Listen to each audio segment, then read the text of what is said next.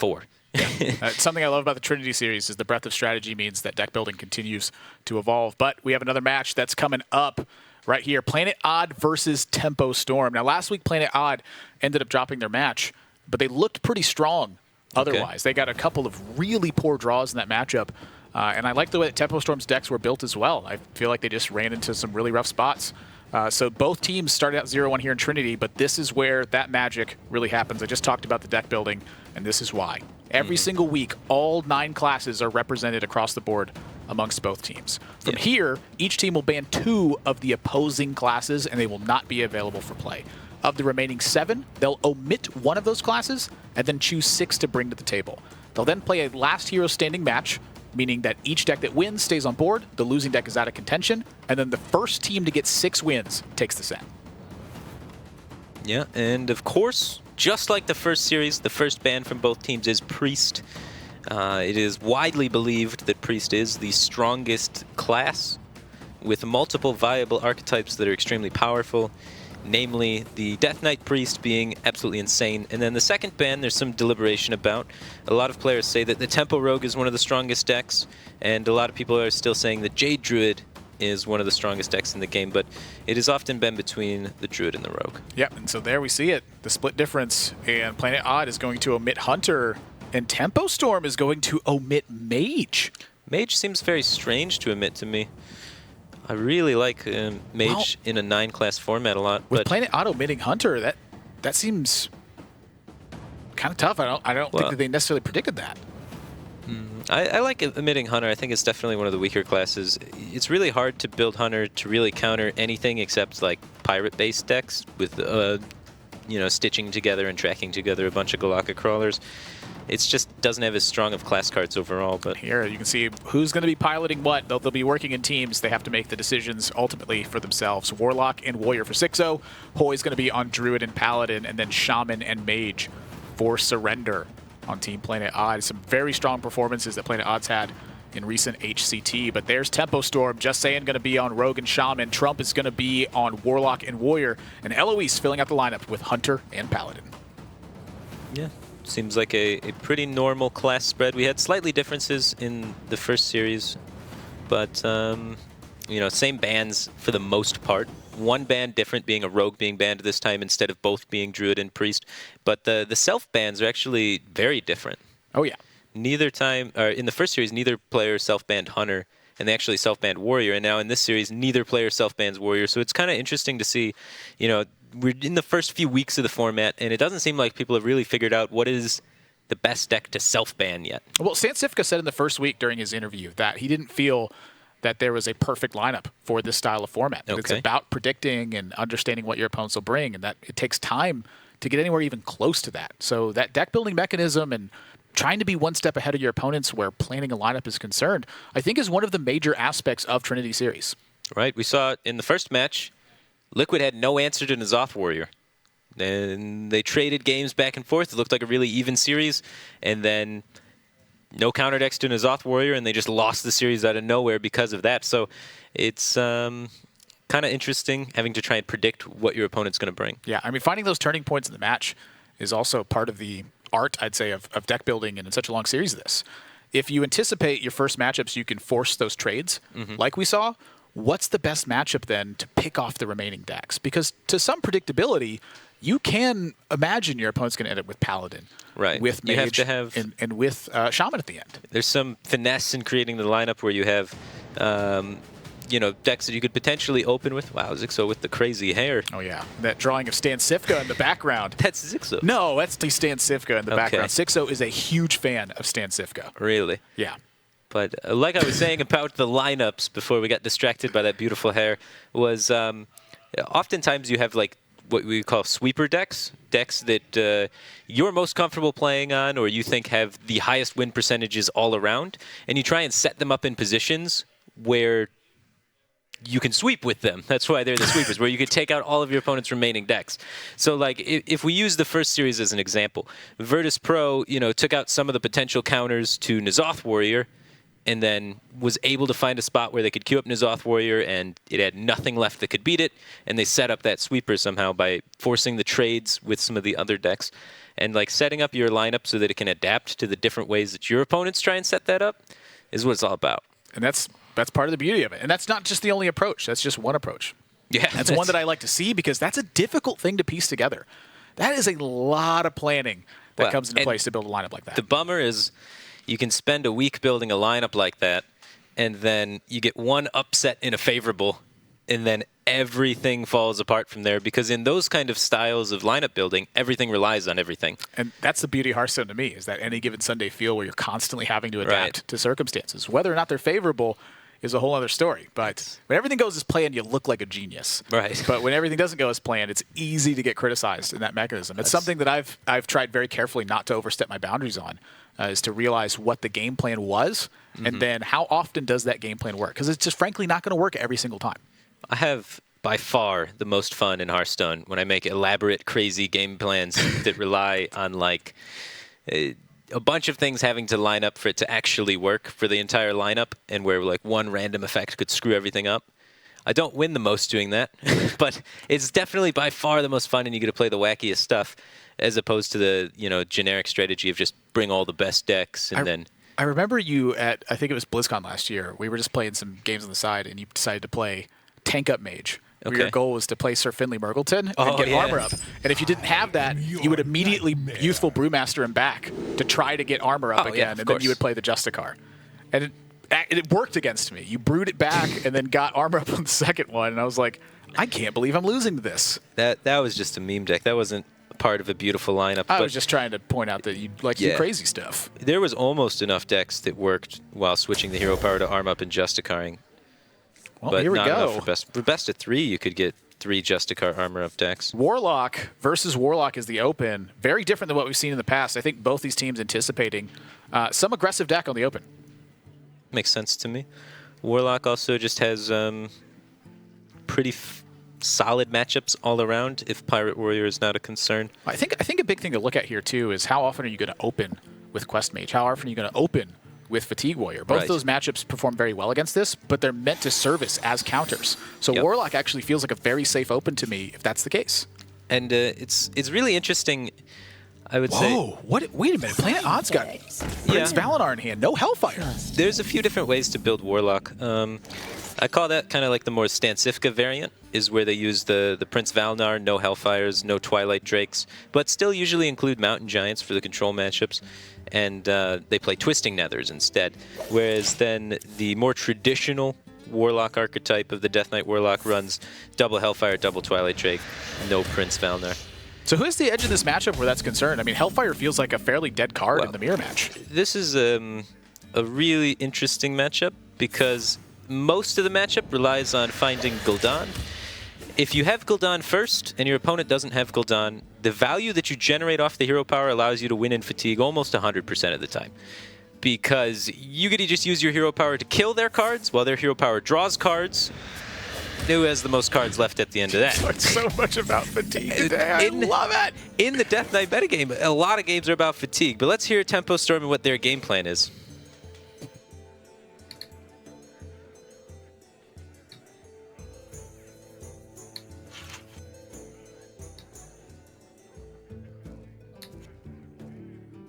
I wonder.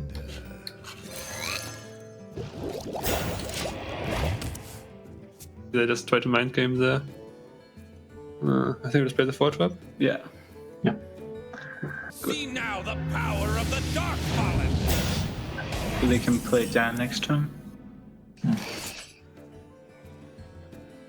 It's interesting. Does that mean maybe they are running Mountain Giants instead of Twilight Drake? Or maybe they have an extremely anti-aggro list? That might be it. I feel like it's extremely anti-aggro list, and maybe they might run the 2-minute 2/3 that burn one of your card.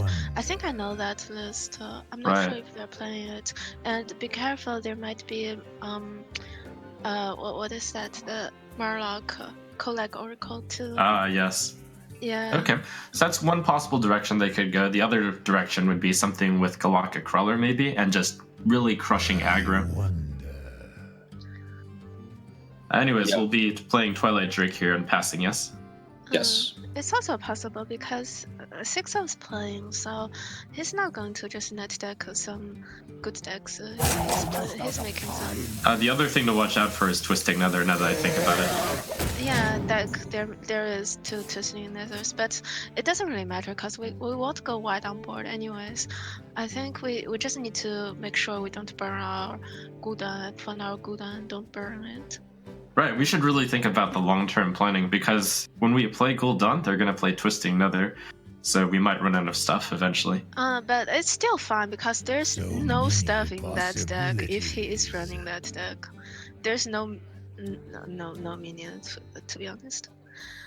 We have to basically play only one big threat each turn, right? I mean, we can only leave one big threat on the board.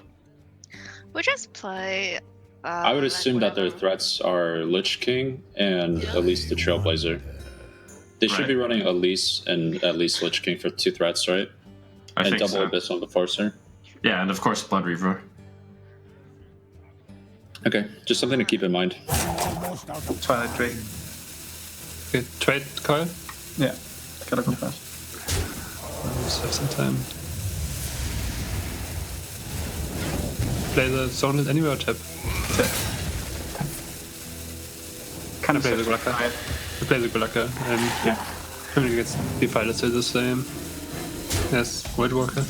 Maybe we should have hit also because of Shambler into the 4-9. Oh. Hmm. I mean, we still probably siphons over the Shambler anyway, right? Yeah.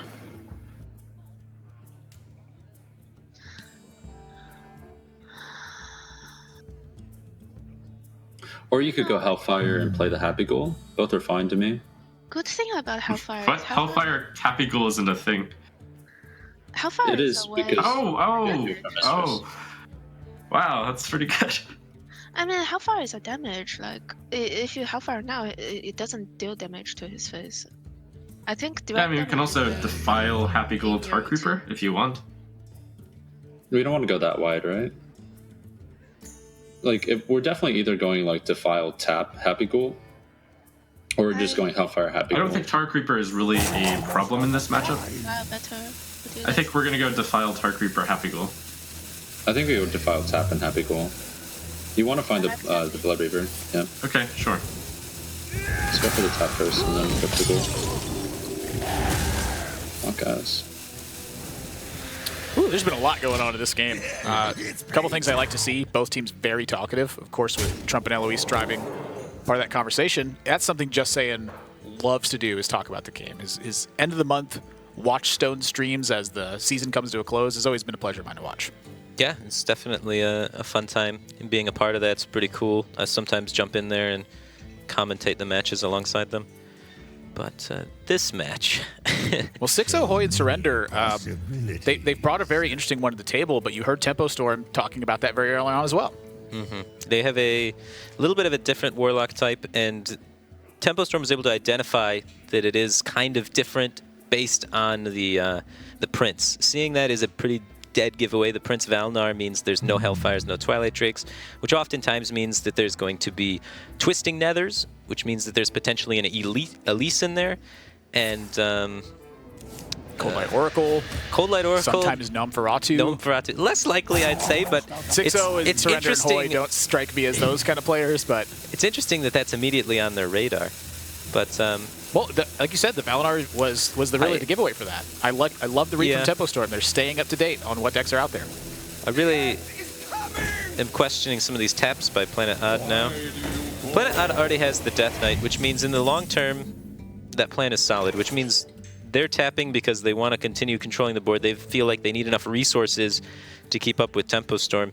And I think this is honestly a point in the Warlock Mirror where you have to start considering not drawing any cards any further, especially with the Death Knight in hand. If the Death Knight wasn't in hand, I would understand tapping, but that Death Knight really helps you clear the board and keep up on them. But we'll see Tempo Storm continuing to tap as well. Let's hear what their thoughts are. Yes, trade with Ghoul. Yeah.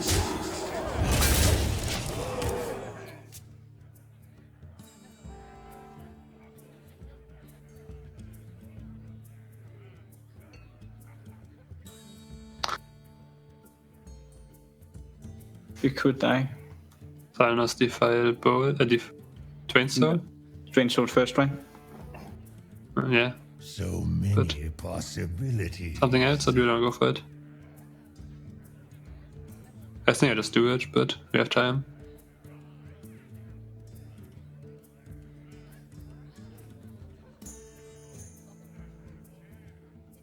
Then you tap Path, right?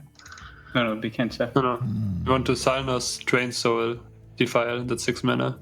We could also like Stonehill, Fellness Defile, but I guess we want the one for them all then. Right? Actually, I kind of like that. I think we do that. Yes, right. Yeah, I like that. Let's do it. Oh, those fucking suck. Holy crap. I didn't say that PW. Dark Reaper or Warden? I guess Dark Reaper. Yeah. I hope. You just need to hope that the stream is on enough delay so that they can filter this out.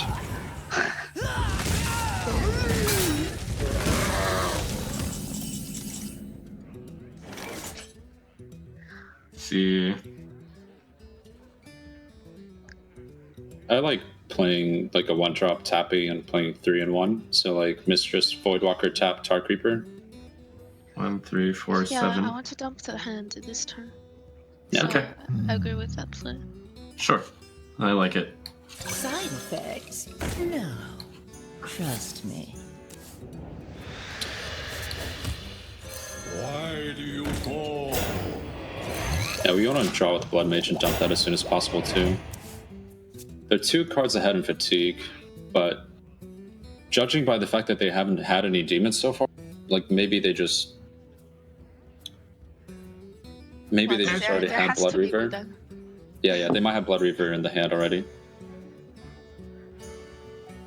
And also, it's not a 1-of deck, because if you play a 1-of deck with Cruel, you don't run Prince, you run Hellfire. Right? They can't be playing Prince over Hellfire in a 1-of deck, it doesn't make sense. Yeah, alright. That makes sense.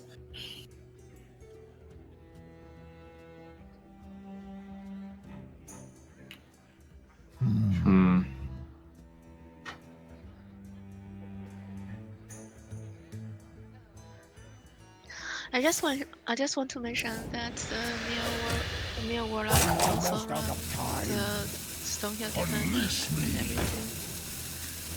Side effects? Mako, Omega. Okay, so that's the confirmation, second Mistress. if we really needed it. Right.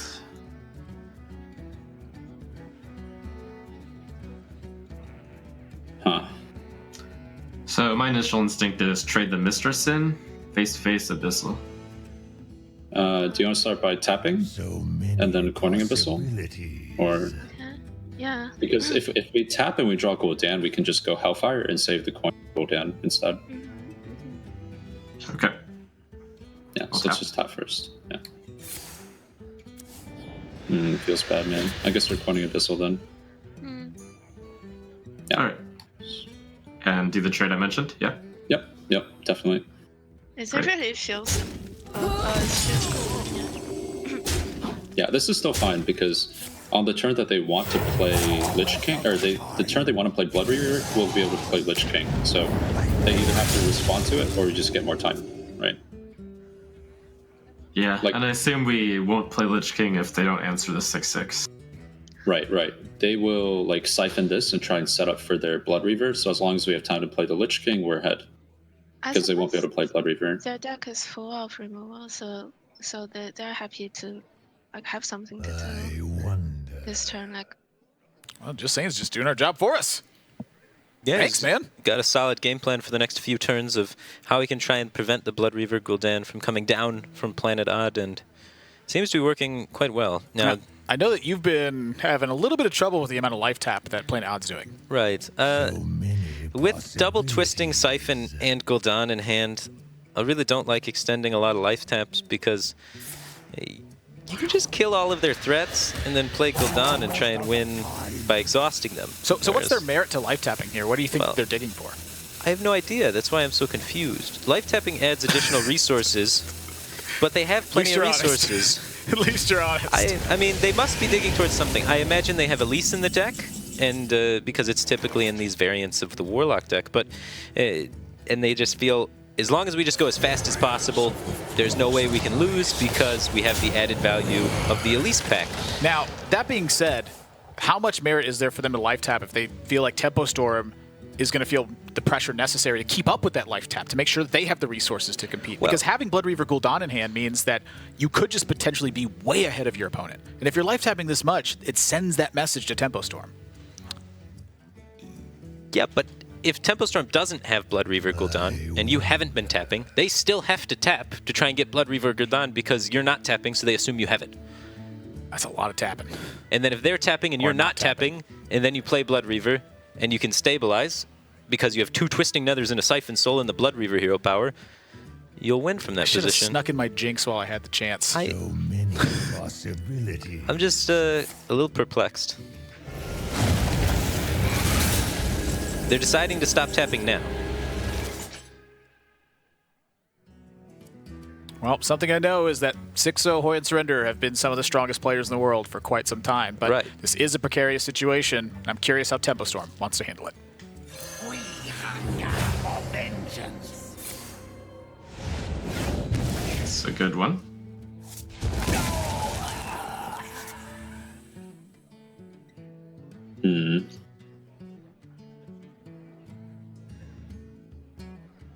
So we want to play Drake, I feel like. yeah, Drake and Mistress. Or not Mistress, Tainted. Drake and Tainted? Sure. Okay. I think Tainted will stick on the board most of the time, and we just want to get it out so we can tap. Yeah. Yeah. Makes sense. Like if they play Blood Reaver, we might have to Defile anyway, so the Mistress being on board just saves us 2 mana. Would like to start like playing a demons. Yeah, I'm pretty sure playing Pistol this turn, but I also don't want to tap armor, so either like tag Creeper or Stonehill. I mean, you could also Mortal Coil Defile, or just Mortal Coil. So many I mean, not Defile, Train Soul. Like Mortal Coil the 1/1 Train Soul on the Drake to damage it a bit more. I think I like a free drop better. We're not scared of the spell power guy, right? I don't think so. Like, I don't think we have to be too scared. I mean, obviously, taking damage kind of sucks. What do we want to draw? Like, I'm not sure what we want to draw. I think like we have all the things we have. We have the demons and we have like the good art. Don't need. I know it's just like if you want to kill the 1/1, but yeah. No, I don't think it's important. I think we play the Creeper because we want to fight the board now.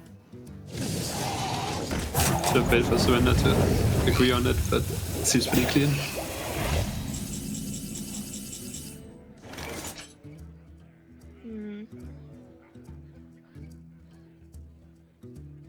See, I think we want to tap on this turn.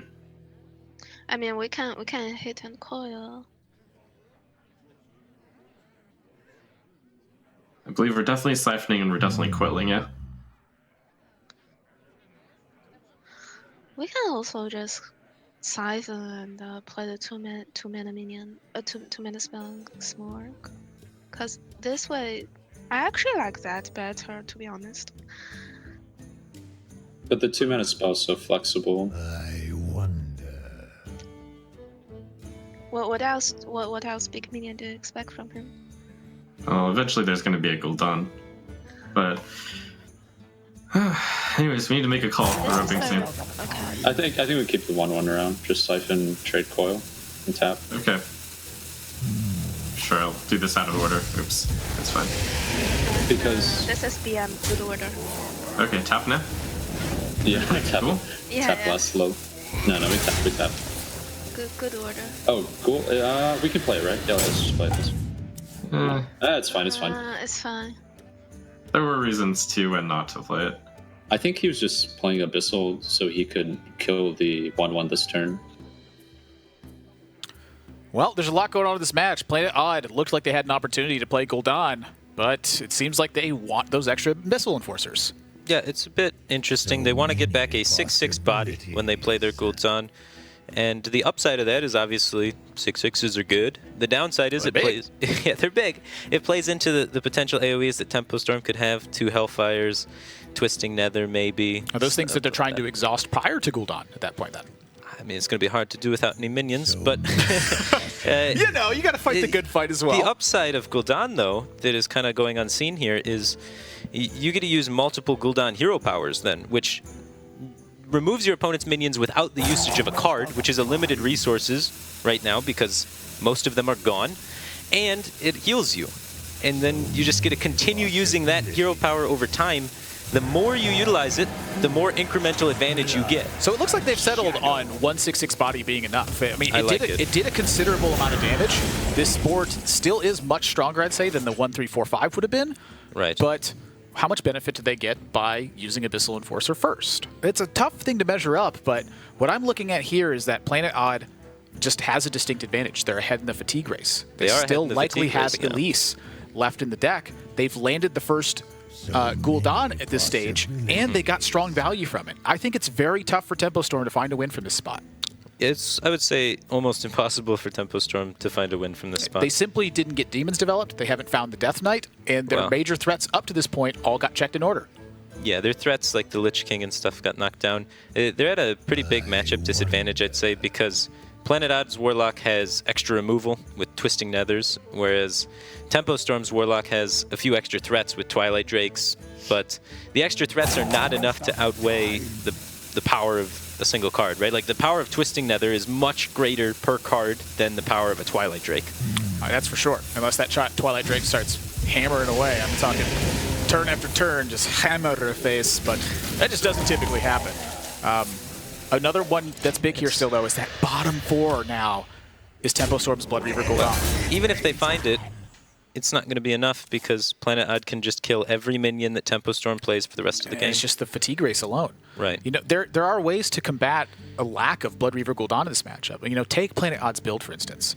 In this matchup, if both players never find Gul'dan, or if both players do find Gul'dan, that extra removal gave them a very big edge where this matchup was concerned. Is a huge edge for sure. And so that's something to really consider. Sure, your Death Knight may be in the bottom portion of your deck, but how does the rest of it work otherwise? You can't just build a deck solely to rely on that Death Knight. Mm-hmm. So let's listen into Tempo Storm and see what their new game plan is going to be. Play him easy choice, yeah? Yes. Okay. Yeah. Nothing else really. Forged in blood and shadow. They don't run Hellfire, right? So there's not a lot of burst damage. Right. We are 3 cards ahead of them in fatigue. Yeah, I mean, we were forced to draw because of we just couldn't find Blood Reaver. Yep. So many bloody decisions. Don't have him so the 6/6, right? And we also want to use the hero power. Oh, right, I wanted to just ignore the 6/6 and I just wanted to 1/4, but I guess Siphon is just pretty clean too. Maybe just like siphon the. But I was thinking like power, the we can 1/3 Stonehill, face. then Drain Soul, Mortal Coil, the Void Walker, and just hit his face a bit. I don't want to give him the chance for us to like go in 6 damage face. I must feed now. Like, I'm not sure. Yeah, I can see your plan. I'm saying it might would be better, but I'm not sure. Which I also place. It's like, it's not unreasonable to want to push 3 more damage, right? Like to heal 4 face, get him to 7. No, but like. They have another Twist Netherlast. Yeah. That's it, right?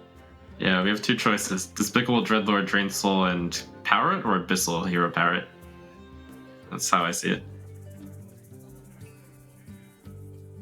How likely is the Abyssal to live? They don't have use both Hellfires. Yeah. So they'll have to use some kind of Defile Clear, which we're fine with. Yeah, okay. Which Let's path do do you that. think is better? Abyssal Hero Power or Despicable Drain Soul Hero Power? I think Abyssal Hero Power is fine. We just want to lead with the strongest minion, have it harder for Defile to clear it later on. Okay. because I don't think they have a direct answer to it at the moment. I must feed now. Yeah, sure.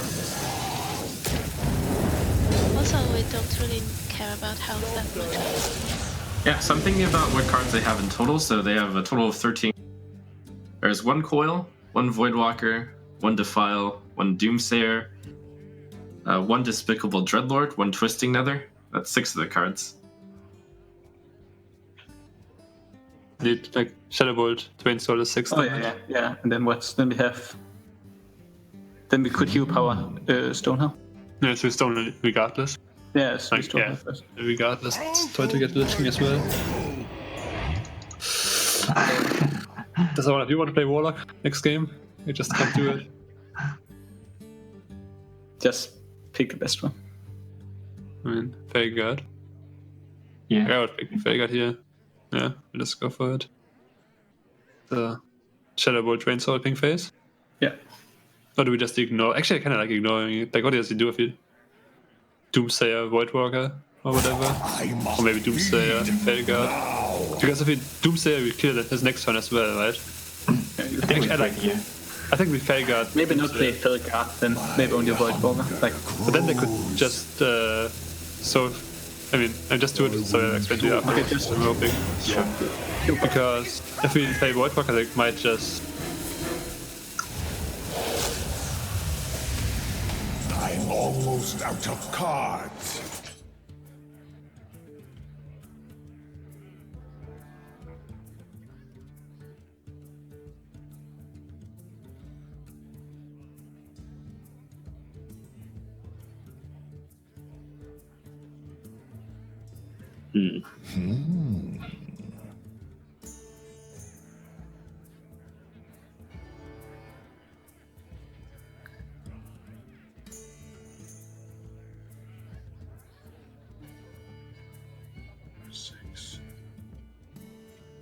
Okay, I'm taking Hellfire, Drain Soul, Hit, and Hero Power. Yeah, looks okay. Yeah. Don't see others. Alright, so Drain Soul the 3/2, Drain Soul the 1/1, and Hero Power the face, yeah? And then hit the Doom so. Yeah, looks okay.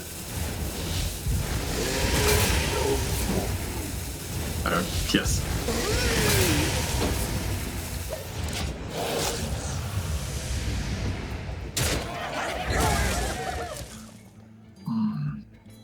I want to Mortal Coil, Drain Soul it. Yeah, I think so. And then play both minions. Yes. No, both minions. I want to keep the Ooze just in case they have medieval Hey, last. do we ever not playing Golaka? Since we like so far ahead and don't want to show 2 Golakas? No, they don't pick Pyrotech anyway, even if they just have 1 Golaka. Come on. Yeah, true. Like, yeah, they're just not gonna do it. I want to keep the Ooze just in case the last guy has medieval. I don't want to somehow get killed by medieval into twisting, whatever. I'm out of cards.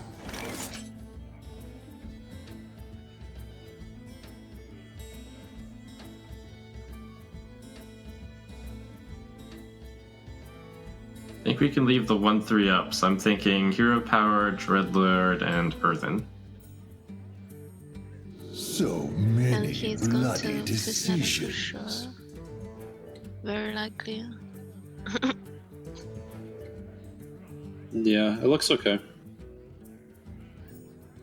Do you guys Yeah, like what's- Farseer or Mistress? Is there stuff from him we need to defile? His house If we're is doing pretty 5/3/2. His hand is Defile, Drain Soul, Dreadlord, Twisting Nether, and those are the 4 cards in his deck. I'm just thinking about Mistress. I must feed now. Because his health is pretty full. Okay, I like that. Yeah, we can get the Mistress Seal on our end first, sure. And also that thing's at 2, so that's something. No. Trust me. Woo. This has been fairly one-sided from this point. Dirty Rat joins Planet Odd's hand. I think it's super crucial for them right now to not show that card. Right. It's the tech card that is intended most likely to catch the counter queue matchup. So if Tempo Storm happens to try and queue up Mage, but they self-banned Mage to try and take down this Warlock deck, then they may be able to Dirty Rat out an Archmage Antonidas or an Alexstrasza and secure a win. Two things I want to mention here. Last week, Tempo Storm did bring Quest Mage. Okay. They did have Frostbolt in there as a nod to aggressive matchups, knowing that when that's queued up inevitably against Quest Mage, they probably need some extra stuff to deal with it. Sure. Planet Odd last week did not have their Priest banned. And we saw in their opening hand, they drew Dirty Rat and they drew Eater of Secrets. They put a lot of hate against that deck in particular. When they played the Dirty Rat right here, I think you're spot on. They are thinking about Quest Mage being counter-queued into this matchup. I think that's why it's so paramount for them to not show that card right now. If Tempo Storm doesn't see it, there's a likelihood that they do not account for it if that match occurs. Makes sense to me. And we can see just Planet Odd trying to guarantee that they hero power face every turn and secure the deal here. They're winning in Fatigue by a large margin. That damage is going to stack up very quickly and close out the game in their favor. And a lot of it is due to kind of the way that these two decks are built. Tempo Storm is kind of playing a deck that has more threats, less removal. Planet Odd, more removal, less threats. When you have the ability to play the Death Knight and kill everything, threats aren't as good as they are against other decks. It's also the nature of the removal. You know, you think about warrior decks a lot of times, and they tech in whirlwinds and sleep with the fishes. That's not necessarily a removal for a giant threat. With Warlock, when you tech in more removal, it's typically in the form of Twisting Nether. And Twisting Nether pretty much kills anything. It's a lot of value, which is kind of weird when you think about a removal spell gaining you card advantage and being value, but... That's why it's 8 mana. Yeah, Twisting Nether is a card that... That was laughed at in the early days of Hearthstone. We were like, 8 mana? Yeah, right, idiot. It's good. We're not going to do that. Warlock has Flame Imp. Yeah, things have changed a little bit. But if you were to be playing on ladder, actually, I would kind of lean toward the Tempo Storm build rather than the Planet Odd build because, yeah, the Planet Odd build is built in such a way that seems to accept that it either always loses to Priest or is banning Priest. So I believe they made this deck with a Priest ban in mind. It doesn't have any pressure cards against Priest. We didn't see any Mountain Giants, any Twilight Drakes. That's a really good point. The Death Knight Priest is going to just kill you pretty much 100% of the time. So for tournament play, that's pretty much how this deck was designed. For a Priest ban in mind. So if you're going to be like net decking one of these two Warlock decks and play on ladder, you're probably going to want something more like the Tempo Storm deck rather than the Planet Odd deck because Priest is very, very, very popular on ladder. It's a nice pro tip for everyone out there. Don't just net deck what wins, net deck what works. Right. These have been Firebat's pro tips. You know, when I'm looking at it from overhead too, it makes a lot of sense to me. Planet Odd, their clear plan is to kill everything. I love killing everything, but you can't kill Shadow Reaper Anduin that easy unless you actually, hit him. Yeah, you have to actually kill your opponent's hero, whereas... That being said, it's going to be tough for Warlock anyway. You need to land those Mountain Giants. Yeah, I'm in total agreement. Yeah, so... Looks like Tempo Storm cut the Mountain Giants because they knew they'd be banning Priests, but still an overall reasonable deck. Right, they didn't adapt as much of the deck towards their ban as Planet Odd had done.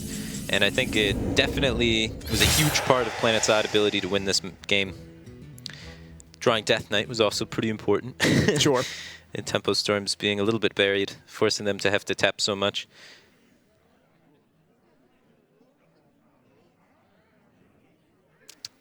Yeah, that's a 30 up top and a 4 down below. That's yeah, there's... My hunger grows.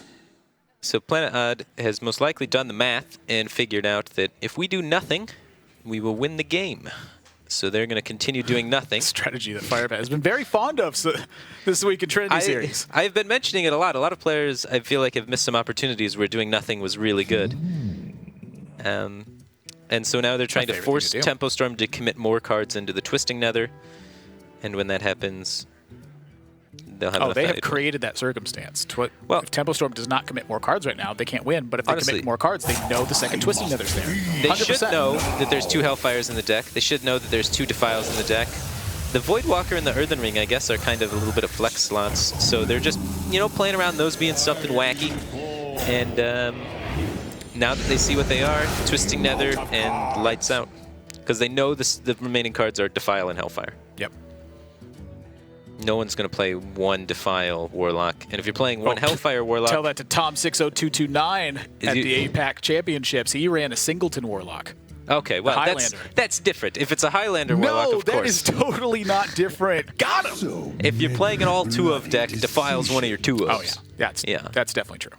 A Hellfire, I guess, could technically not be a 2-of. I think. Sure, yeah. I've seen players cut Abyssal. I've seen players cut Hellfire. They're not paramount cards. Well, they're just very good. So then, in that case, I would like to see Planet Odd play Dirty Rat.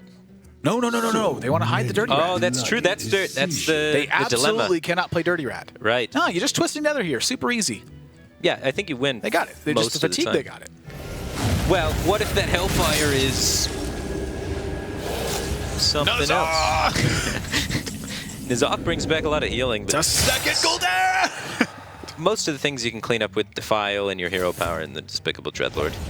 So that was the hesitation there. They were like, do we need to play this Dirty Rat, or can we get away with reserving that information and still being able to play around them playing a 1-of Hellfire deck with some random big bomb threat? Tempo Storm stays in the game here. They try to just simply fish for information. Right. No dice, and Planet Odd takes game number 1. So the 1-0 lead in this series now. And again, this is last hero standing matches that are being played throughout Trinity Series. That means the winning deck stays on board.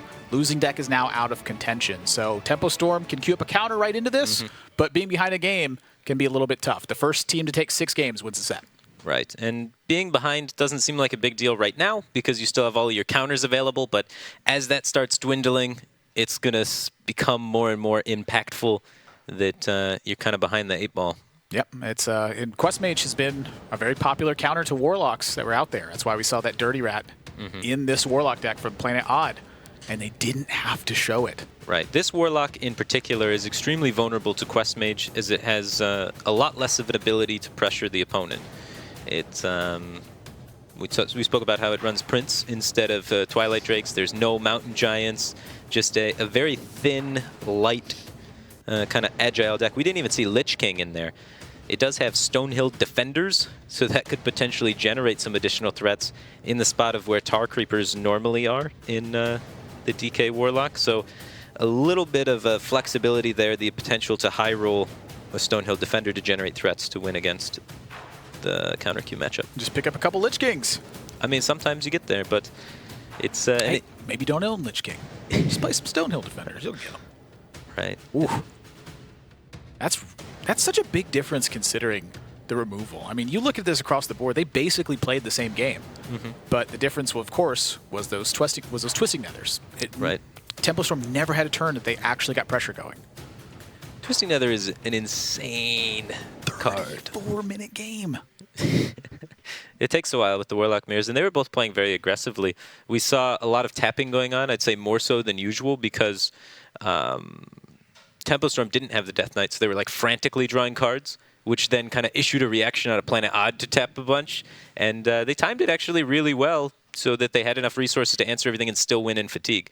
So it's kind of interesting how in that matchup you have to kind of react to what your opponent's doing and try and understand, like, why are they tapping? How many resources do they have? Do I have enough resources to outvalue them with my current hand? And then safely make the transition into the Death Knight. You know, in my time watching 6-0 play and in my time playing against him as well, he plays a lot of decks in that way, where he will take a more aggressive stance to try to force his opponents to do stuff. Like, I remember playing Kazakus Mage mirrors against him, and he would very aggressively draw cards, and he would play Kazakus on 4 and look for 5. I'm like, he's not going to hold this for Brand. He's not going to look for 10-cost potions. And suddenly I'd look up, and an Alex Straza would hit me and be like, oh my gosh, I'm just dead. But here we can see, ignore the lines, of course, if you will, but Planet Odds wins with what classes they've had. They did not have a strong week number 1, but I think a lot of that was on the back of some of their draws. They got some very fortunate games, but some very unfortunate games as well. Yeah, and they are above average with their Warlock and above average with their Rogue, and way below average with that Warrior. Warrior underperforming for them, Shaman underperforming for them, and Paladin not even making an appearance where it is the highest average winning deck in the Trinity Series. It's been some rough stuff. Yeah, so it seems like the standard Tier 1 decks, or I guess those are kind of more the standard Tier 2 decks, but they're the Tier 1 after the bans happen a lot of the time, have really not been performing for Planet Odd. But the oddball decks have been working well. Come on, you can't hide that hair. Well, he's hiding the Sifka poster too. Zixo is a Red Bull athlete, so he's got to have that cap on there, represent his team's sponsors. Such strong. Oh, talk about hair. Wow. Yeah. Multicolors. Zixo has multicolors too, but I don't think as many or nearly as bright. He's clearly well done. Right, he's losing the hair game right off the bat. That's a big detriment. I mean, not to fire any shots here, you're losing the hair game too. As am I, but I'm losing it in a very different way where I'm actually losing it. Yeah, sure. You're winning the beard game. So. But slowly but surely, my head has begun to transfer hair from the top of my head to the bottom of it. I mean, maybe it's just your upside-down views on things. Amen, brother. So now Tempo Storm. Oh, I love this side-by-side shot. Oh, it's just side-by-side of the hair. At least Eloise is a lot taller than Zixo. Well, there's the camera effects. I don't think that's necessarily true. Yeah, Zixo is about 6'2". Eloise is about 5'2". Yeah, I'd say he's got more than a foot on her, probably. Zixo's very tall. Big. The first time I met Zixo was at Fight Night in 2014. Okay. And that was in the wee days of Hearthstone, where he frankly just didn't know how to play control decks. And I remember him sitting down with Kit Kats, and Kit Kats walking through how the mindset of a Control Warrior player worked. Mm-hmm. And he went, oh, okay, I get it. And then he hit Legend that weekend, and then we no longer beat him in Control Warrior mirrors. And I was like, this guy's something. Yeah, and then later on that year, he was like, I think the first player to have all 3 servers #1 Legend at. Oh, yeah. Yeah. He's had a very consistent career for himself. Not a lot of HCT performance has been strong for him, but third-party support for tournaments has just been massive for him. He's got so many great finishes across the board. Yeah, he clearly puts in the time, especially if you look at his ladder performances. I remember back on Team Archon, I was on that with Zixo way back when, and he used to race to Legend every month, kind of helped inspire the rat race to become a thing. He wouldn't race against anybody except himself. He just wanted to be the first guy to Legend every single month, and I think he held it for like 7 or 8 seasons. Yeah, I remember he used to put a timer up on screen. Yeah. And it was total time that he had spent playing the game, and he would play every game to Legend at the start of the season on stream. If he was off stream, he would not play a game to go to Legend. Right. It was very impressive to see him on his come-up. But here, Tempo Storm queuing up the Hunter deck versus this Warlock. And I imagine Warlock struggles pretty heavily in this matchup. Yeah. One of the reasons why Warlock struggles so heavily on this matchup is the way that removal works against Death Rattles isn't particularly swell. There's minions remaining on the field after you utilize the removal, so oftentimes against Death Rattle-based decks or sticky board presence decks, you want to try and actually establish your own pressure. Well, this Warlock deck doesn't really have much, so it's going to be a bit more difficult for it to establish pressure, but this opening hand from Zixo is so strong that he can't help himself from laughing. I mean, these are about all the cards you want versus Hunter on the open. Both Mistress, pad your life total a bit, fight for board. Both Mortal Coils, dig into the deck, answer 1 health minions, and a Doomsayer, buy back to tempo. Yeah, and then hopefully establish your own threat after the Doomsayer.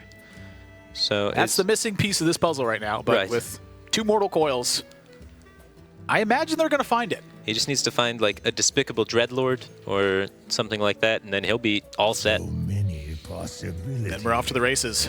What wins, 2 damage or take 2 damage? Well, eventually it's deal 3, heal 3. Well, that's Tempo Storm's goal. Close before that point. Mm-hmm. And we see a little bit of tech already in Tempo Storm's hand with the Tundra Rhino over what is usually, I would say, the Bittertide Hydra more standard now. So, but let's tune into Tempo Storm and hear what this Hunter deck's all about. The end is coming! Just adapt and miss the Death Battle and Poisonous. Thanks. Poisonous Gamer. Also kindly könnten wir sagen. So. To eat you with. Side effects? No. Trust. Side effects? Wow. No. Trust luxury.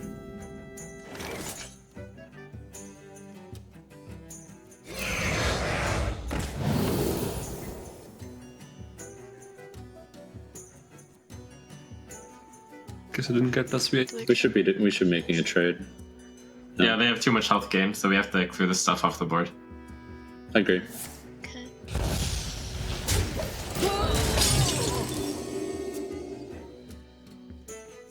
Trading.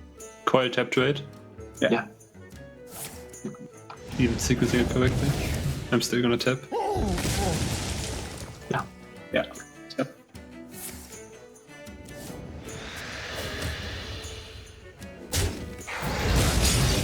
I think Rex is the biggest. Just high mains might be an issue since there's no like clean rate here with high mains.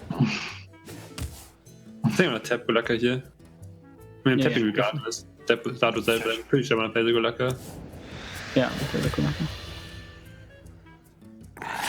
We can't really deal with Hydra yet, sadly. I say we play Hydra. What do you guys think? I agree. Yep, I agree. Really want And to dodge is there. before the Siphon, so. Exactly. And then next turn, it has to be high main, pretty much. I like playing on curve.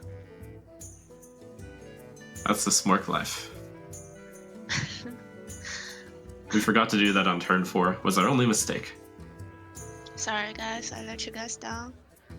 I wonder. By the way, one thing to think about is that game they didn't show us a Tainted Zealot. It doesn't mean that they don't have it, but if they do, that's only one of them. Yeah, it's one Zealot, one Blood Mage, one Zealot. What is Zola? A Tainted Zealot. Oh, we didn't really see that card, so. Okay.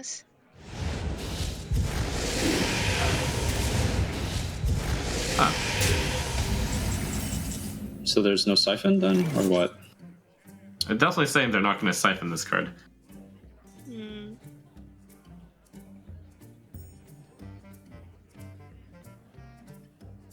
I think it's tracking Bow due to their play then. They probably want to coil this card or Drain Soul it again. Or perhaps Shadow Bolt it. In fact, though, if they have Shadow Bolt, then they have it anyways.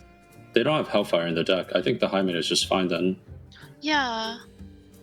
Okay. I just don't know if we will take too much damage if they do weird stuff like Defile, but... Oh, I wonder if they can defile us for 6. That would be 18. We would still be fine if they defiled us for 6. For 7. 21. That's fine. You know, so Hyman? Yeah, I think Hyman. Yep. I mean, the other plays just play around too much random stuff. Especially trading turn like spell him and Defile.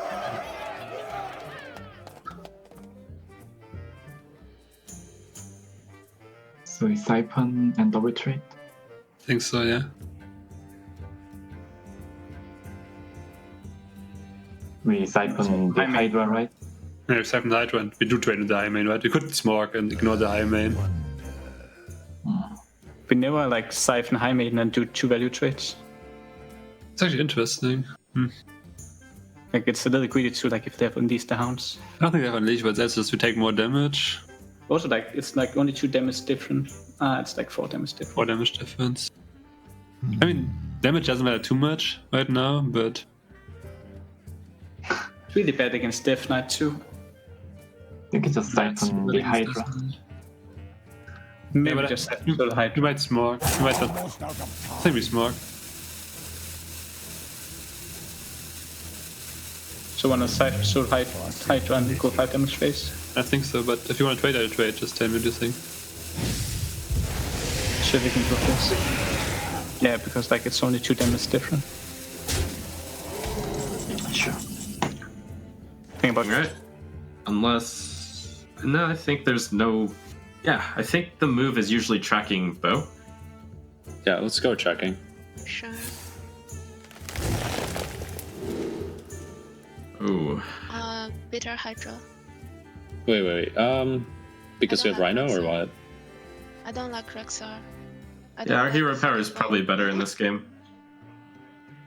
I'm fine with burning Rexar. Okay. So you want to pick Hydra over bow? Yeah, we already have a bow. Yeah. Okay. So, do we play it? That's a good question. He just used the Siphon. We're in before the twisting. He robbed us. I think this is a great turn to play Hydra, yeah. What do you think, Sam? I'm just going to do some... Before you do, I'm just going to think about if Defile can kill us. Actually, I don't think I can. I like weapon down the C3. I like Hydra. I like Hydra too. I think it's better to take this game fast. Yeah. We got to get in before the twisting.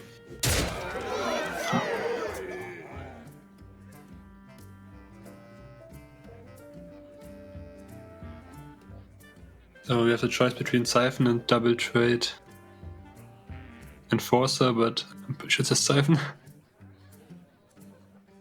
I think it's Siphon, but I think this time we trade into the high main. Because of life total. Because that, and also because like last turn, if we like played Houndmaster or whatever, it would be bad for us because Enforcer then doesn't kill. But this turn, if we play something else to protect the minions from Enforcer, we can twisting. I wonder. He could have lead next turn with double kill command, right? I mean, the play I'm suggesting is the safest play possible to like Siphon Soul the Hydra and trade into the high main.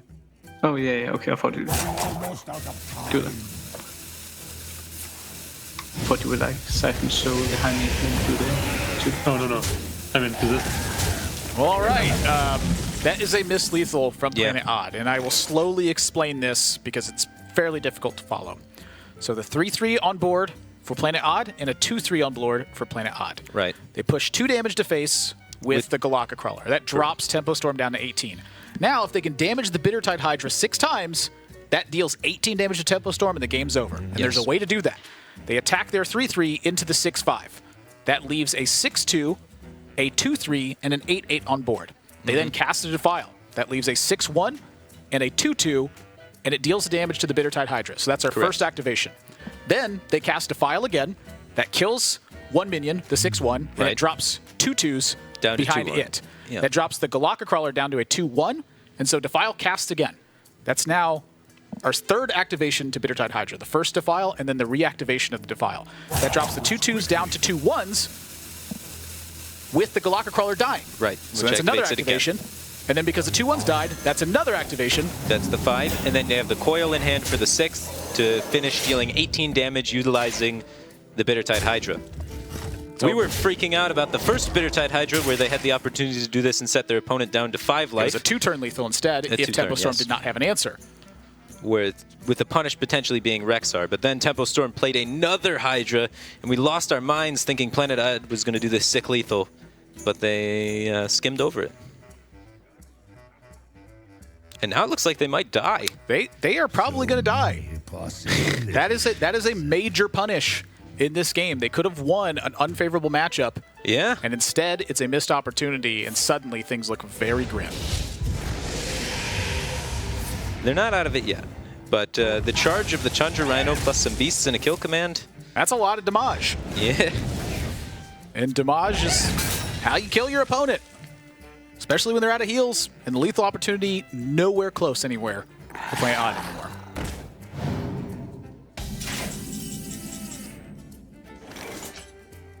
Well, you can charge in the Tundra Rhino and the Scavenging Hyena alongside a hero power, and then follow up with Bear Shark kill command hero power the next turn. That sounds like lethal to me. So it's a 2-turn lethal. It's in before Gul'dan can hit as well. Right. So Planet Odd would need some sort of healing effect.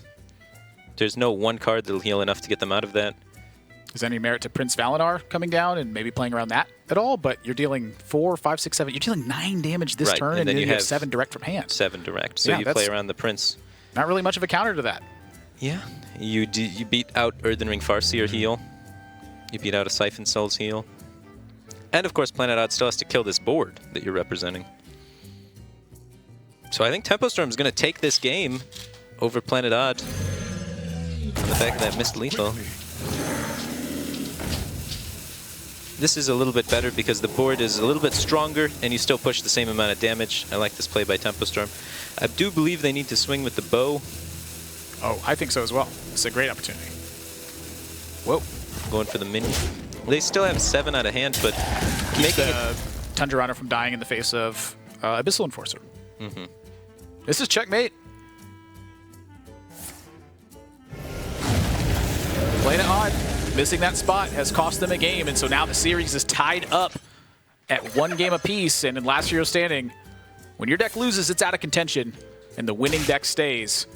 So that is a big win here for Tempo Storm. Yeah, that was close. It seemed a little sketchy for this Hunter to be able to get a win, but able to just barely squeak by and take down that Warlock. Can't miss those opportunities, and they tunnel visioned a lot on playing defense in that game, and I think that is a really key point to look at if they lose this series. It's really funny because the reason why they probably missed the lethal is because they top-decked the perfect answer for Bittertide. Like, they didn't even think about ways that they could use the Bittertide to kill their opponent because, oh, they have Siphon Soul. You just always Siphon Soul Bittertide. It's perfect. So if they didn't top-deck Siphon Soul for both the Bittertides, I bet you they would have thought a lot more about how they could use Defile offensively. Yeah. It's kind of funny. It's easy to do the math on how to just simply clear a board with Defile. It ticks its way up. If you have a 1 health, a 2 health, a 3 health, etc., you just need to count that way up the chain. With the Death Rattles, it gets a little weird. Death Rattles definitely make it a much more awkward spot, and so now playing it odd. On the chopping block, they have to find a deck that's going to fight against Hunter. Pretty darn well here. Right. And one of the things about the Hunter deck is they saw that it has a lot of kind of late-game cards. They got to see the Tundra Rhino, which is generally not included in Hunter, so they can probably expect that the Hunter is geared towards beating Control. Their opponent queued it up against Control, which also kind of signals that, hey, maybe they're trying to beat Control with this. So I think the best approach would be something very aggressive. Thinking like maybe a Murloc Paladin in this spot? A Murloc Paladin could do quite well. A Shaman would do exceptionally well. So it just depends on how much do you need these other decks for specific things you're afraid of their lineup. How much do these decks help you set up your sweepers? That sort of thing. That's a tough one for me to look past. That is the missed lethal. That is a brutal punish that comes in there. I mean, a lot of times by the time we get to a point where teams or players can make those kinds of errors, the bulk of the work has already been done. Right. It's when you're still fighting for board and you're in those situations, that's really where you see that happen. Yeah.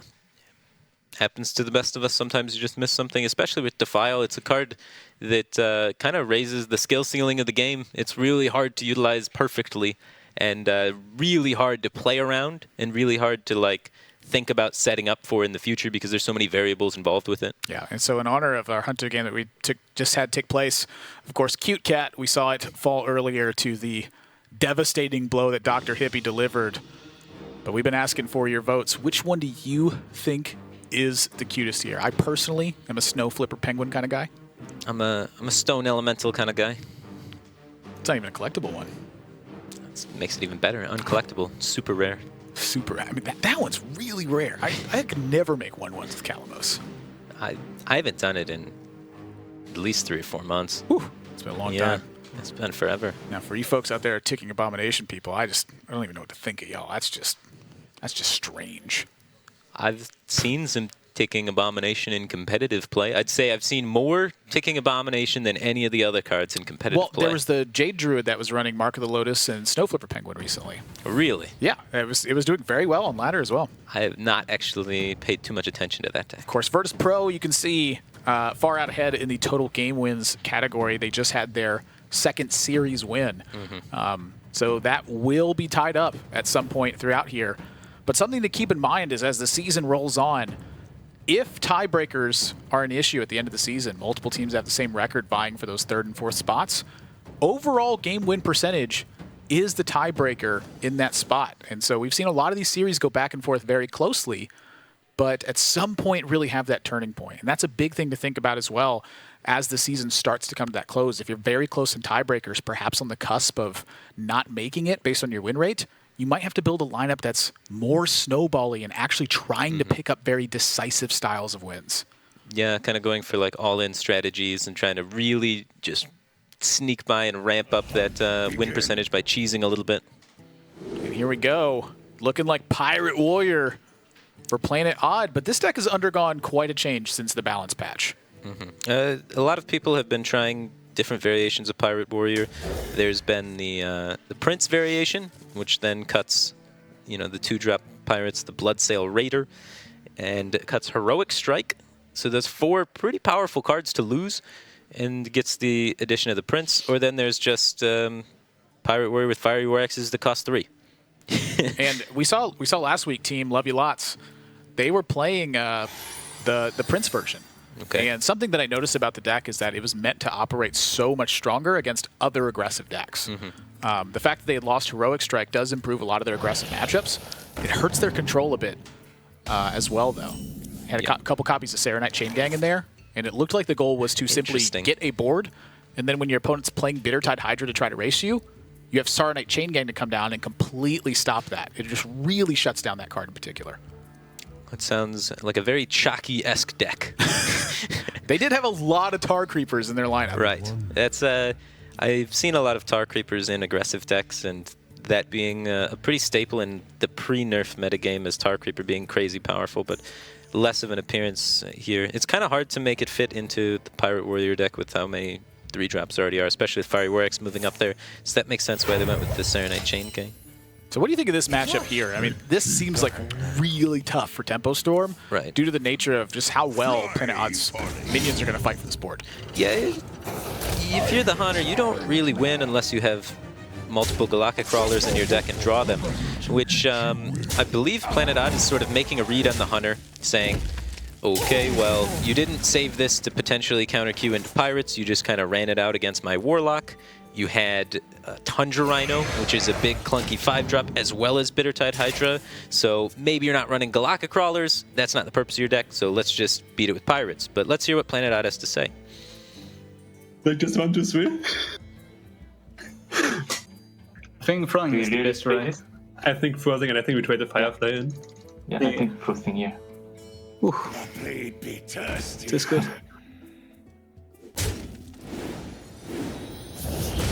I need to get it. Complicated.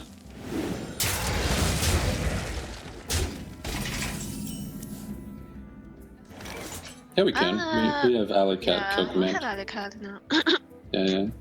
So we can go just Bear Shark, have him trade his board in, and then just kill command it afterwards. I hope I don't die. So let's see, 7, 9, so that Frothing will deal 10? Yeah, that's fine. Yeah, that's not bad. It's okay. What can you do? Okay. Yeah, I mean, they'll probably break turn 4, right? And then, yeah, we're fine. Play first mate Cultist? Yeah. Do we trade the 1-1 or the 1-2 in? I think I would even trade unleash the the 1-1. hounds is not good, right? Like, even if you unleash the hounds this turn, it doesn't matter. No, it's not good. But so if he unleashes, he trades everything into our Frosting anyway, so it doesn't matter for our board. Yeah. Yeah, makes sense. So maybe trade the 1-2. Sure. Yeah, Pirate Gamer. I guess we have 3 Pirate Gamers. So I guess this guy Yeah, 1-3. very likely to be captain next turn. Can't. Greenskin, yeah. This card is dead. This card is also dead. And we are dead. Oh, that captain. Yeah, this captain. Yes, no, we do it. Like, The only way we lose it, like, if we play into... actually, we don't want to tell them that we don't play because I really don't want to show them. Okay, so we trade with face and 1-2-2 and go face for the rest. Like, you guys agree that we can't lose this game, right? Yeah, sure. Like on this, they get like 2 Galactic Crawlers. Yeah, but it's fairly unlikely they top deck 2 Galactic Crawlers. Also, like, they did. I agree, Sixo. It is pretty unlikely that they top deck 2 Galactic Crawlers. Is it possible? No, it's not. Are you sure? They're dead. Yeah, they do appear to be dead. I'd like your point as well that Planet Odd, I think, did make a read here that there was no Galactic Crawlers. Yeah, I think so. I think that just based on how Tempo Storm queued the deck up and the cards that were in it when they played against it with the Warlock, they were able to get enough information that there was most likely no Galactic Crawlers, and or if there were Galactic Crawlers, only one maybe, and they played to that and had a lot of success. They gotta check Pirates. It's a deck a lot of people have kind of forgotten about after the nerfs, but it's really powerful. I've been playing it a little bit myself occasionally. I think it has a lot of place, especially in a 9-class format where a lot of classes don't have the removal to keep up with Pirates. Yep, and now a 2-1 lead for Planet Odd. Warrior's going to stay on board. A Hunter for Tempo Storm is out of contention. And frankly, I agree. I think the Fiery War Axe change did definitely affect this deck, but really the biggest effect it had was the power spike with Bloodsail Raider. It no longer has the coin Fiery War Axe and the Bloodsail Raider starts, no longer has the Fiery War Axe and the Bloodsail Raider starts with upgrade, but still a very strong deck. N'Zoth's First Mate and Bloodsail Cultist is still one of the most powerful 2-card combinations in the early stage. Especially against other aggressive decks. You can really just pound them into the ground with that opening. I'd say Pirate Warriors, you know, slightly favored or 50-50 against Murloc Paladin. It absolutely destroys Hunter, and it's 50-50 if not slightly favored against Rogue as well, even with the tempo variants coming out. It's just still a very strong deck. We have seen Galactic Crawlers teched into a lot of decks, though.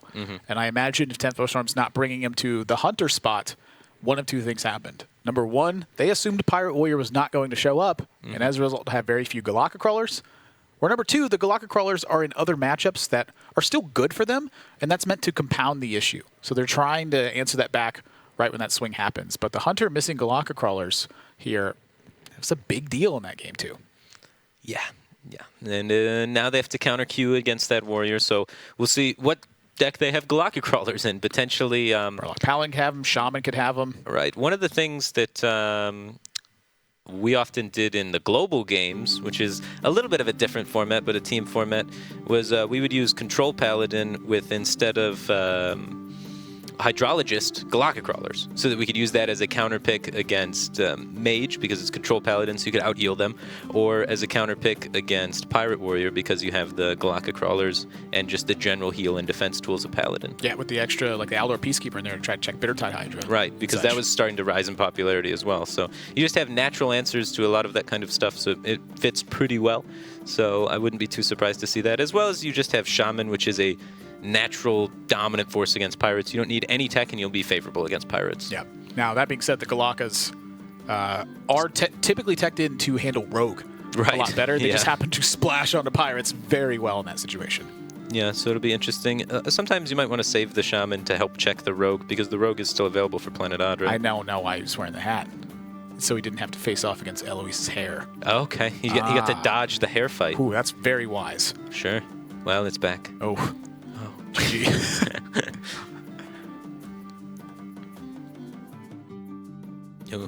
Well, he's rubbing his eye in victory, I think. Or in fatigue.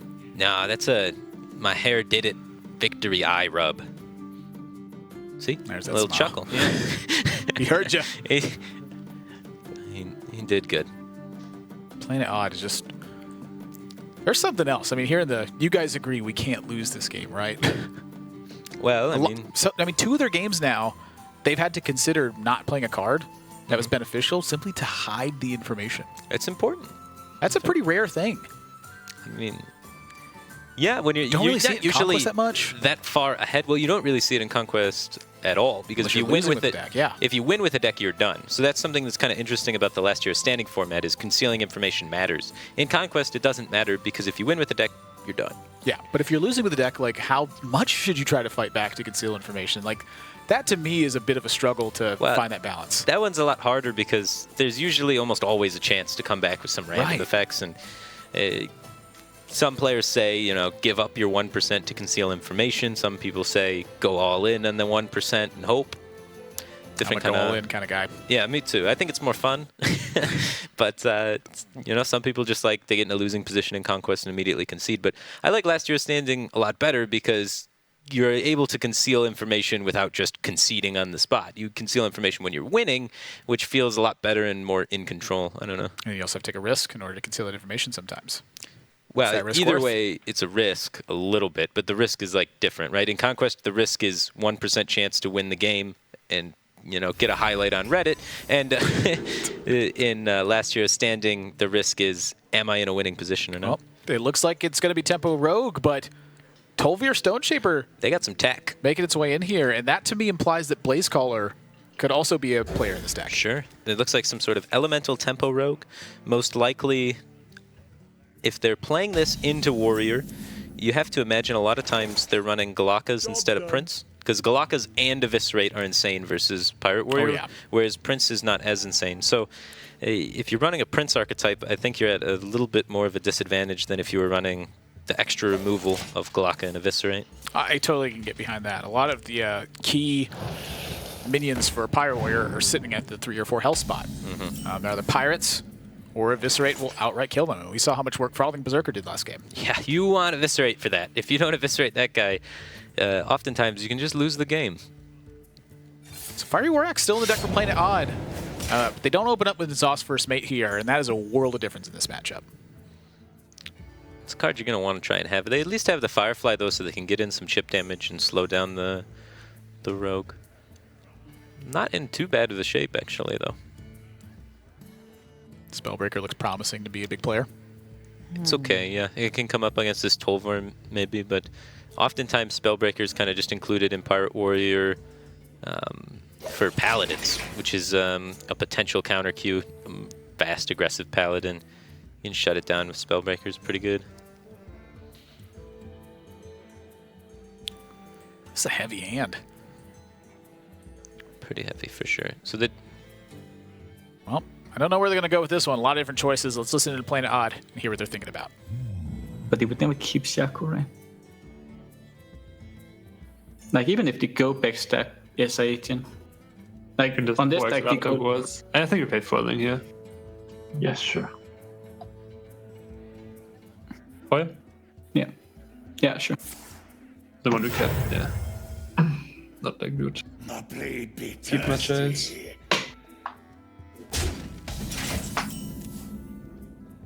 We played this guy, right?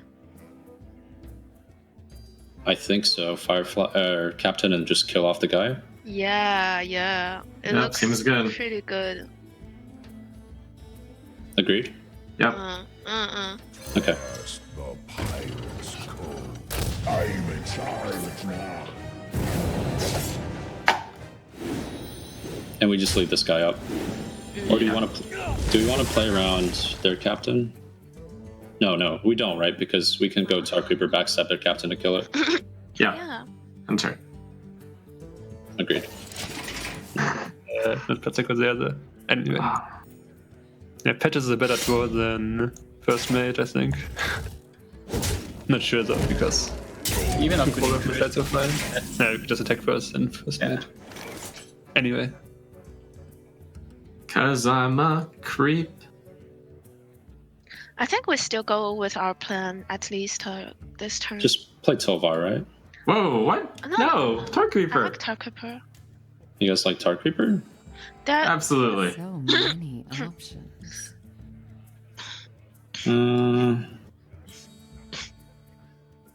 What is your point?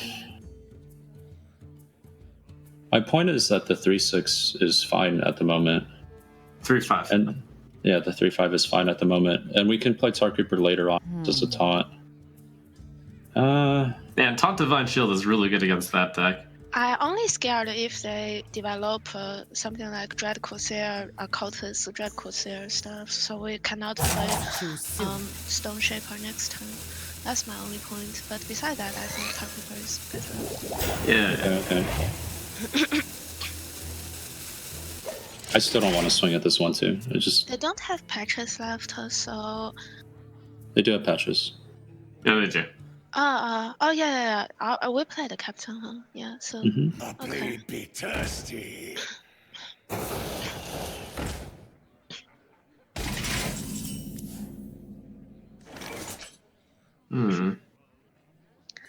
We can kill the forcing.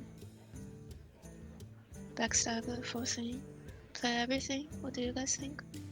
Oh, wait, we don't have patches. Oh my god, Lucas. Huh. So do you want me to play Tolvar then? Like this turn? I'm thinking about it. So we would backstab, we would hit it with Arga, I think we actually take the backstab SI Swashbuckler route instead, which means Burglar first. It'd be Burglar first anyways. Okay. It's never gonna be skill banned, so I think it's okay. I want to play 12 this turn, otherwise I never play it. Sure. So are we backstabbing the Frothing and then hitting it with the Tar Creeper and then hitting it with our dagger? Yes. Alright.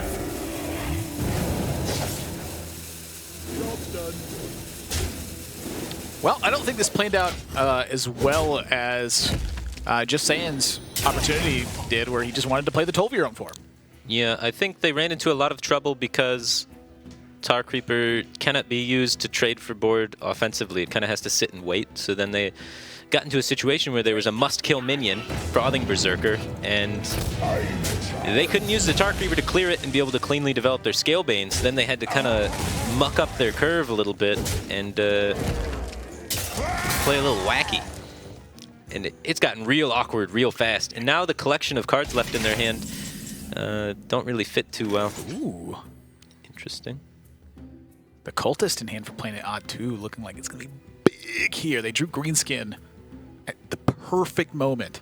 Mm-hmm. That was a huge draw for playing it odd. Yeah, if Tempo Storm would have actually gotten that 3-5 online earlier, they would be in such a better spot.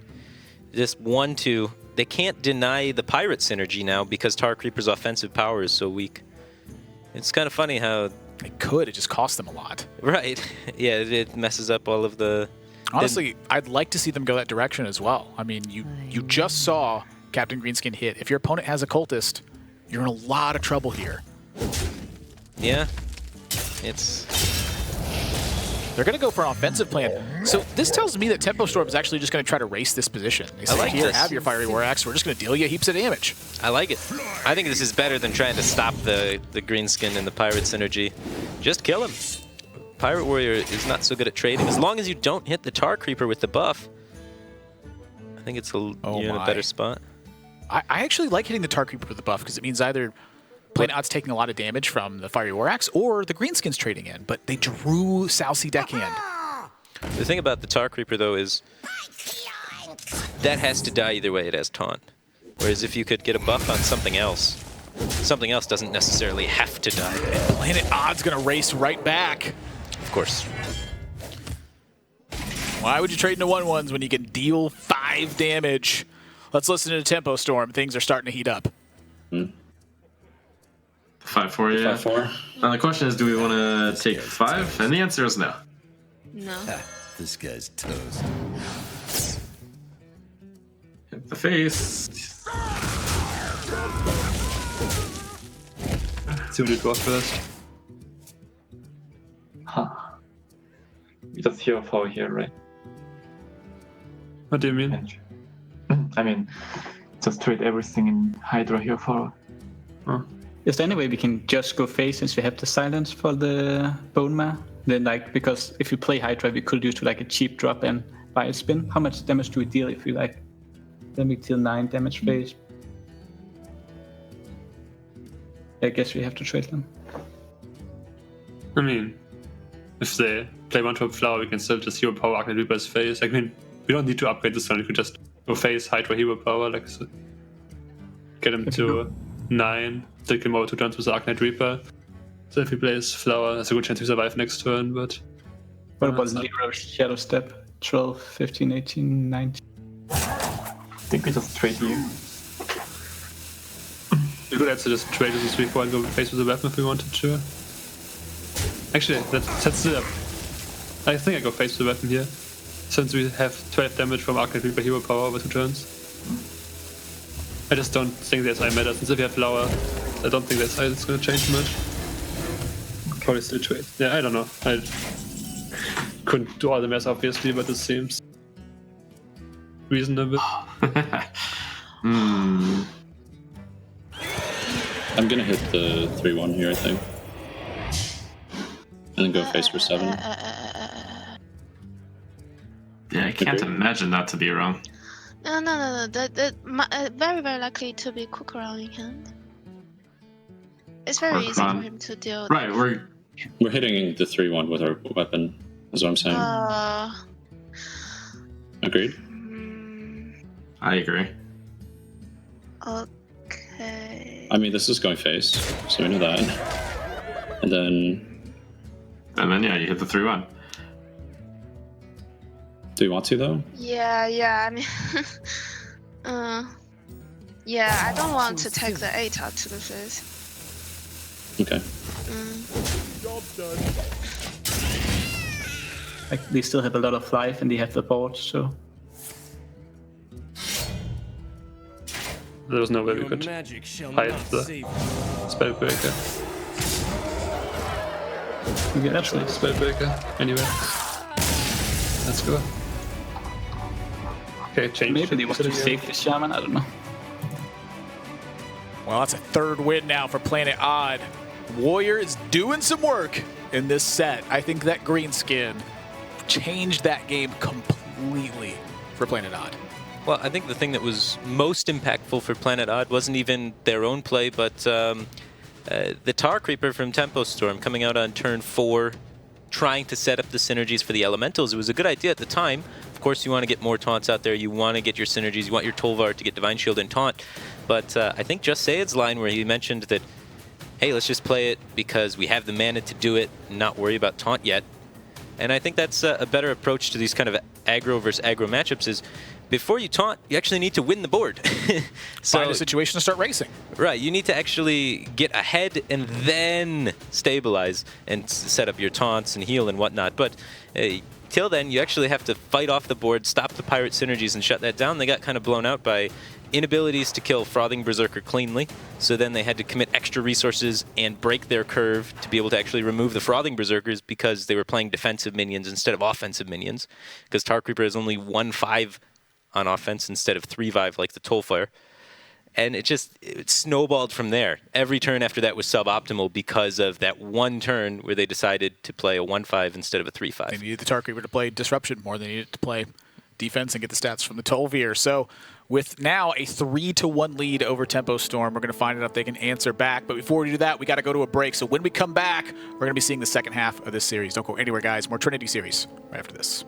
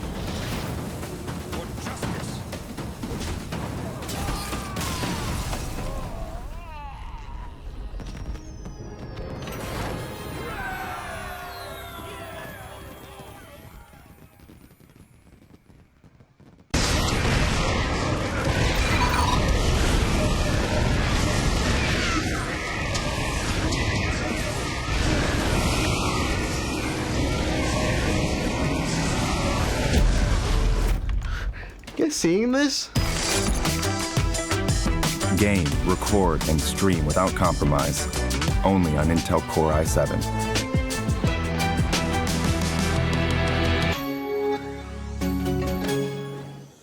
Welcome back to the Intel Studios here at the Trinity Series, presented by Intel, Twitch, and ESL. Planet Odd now holds a 3-1 lead over Tempo Storm, and they have taken 2 straight games with Pirate Warrior. I'm Nathan, that's Admiral Zamora, joined by James Fireback Kostasich, the 2014 World Champion. And this is getting a little bit scary here if you're Tempo Storm. They still have the Shaman.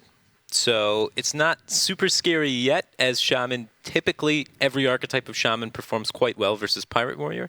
So unless they're doing something exceptionally wacky with their Shaman deck, it should have a favorable matchup, and that should close up the Pirate Warrior.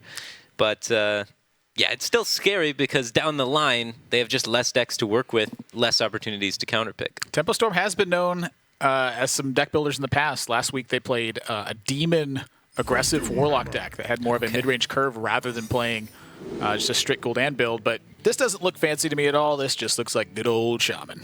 Right. Well, we have to see the early game package still, but yeah, as far as I can tell, it seems like normal Shaman. Some of the things that they may have chosen to tech in is Sea Giant over one of the copies of Devolve has been a popular choice that we've been seeing. Prince Keliseth picked up. Ooh.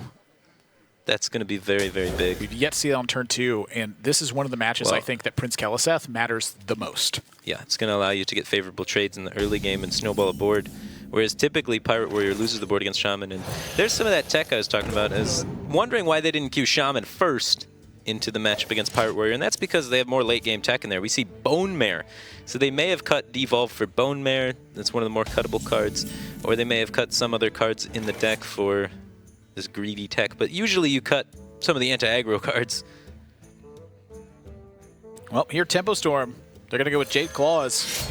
I like Jade Claws, but I like Totem Up as well. I like the Jade Claws a little bit better so that you can have Jade Lightning available to you on turn 4, but we're going to check in with Planet Odd and see what their game plan is. Truth is found in death. I still don't want to drop patches next turn.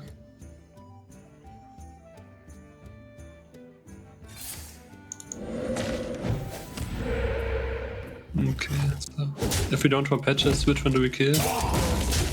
Actually, we probably might play Cultist here, just for I think 2 more stats. Like, do we play Cultist or Captain? I think Cultist probably, just for the 1 more HP. Yeah, it's fine. So Cultist and kill the spell damage totem? Everything. That's just like a lot better against Flame Tongue to play. Yeah, because you have 2 1/1s.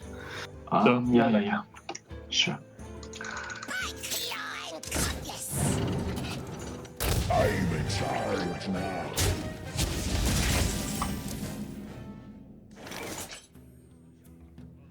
I think it's just lightning and then kill the patches. Yeah, I agree.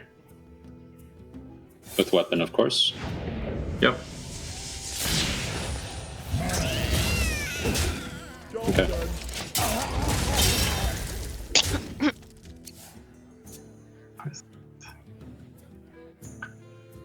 So Do what? War X Firefly? yeah, I think so. Do we? We don't.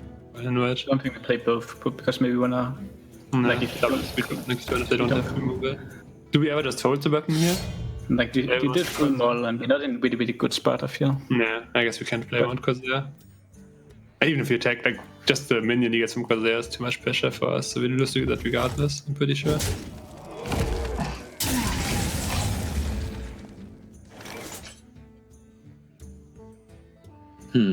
I think we're still going with just Totem, Portal, Elemental. Let's Totem first. Yeah.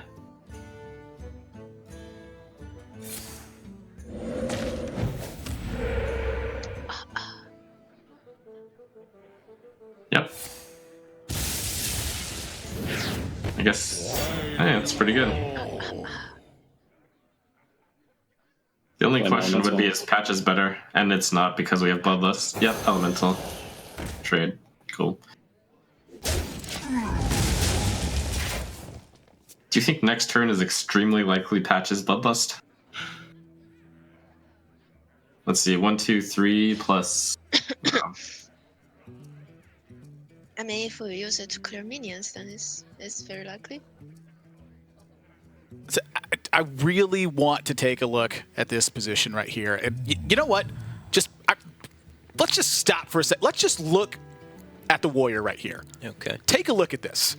You're diving right into this board position, This is a great class. It's a very strong deck. I mean, look at this hand. Spellbreaker, they have the pirates, they got everything going on. But let's take a look now at Thrall right here. Boom. Thrall is just such a big hit. This class just beats up on it. But take a look at this pirate right here. This is a problem in hand. However, take a look at this Bloodlust. That's right here. Right there. That is a lot of damage that's coming up that Planet Odd has to handle. And with all this nonsense going on board right now, I don't even know what to think at this point. I'm losing my mind, Firebat. But that's a lot of stats they're getting. That is a lot of stats. You can tell a lot, but the Prince is really helping the Pirates have a chance. If not for that Prince coming down on 2, I think the Thrall would just overrun these Pirates easily. But we got a game. That Patches could have been an Evolve. It wishes it was an Evolve. It's almost always the worst draw in the deck. It's so punishing, but that's a risk you have to take when you run Patches. Well, risk is a funny way.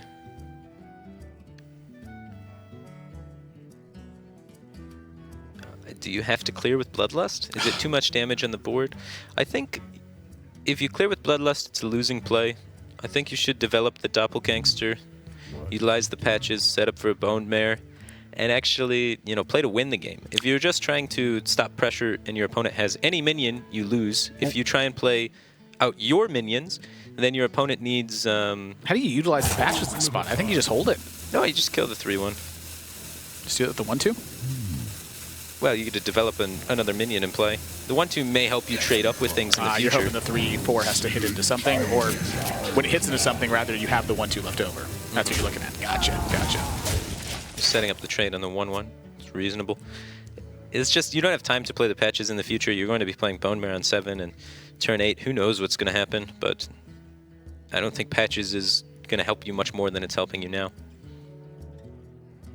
Well, it could go either way. Planet Odd just drew green skin. Looks like they want to play it. Let's see what they think of the spot. Do you leave a black one or a red one up? Kill the middle. Why? Just if they if they have a random proof master, right? No, they have the same effect. Like the blue one has the same effect. Like they just have a different picture. They have the same battle cry. There's no upside with Brewmaster. It's really just the art. Like the middle one gets the best evolve. No, I think so. I'm not sure. I trust you with that. Okay. So we trade them on once, right? Yeah. But we never coin hero power here. No. Yeah. It's likely we're just gonna Bloodlust trade now.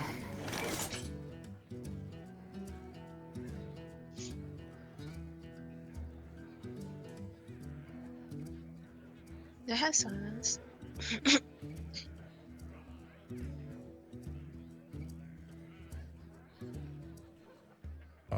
Can we do a devolve turn here? Let's see, 4-drop, 2-drop. Like we go totem straight into Flame Tongue into the 3-2, and then hopefully the 4-drop has less than or equal to 4 health, right?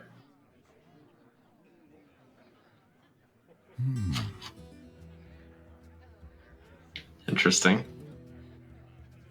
I actually like that. Okay, I'll sign off on it. Because we have more stuff left on board than.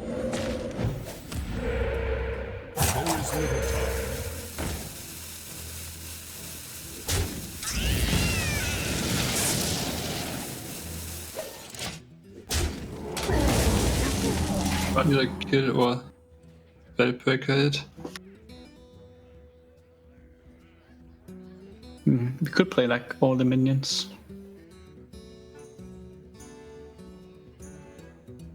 And what Spellbreaker the healing totem? Would they have Bloodlust instead? They would have Bloodlust instead, or right? If he had a Bloodlust hero power, it was better than this, right? Think about going face, maybe. Like, we also need to kill him at some point. I don't know. I'm just trying to figure out if he had Bloodlust on hand, he would have played that over Flame Tongue and Devolve, right? With just Bloodlust, trade and hero power. So he doesn't have Bloodlust on hand. Just want to make sure that I'm not missing something there. Yeah.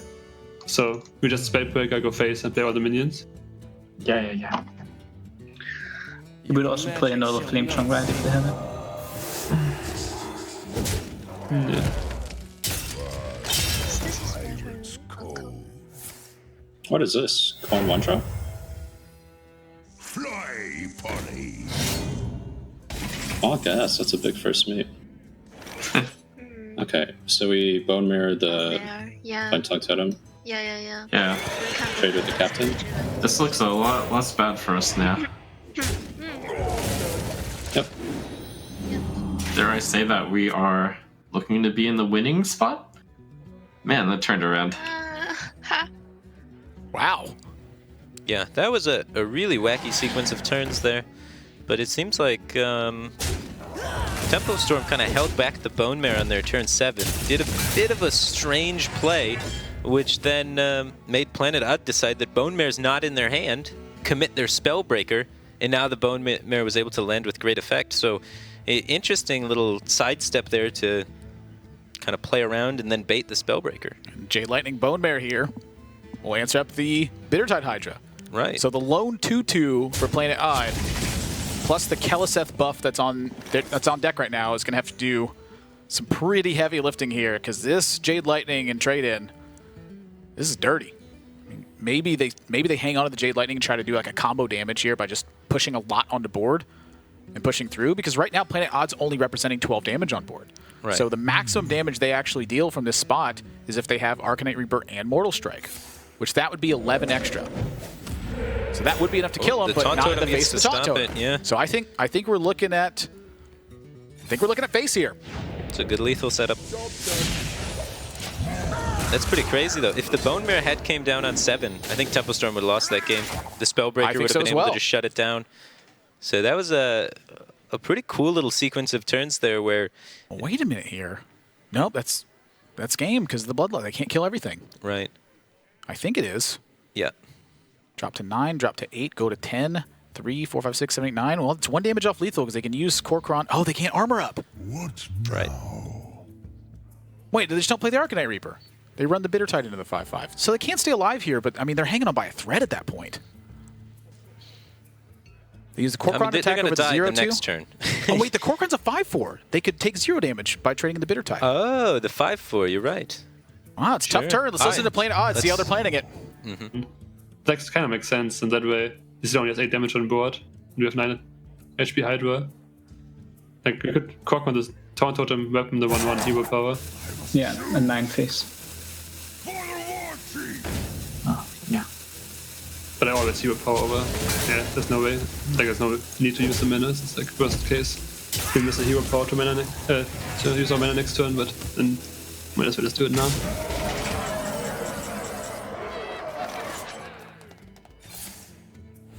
We did it! We did it! Yeah! Pirate Warrior down. Raid boss down. The conclusion of no Bloodlust from Planet Odd leaves them into a trap there as Bloodlust closes out the game for Tempo Storm, and now they start to crawl back in this series, still trailing 2-3, but knocking out that Pirate Warrior here, I think, is a very big deal. Right, it's definitely essential. This was the last chance they had to do it, and that was just a really crazy game. If you look back on that turn 8, the options available for Tempo Storm, they had a Bone Mare that could come down, they had a Bloodlust that could come down, and a Flame Tongue Totem. And of the plays, when I was looking at it, it looked like Flame Tongue Totem was the weakest on that turn. And they utilized Flame Tongue Totem that turn and hero powered, cleared the board, set up a pretty weak board state. And then we listened in for a little bit at what Planet Odd was saying about that turn. Planet Odd said, well, if they had Bone Mare, that would have been better, so they don't have Bone Mare. And they said, well, if they had Bloodlust, that would have been better, so they don't have Bloodlust. And then they lost to Bone Mare and then Bloodlust after they committed the Spellbreaker. Then they had no answer to Bone Mare. And then they said, well, they still have no Bloodlust because of that turn 8 where they didn't use it. They used Flame Tongue instead. And then they died to Bloodlust. So that was actually absolutely crazy how that one turn caused 2 misreads to happen and allowed them to win the game. Well, I'm curious what Planet Odd concludes the card is at that point. If it's not Bloodlust or it's not Bone Mare in that situation, because to me, finalizing what else that could slot it be? is really... I guess they assumed Evolve, maybe? Well, even if it's Evolve, I mean, they would have seen Evolve way earlier, because that Bloodlust was there while the Doppelgangster was there. I think, there's some lack of hand checking going on, because what else could it be? That's really where hand reading comes into effect. There should have been more discussion about it, at least, for sure. I don't think that their logic is far off. Right. I agree that Bone Mare and Bloodlust both are stronger plays in that turn, but in order for them to make that pinpoint, they need to conclude what that card actually is. When there's a wide range of cards there, that's very different. You can't pinpoint them all. Right. So that style of read, I think, works better. But in that particular situation, if they can't identify that card, I don't think that they can necessarily use that logic. Again, I still like where they went with it, but I think it trapped them in this one. It definitely ran them into a pretty sticky situation there, and the Pirate Warrior has now fallen. Raid boss, as Trump called it. Yeah. Taken down, and now Planet Odd needs to come up with a solution to the Shaman. They're +1 game right now, so they have a lot more available to them than Tempo Storm has at the moment. So interestingly enough, they don't have Warlock available to them. So very true. That's the typical, Shaman killer, which may be why Tempo Storm decided to hold back their Shaman and try and counter the Pirate Warrior with something else first to try and set up Shaman as a sweep because Warlock was gone. So unfortunately, they weren't able to do that for them, but Planet Odd, without the #1 Shaman killer left, they're going to need a different approach. Now, we saw Mage come into effect for Lovey Lots last week, where they brought a very defensive Mage deck, and it killed minions pretty much the entire way. So I'm thinking something like that could be on deck. Sure. Mage typically has a lot of AoE available to it. It's got a good arsenal of it with Volcanic Potion, Blizzard, Flame Strike, Meteor, and just removal in general. But even like the Volcanic Potion freeze mages don't have nearly as high of a win rate against Shaman as Control Warriors and Control Warlocks. Could be looking at Shaman Mirror. I know that Planet Odd does not mind mirror matches whatsoever. Shaman has an insane arsenal of area of effect cards. So if you're looking at a deck that could potentially be teched to shut down those wide boards and shut down a Shaman, Shaman is one of the best decks at beating Shaman. Yes. But Control Shaman is very rarely seen. Yeah. I was thinking just traditional mirror match, and I'm curious how much merit the Druid has in this spot as well. I imagine Druid's probably going to be teched to handle Mage in some capacity, and not really much else that you can really tech into that spot. Yeah, some of the Druids that run like double Primordial Drake crush Shaman, but Primordial Drake has really fallen out of favor for a lot of the Jade Druids with the nerfs happening, Innervate being less available. Just being a worse card makes Primordial Drake a little bit worse as a consequence, just because you can't rush it out and have its battle cry absolutely destroy everything. I'd be curious to see where this goes. And I know that they like to tech in stuff versus Secret Mage. And we saw the Dirty Rat in their Warlock deck. Last week we saw Dirty Rat and Eater Secrets in their Priest deck that got through in the lineup. I'm curious to see how the Druid is built, if and when it comes into play. But here, their options do seem more limited. I mean, if I had to take a guess, I'm saying Mage. I would say Mage is the most likely to come out of the remaining classes. I'd say second most likely would be a Shaman Mirror of some sort. But if a Shaman Mirror comes out, then you know that it's kind of desperate and that Planet Odd is running out of options to kind of deal with this Shaman. I don't remember where Hoy's class is sat exactly, but looks like he may be the pilot on deck. So if you remember, kudos to you, because I don't. Unfortunately, it doesn't look like Hoy has his bird with him. Pidgey. Yeah, Pidgey. Normally, Pidgey's flying around in the background of his tournament games. Could be chilling on the desk. Could be. Pidgey's he's a cool little bird. It's pretty sweet. I've seen a lot of videos of Pidgey and Hoy. Oh yeah, just gaming. It looks like the Druid is going to be what comes out for Planet Odd. It has a Dirty Red in it to help it against the Quest Mage, it seems. Most likely, it's going to have at least one Primordial Drake. Well, Dirty Rat's also good in this matchup a lot of times, too. If you can land it on Doppelgangster, or even sometimes hitting it on a Bone Mare can take away a big swing turn that Tempo Storm anticipates. This is really scary for Planet Odd, though, because probably the best card in Hearthstone against Druid is Bone Mare. And it's in this Shaman build. We saw it last game. Well, Devolve is also really strong as well. I mean, Spreading Plague got delayed by a mana. Right. Innervate now only provides 1. That sets back Spreading Plague turns a lot. And if your opponent has Devolve the turn you play Spreading Plague, that is pretty much a nightmare. And we see Tempo Storm keeping Doppelgangster and Evolve off the mulligan, so they are going to have that combo available to them on turn 5 if they're able to hold the coin. Oh boy. Strong Jade hand. That is a very good opening hand from Planet Odd. This is an insane Shaman hand as well. He's got the early drops, and he's got the Doppelgangster Evolve combo already waiting. Just needs a Flame Tongue to round it out, and then it's the dream. Spreading Plague picked up. Let's go ahead and listen in as the teams get underway in these early stages. Meh. Yeah. It's not even that bad a deck. Oh. I think it's primal. Yeah. So we play Thrall Deathseer to upgrade our 6s into 8s, right? Yeah, give me 3 Tyrians? Yeah, let's go for it. We need a Devolve for spreading Shameless. Spreading Plague. Wait, okay, so they're playing this instead of what we think might be the Wrath in their hand? So we just have to clause here? Yeah.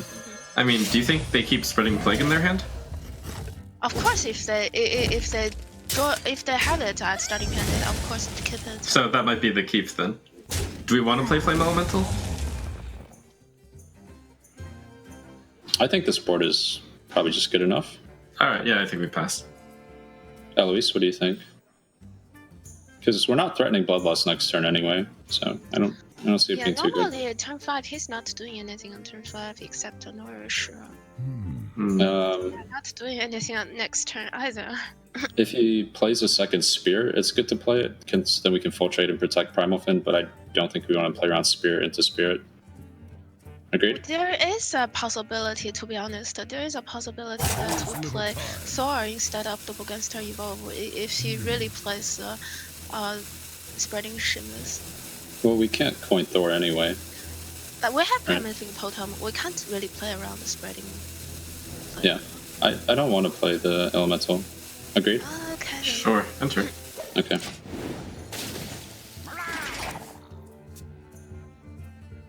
Okay, so we Bite Course. And what else? Did you hero power 1/1? Yeah, I guess we hero power the Firefly. Also, even if you're gonna play Spreading next turn. Yeah, just I don't want to give them that much information. Like, hero powering face just seems ridiculous. Especially since us killing a minion makes them very likely to be placed, since they still have the other one too. Yeah. And like I feel like if we spend like for 5 or for 6 minutes, it's kind of the same, and they always get a new 1/1 from the totem. So yeah, I don't really want to kill the Firefly here.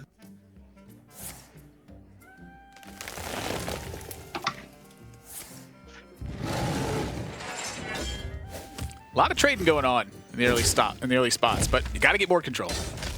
Yeah, Shaman doesn't have very much pressure, but they have a lot of minions in play, and that's typically the kind of board that walks right into a Spreading Plague, and they haven't even found a Devolve yet. And without it, it could be a disaster. Mana Tide helps. They also got Doppelgangster Evolve. Right. I'd like to see them hold this coin so they can Doppelgangster coin Evolve. Well, if they coin, it looks like Thrall is going to be on deck. Okay, that's they what might they're be trying to setting throw up for. off the signal here that Doppelgangster Evolve is there by considering this Firefly so much. Sure. You can see that. A lot of little things going on here. Trying to force them to get a little bit of a misread on what's happening. Yep. Something I want to note, too, is from Planet Odd, Surrender has been fairly quiet. Just more of a confirmation sort of thing going on there than anything else. And this is going to be it. Ooh, actually, Mind Control tech. I think that's a follow-up. That's for the Evolve, right? Okay, yeah, you want it on bigger minions. Yeah, I mean, here you just... Yeah, you got to Plague-o! Plague-o! Plague-o! Yeah! Plague-o! Plague-o! Plague-o!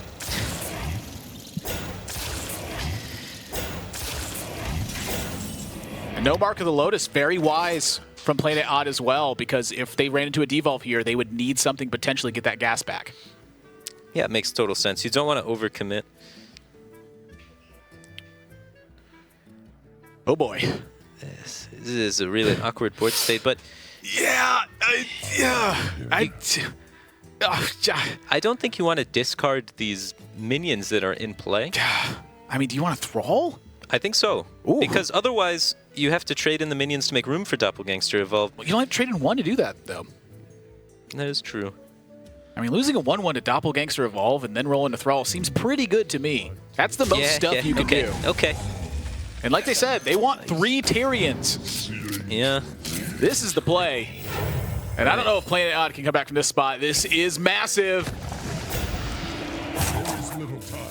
Oh boy, that's a lot of stuff. Yeah. That is a lot of stuff. Let's hear if Planet Odd has any hope of coming back from this. I think we mind control first because we want to swipe afterwards, but we don't want to damage the minion we steal. And it's like... Shit, because we don't gonna kill anything. We just the minion we swipe is a minion we would like to steal. Yeah. Like, we wouldn't mind stealing it, so yeah, MC tech first. Engaging TC-130 until dislocator. Wait, let's think about a second. Let's just make sure that the mark of orders makes sense, right? Yeah, of course. Okay, so I just wanted to make sure. Then we swipe the 4/4 and just straighten everything. And we leave the 5/5 up, I guess, but kill everything else. We don't have enough to kill everything else, but kill most other stuff. So we leave the 5/5 and the 2/2 up. Like, does the trade 3/2/6 into this or one? The trade 3 in. I'm not sure if you do the 2/5 or the 2/6. Choose yourself. Time waits for no one. And kill the 2/1. Yeah, 1.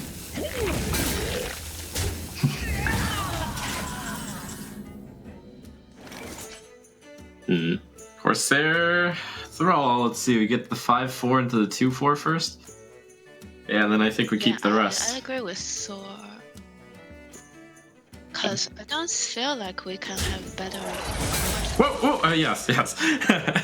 I was like, wait, does a minion go? Yeah. I don't think we will. So we will Thrall and not trade into the 2/2s, right?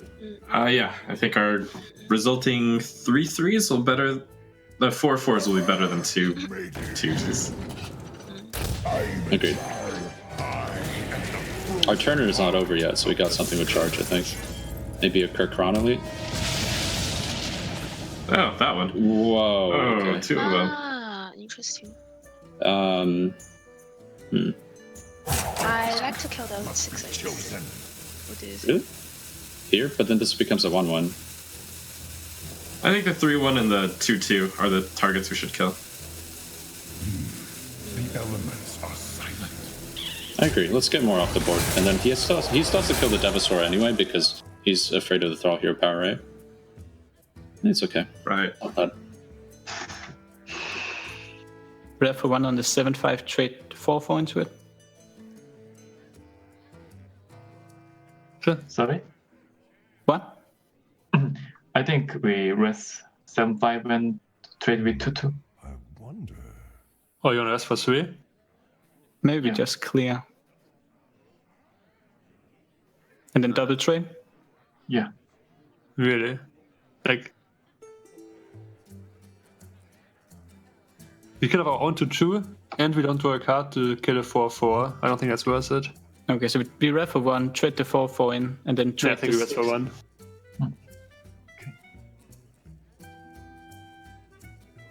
Like, you don't wanna just run out of cards to like defaults whatever to like deal with Arya, or we just sure. Really. We could rest for 3 some more Spellbreaker maybe, but no, just Arya. Yeah, Ropings, just Arya. Kill the 4/4, the Grave Shambler. The left one, right? Yes. It's the downside. Doing that.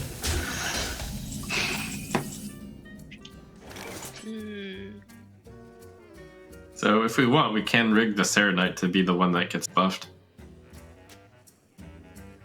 Play Aya, Flame Elemental, trade those 2 away. Then we evolve the. I don't want to evolve the 4-drop. The elements are silent. I mean, that seems fine to me. Play Aya, play Flame, trade.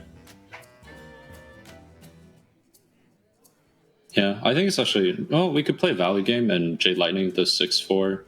Trade our 4/4 into the 2/2. Yeah, double value trade, I think. Is that better? Yeah, like J Lightning. Yeah, I think you're getting distracted by 4/5 here, right? Okay. Kind of. Sure. I leave it to you. I don't know how good it is to evolve a 3/3. We dump Jade Lightning, and we also dump Flame Elemental this turn, and we have more chance to. Yeah, I mean, it's Chain Gang or Aya. Buffing Aya and Chain Gang are both fine. Okay. Yeah. This was better than my suggested line. For sure. This game's heating up. Yeah, the Plague was powerful, but it might not be enough to actually shut down this offense. And that's including the Mind Control tech on Dark Arakoa. That was a huge hit for that Mind Control tech. Thrall is a very powerful card if the situation is set up, and Druid is the matchup where that happens the most. Planet Odd is going to need to find an ultimate infestation, or they're going to need to get another Plague online. They're going to need a lot, because right now, Thrall hero power is churning, and there's no shortage of gas from Tempo Storm. That's where Thrall really shines, is when you can compound it with threat after threat after threat. Right. The chain can just keep going, and that chain of it is what makes it so powerful, not necessarily just the effect itself. It's when you can keep it online. Yeah, you That's get what to wins take value games. a value trade and then upgrade the minion that just traded. When you have to play a minion and then upgrade it, it's sometimes not that great of a hero power. However, one of these decks is Jade, and the other one is kind of Jade. So Jade stuff can still just get very scary. It's only 3/3 on the Jade Spirit, though. The Jade minions are still incredibly small. Well, that's a pretty dead draw. So we're looking at Aya, we're looking at Serenite Chain Gang here. Let's listen to Tempo Storm. These turns are still nowhere close to over. That's right. Okay. Yeah. Is there ever an order to be considered here? In evolving first or evolving second? I don't think so. 6-drop that reduces spells, but it doesn't. There's nothing that's going to prevent us from playing Aya. Okay. If it's like really important, we could like potentially do something instead.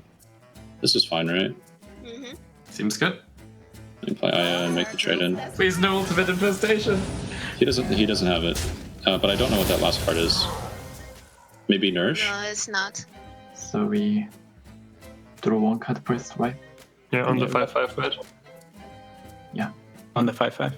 Yeah. Get dirty red. Let's go.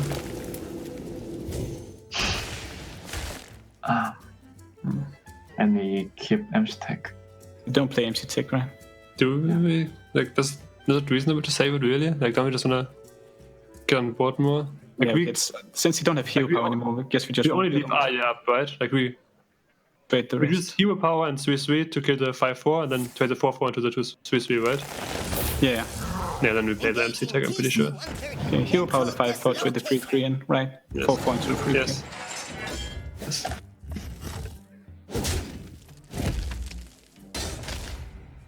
Yeah, it sucks, so we like, don't play Nervate and still out of cards like this. Yeah, like you have 2 Nourish, 2 ultimate. But yeah,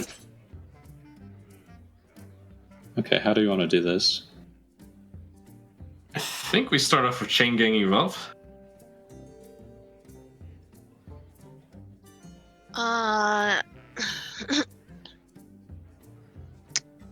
Need to think about this. Elements are silent. I mean, the 5/3 is probably going to the 5/5. Yeah, let's do that first, right? Unless we want a 7-drop from Aya. I want to No. set the Chain for Flame Tongue, because even if we get a 4 health minion, he can get very good trade. He can get very good value trade, like 4/1 into our over the Chain Gang, and 3/3 into the. Oh, so we want to evolve Corsair then, right? I want to Flame Tongue and not evolve the Chain Gang. What do you guys think? Then we want to Corsair we want to evolve Corsair then. Must be chosen. Yeah, we probably. So evolve Corsair very likely first. Evolve Corsair.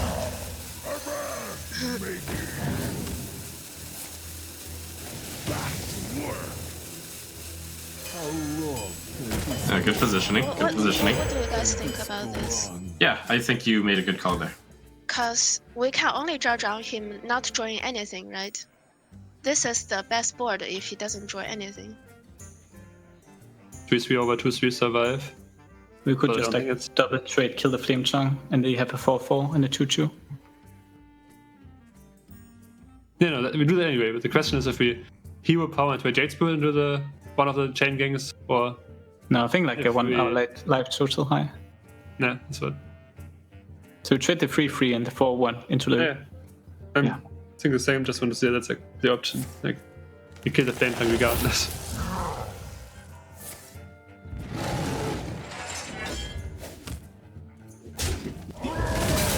No, they're killing the flame tongue. Oh. Now we get to evolve though. Wait. Wait. How much damage? No, not enough. I mean, it's definitely not enough. We should evolve a 5-drop though, right? Yeah. Sure. We're using double MC tag already. Black Knight. Alright. See, like they don't play ultimate. They don't Why are play you guys so scared? Yeah, the card's overrated.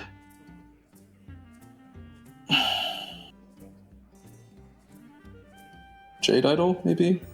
We hope that they top deck Jade Idol so we can get the win here. Oh, Malfurion. Feels bad, man. And he'll kill a Doppel, right? No, I think he'll kill the 4-2. No, you should kill the Doppel. We already have one Doppel to evolve anyways. I think the 4-2 is the better kill. Maybe. Well, we have the Bloodlust here. Yeah, I agree. There, right? Yep. Oh, wait. Do we? But then we don't kill them. We don't need to kill him. We keep the double. We have the big boy from double against her. So you want a Bloodlust? Yes, I want to Bloodlust here. Then we do this, and then see what we get, right? Yeah. Big boy. Nice. Kind of big, I guess. Okay. And now we trade here. Yes. Okay.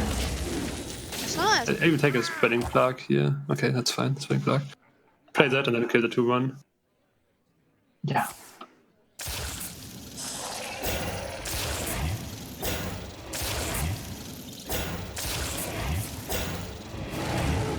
Obviously 6/6 trades into them, but it takes him like 4 turns.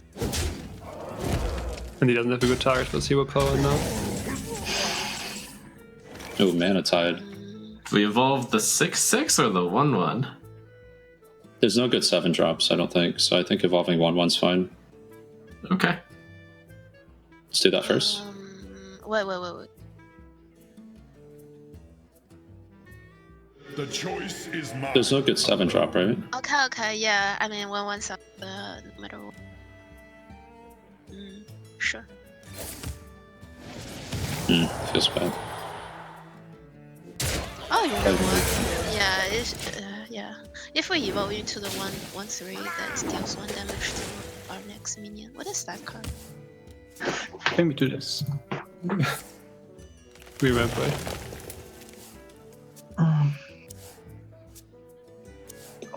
So we swipe here, right? What? Really? No. I think what do you want to do? Dirty red, hero power 1 totem and trade into 1 totem. We hero power first because of the 5/5, right? Which 5? Oh, Thing from below? They would have played Thing from below. You just got a card from Manata. Oh, right, my bad, sorry. Like, we hero power the 0/3, kill the other 0/3, and then play Dirty Run? Sure.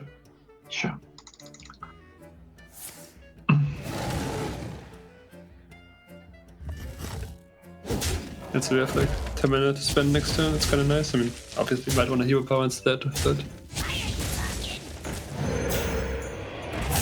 Death is eternal. Yes. My turn is not. That's so good for them. To position our Flame Tongue here. So we kill Dirty Rat and then we evolve it. Sure. Yes. Oh, nice.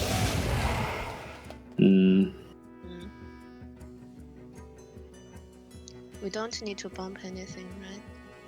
No, I'm just thinking whether or not we play the Thing from below. Why not? It's really bad into ultimate, but I mean, I guess we have to do it. Yeah, if we don't play this into ultimate, I'll just start into ultimate. The choice is mine alone. I was just thinking. Yeah. Oh, our positioning for Flame Tongue is so bad. Okay. Come on, no. We don't want 6/7. No, I think we swiped, wait, one of the 1/5s in. kill this Flame Tongue with the others and play Behemoth.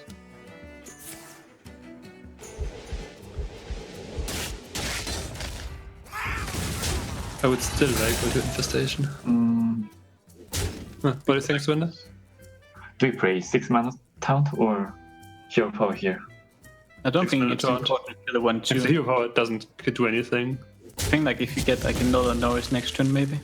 Like if the hero power is a 1/2, it's only a sweet drop. Like what does sweet drops do against us right now?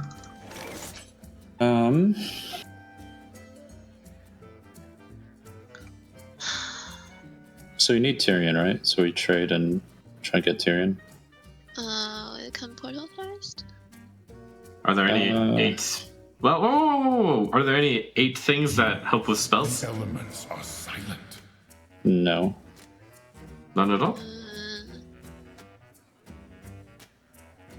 I mean, does it really matter portaling first? Let's evolve first then, yeah. Sure. Tyrion. Icy winds of Northwind will consume your soul. I feel like we spent our whole life clearing those 1/5, so. We're still not done. Literally didn't do anything other than trying to clear those 1/5. What did you call us, Eloise? Spreading shameless? That's bad. Yeah, that's how we call it in China. Spreading shameless and ultimate shame. Shameless infestation. Hi. Okay, next game. Oh, hello. Hello. Hello. So the deck runs the double Dirty Rat, double MC Tech package, 1 Spellbreak. Holy mackerel. What a game that was. Yeah, that was a nail biter. Mainly because Planet Odd could not find any card draw for most of the game, so even though they were in a favorable position for a lot of it, they couldn't figure out a way to close, even with no ultimate infestations drawn. And this is with the Doppelgangster Evolve. Right. Right into the Thrall. The recovery from the Mind Control tech. Yeah. The second Mind Control tech simply being a 3/3 on board. Planet Odd takes the game in a very long game number 6. Now leads 4-2 over Tempo Storm. Their Shaman knocked out of contention for Tempo Storm because in last year's standing, winning deck stays, losing decks out, and now they're 2 games away from closing out this set. That was a really important win for Planet Odd, even though the scores are fairly lopsided in Planet Odd's favor right now.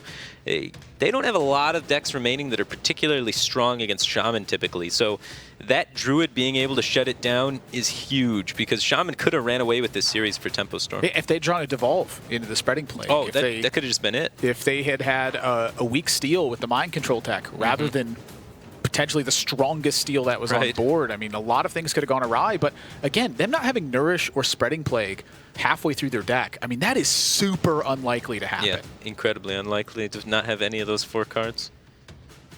Wow. Jade Druid is something else. It's powerful deck. The thing about it is the deck is so much more fair.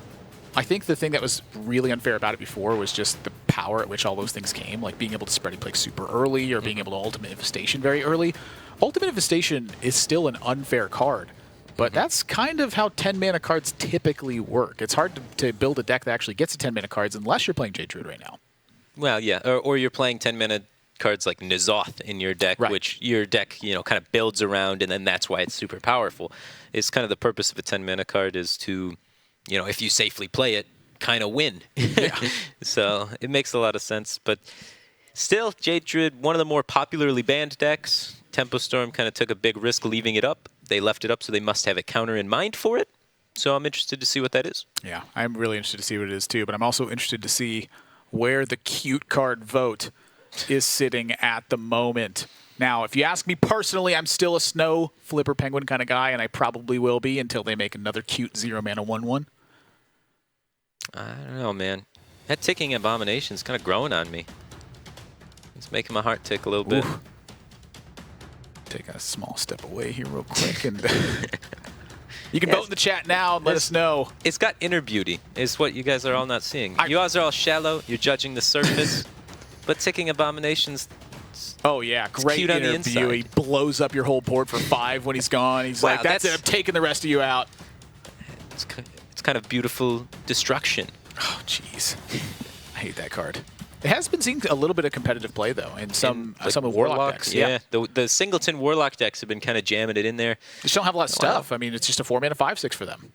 I mean, if you have to play all one-ofs, I guess sometimes you have to include a little bit of wacky cards. Wacky. Wacky, yeah. The H is there for extreme emphasis on how whack it actually is. It's pretty out there for sure. But yeah, I played a lot of best of 5s against Freshka. He's a player that loves playing wacky decks. An NA player that used to play back in like 2014, hasn't played as competitively lately, but he's the creator of a lot of the most strange competitive decks. He was rocking Ticking Abomination in all 9 classes against me, so I got to experience it a lot. It's not a very good card, no, but it's not. He was trying really hard. Freshka and I toyed a lot with Cold Light Oracle. Yeah, for sure. He's the Cold Light man. Oh, he is a fish believer. Yeah. Until the day he's done. He was the original creator of like almost all the mill decks. Yeah. Yeah. So definitely a fun guy to play around with and practice with. Whew, this is going to be tough though. Warrior, we've seen how poorly Warrior can often do versus Jade Druid. Right. Now that being said, I imagine that if they're leaving up Jade Druid, that if this is a Dead Man's Hand Warrior, that Skulking Geist will often come into effect. Well, I think if you're leaving up Jade Druid, you would probably want to play Pirates. If you are queuing Warrior into it anyway, I don't think you want to queue Control Warrior with Skulking Geist. I think that's still not good versus Jade Druid because oftentimes just they play enough Jades and have enough pressure because 10 mana, deal 5, create a 5/5, draw 5.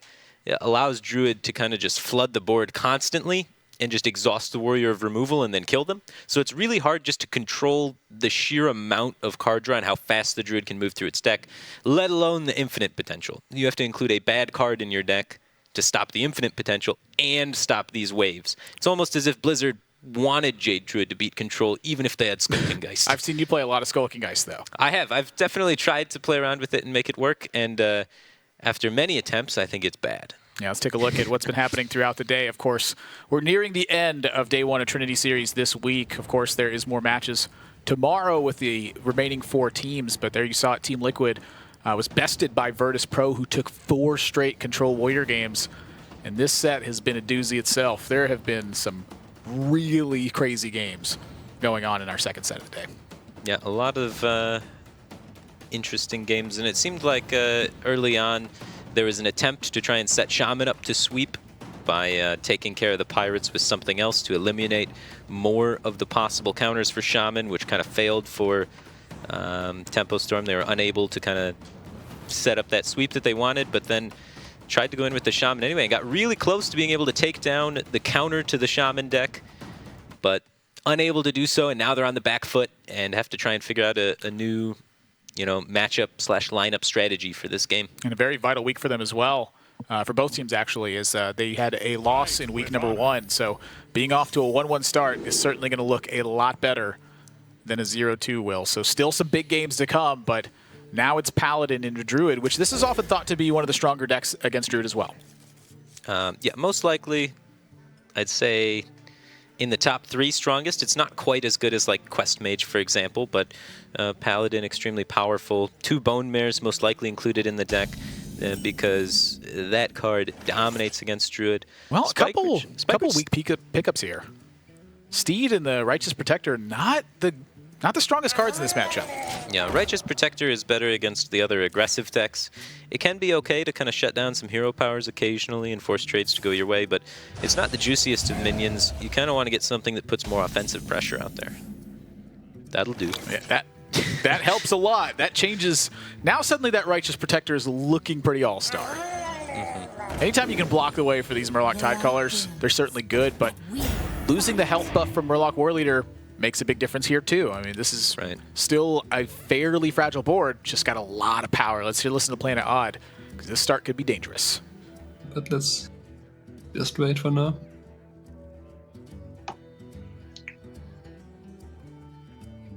Let me think.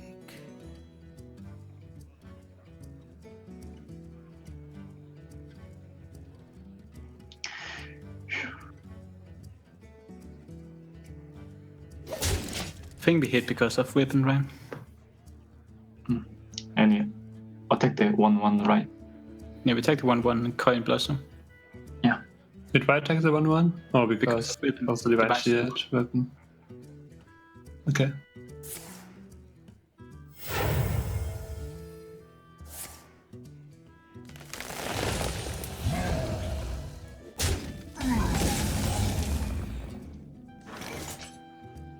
I don't think we burn this in fear of MC Tech. It's just all face, right?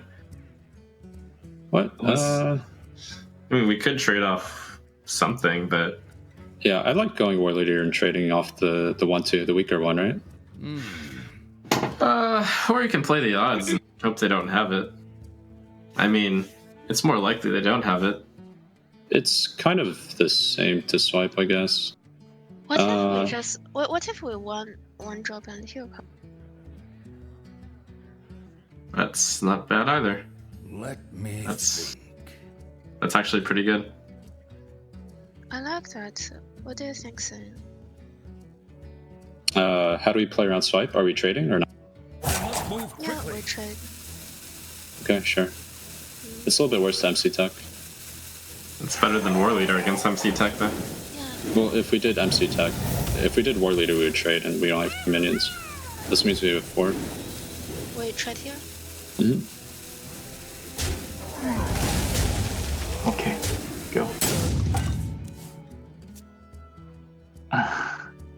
I mean, we could dirty right now to pull the Mega Sword. Still bad, the defense of 5/4, but at least it buffs less minions.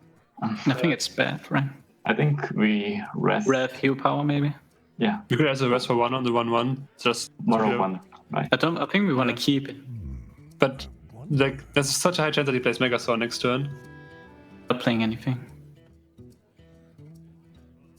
I think Like we if rest we pull out like a turn, if we only have 2 cards, right? If no. I mean like rest for 1 to kill a Murloc to have less Mega Sword value, not Dirty Red.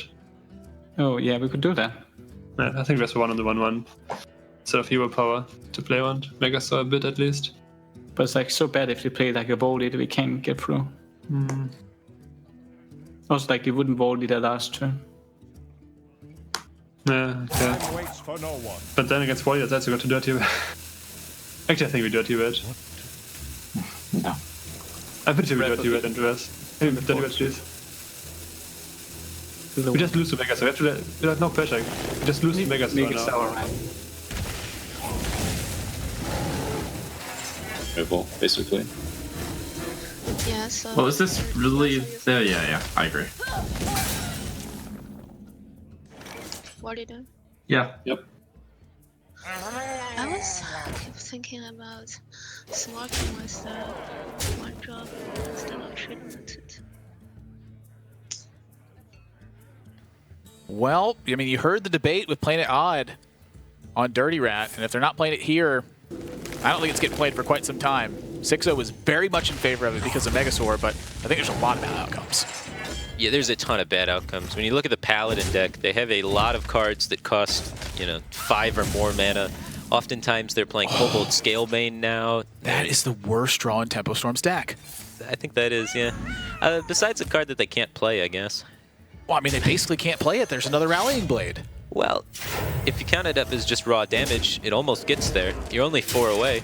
So it's not as bad, I'd say, as like maybe Tyrion right now. It's pretty bad. It is pretty bad. I think I'd much rather draw Tyrion here than draw a second Rallying Blade. You can't At play least then you know you have Tyrion coming. Sure. Second Rallying Blade, who cares if that's coming or not? It's not even doing anything here. Well, you get to clear... Jeez, this is worse than Fiery War Axe. You get to clear the Elephant. Well, it's strictly better than Fiery War Axe if you had Divine Shields. I always hold Rallying Blade for Tyrion. Really? Yes. That just sounds bad. You need to buff it up into Big Game Hunter range, so that way they can kill it and you get your Ashbringer. But then they overwrite your Rallying Blade. But I got the buff and I baited the Big Game Hunter. Bam! That's when the Ragnaros comes down. That's not even in the game. Light Lord. Oh, okay. What game are you playing? Very spunky line of play you got there, playing man. Hearthstone instead. Well, it's something. Wow. But that Grimskill Chum was also probably the next worst draw in the deck for Tempo Storm. And it's getting dicey. Planet Odd on the verge of pulling ahead, but their hand's still not the greatest. Let's listen in. Here. Red. Same season. Double. We could Blossom, double mark, trade hero power. But Yeah, but it's, no, I like I Dirty don't Red. think it's that important to kill it, right? Because it Yeah, can be I like Dirty Red. Yeah, go. Let's go Hydro. Got him. Is there a point in playing the second mark? Like maybe just. Do we swipe here for prayer? It's really bad against Bone Mare. But we don't top deck. We don't play on top deck Hydro, right? I kind of like Blossom double Lotus. Because swipe will always be good. Like What does the second Lotus do? Like maybe what does mark in one Lotus? Blossom in one Lotus? I'm not saying I'm sure about it. I'm just asking. It's better against Bone Mare if you Bone Mare's this, right? I'm not sure. Then yeah, sure. Double mark if you want. Yeah, double mark. Do you trade? No. Okay. I just Terran, please. Ooh. Oh wow. So do we take the extra Murloc or what? That's a good question. We take the extra Murloc. Yeah, because if it's poisonous, it's really good. If it's plus 3 I'm a attack, good it's player. Guys, give me energy. Good player. I'm a competitive. All right. Oh, potion. Do we get poisonous? Oh, we got both. Nice. We got both. Yeah. Okay, so we trade the. What? But that's obviously right. You don't like this? You don't It's like fine. this? So 2-1 into 6/6 and then face, right? Yeah. Yeah. That's definitely right. I think. Yeah. I'm not sure why you You hesitated. want to smoke? Yeah, face. Yeah, we don't play around one copy. Oh, is this really? Okay, they don't have swipes, so it's fine. The other way we could just swipe the 5/4. It's yeah, sure. Do we trade? I think we do trade. Yeah. That way we're less bad to swipe like this. We wanted to do the 3/6 into what? The 3/6 into the 4 attack guy, so then it has 2 health, so you can't swipe down the board afterwards. But it was pretty ooh, okay, never mind. GG. I told you I'm a good player. Oh my. Thanks for being such a good player. Hot chance. No, okay. It's bad. Maybe we should swipe that one. But we knew he didn't have it in hand. I concede. That's fine. And despite the series of poor draws, Gentle Megasaur comes in big, and Tempo Storm starts to climb back 3 games to 4 in this series now. Yeah, they have a decent chance of being able to take it. They're still at a big disadvantage with less decks available, of course. And what are the options left for Planet Odd to try and counter-Q this? What are they going to bring to try and knock down Murloc Paladin? Well, Hunter's out of the equation. Warlock's out, Warrior's out, Druid's out, Priest is out. So there you go. Well, they have Shaman, which is generally speaking a pretty free win against Paladin. Mage has been pretty well against them too. Mage is okay. Depends on the build. It definitely depends a lot on the build. And then the Paladin Mirror is oftentimes pretty coin flippy. Yeah, I mean, the attacker's initiative is a big deal. Right. In the Paladin matchup. You know, the player has the coin, gets extra card. But going first, you get to do the first trades, which means if you have buff cards, they get to land first and take value trades. So if you go 1-drop into Rockpool Hunter, you win the game. A lot of times, yeah. I would say above 90%. So I think that the most obvious choice here is going to be Shaman, unless they want to try and save it for some other situation with upcoming matchups. But I expect to see Shaman, and I think Planet Odd is still a huge favorite. Tempo Storm's got a lot of work ahead of them if they want to actually win this series. I mean, we've seen plenty of teams overcome this style of situation before. You string together a couple big wins. I mean, you turn that whole series around. There's something to be said about momentum because, you know, people say that it's not really a thing. You know, you just have to line up your matchups and counter queue. But oftentimes when you win one unfavorable, you continue winning more and you keep snowballing that. And you can see it change a lot with players' attitude and stuff like that. So I think there's definitely something to be said about gaining momentum throughout a series and the whole psychology behind that. No one is susceptible to not being frustrated. It doesn't exist. And players can tell me whatever they want and say whatever they want. I've seen players struggle when pressure starts to get to them. And while the pressure here in week 2 isn't the greatest, I mean, this isn't the highest stakes match that's going to happen in Trinity Series for any of these teams, it still matters. Again, with your backs against the wall at 0-1, this is not the start that these teams envisioned potentially on the verge of 0-2. That is a lot of pressure in and of itself. For sure. Definitely is a lot of pressure. So Planet Odd still deciding, taking plenty of time to choose between which of these 3 classes they want to queue up into the face of the Shaman. We don't know what the Paladin quite is yet either. Right. We don't know that it's Murloc Paladin. Now, if I had to guess, I'd say it was, because Planet Odd is a play the best decks kind of team. Right. But I've seen them get tricky before. I mean, even in game 1 with a different Warlock variant. Well, I think that Warlock variant is also commonly believed to be just better than the other Warlock one. It depends on the situation. It does slightly depend on the situation, and it depends who you talk to. That's like the Stansifka variant of Warlock, and then the traditional one with the Giants and the Drakes is like the Pavel variant of Warlock, and, which between those guys is better at Warlock, who's to really say? I think it's Sifka. Or you do? Pavel even said himself. You're kind of voting against Pavel here, so that's Pavel even said himself he's not the best opinion. Warlock player. Okay. Yeah. Sure. Well, if Pavel himself says it, then you got to believe it. Yeah. But just because it's Pavel's Warlock deck and he brought it... Now, Mage, on the other hand. No one's coming close to Pavel and Mage. Okay. Well, just because he brought that Warlock deck, it's, I'd say, the more popular variant of Warlock, and people believe it to be the best. Even if he himself said he's not the best Warlock player, that's the deck he played, and I think largely that is why that is the most represented Warlock deck on ladder, which then people just naturally bring to other stuff. So it's way more popular than the Prince Twisting Nether variant. Yeah, I definitely would think so as well. Just in my experience, I have used Prince very little in Warlock thus far. I really like Hellfire, but let's get into it. Another game's coming up. Crucial one here for Tempo Storm as they're going up against Shaman. Can they overcome this unfavorable matchup? How do they got to do it?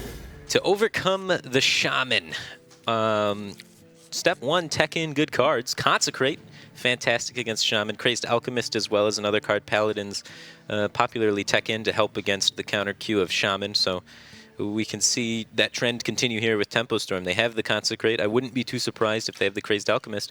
And they have a very strong opening hand that can fight for the board. I believe you've pronounced it wrong. If you listen to every player say the abbreviated form of consecration, I believe it's pronounced conch-secration. Okay, sure. Why do they call it conch? It just rolls off the tongue, right? That little sound. There's no... Wow, that is a good opening hand, though. C-O-N-C is not a sequence of letters that happens in this card name.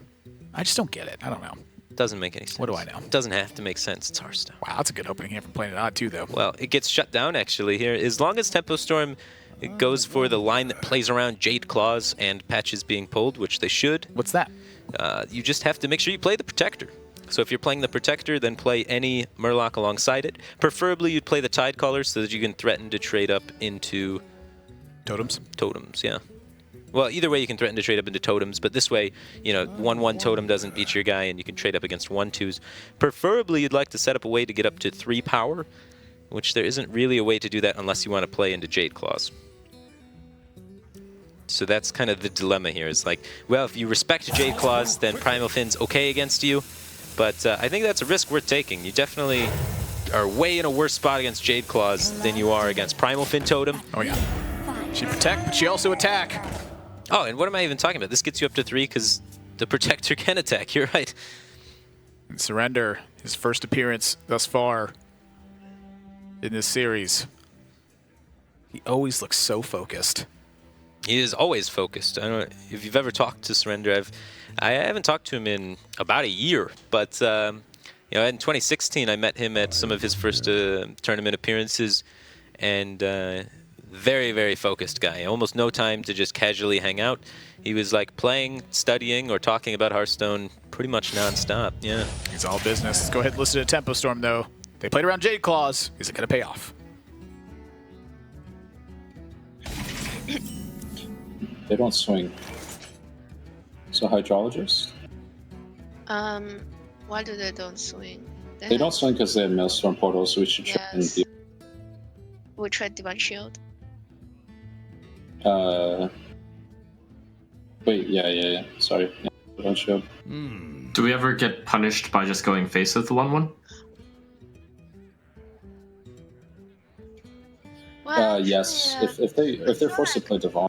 Trading 1/2 and trading 1/1 doesn't do any difference against a portal, but it is better against the Patches. the rest of the turns if we value trade here. Yeah, I mean we're gonna value trade. We value trade, right? Like 1/2. Right. I think Hydrologist will change our option as well because if we get redemption, we don't die. You should also think about that. Redemption? Yes, redemption, and then we trade the 2/1. Because now, if the 1/1 survives, it's such a big, it's such a big block.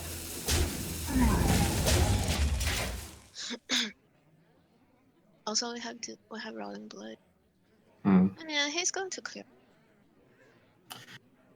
But we have this guy.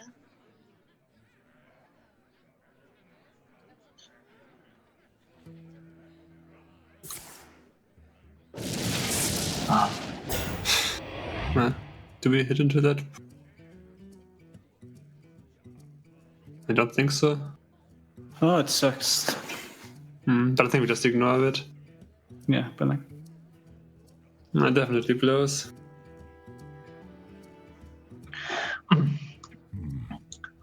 So we end on the right?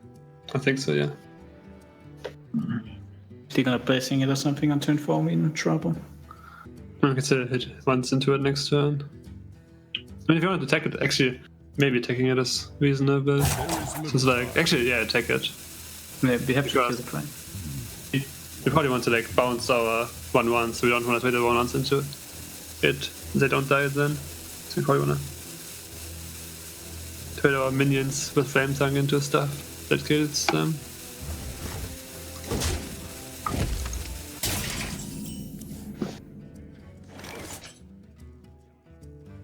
You can't tell me that snow flipper penguin gliding around on that ice, flapping his. He's pretty cute. Wing arms. Wing arms. I think those are just called wings. Wing arms. All right. It's classically known. You could see it in Surrender's face, though. He was not happy with that shield bearer. His face looks like the polar opposite of a snow flipper penguin. Ooh. Now it's a little bit more perking up. That Maelstrom portal's pretty sweet. That is about as good as it's going to get in this spot. And something else to consider, though, is the order in which they want to do this. I mean, do they want to use the second charge of Jade Claw? Check to see if it's Redemption? Are they afraid of Getaway Kodo? I mean, some of the sequencing here still matters where Redemption and Getaway Kodo are concerned. Well, do you care if they Getaway Kodo a shield bearer? I think so. You think so? It's 4 more points it's absorbing. I think it's okay if they have the shield bearer because you're going to be securing down totems, so them playing 0 power minions into your totems that generate value are not Would you rather them have a 0 mana 1/1 or a 1 mana 0/4? Well, I'd rather them have like less things in play. If they can't land a Blessing of Kings, that's a big deal. So I think playing around Redemption, trying to shut down the buffs, is more important than worrying about Getaway Kodo. He's back! Right, and now he threatens to get buffed with Blessing of Kings and be able to trade up with things. Where if you swing first, and then play the Maelstrom Portal, you get the full board clear, if it's Redemption. And if it's Getaway Kodo as well, to turn off the Blessing of Kings. You do have to use your weapon swing on a low-value target, though. So there's ups and downs.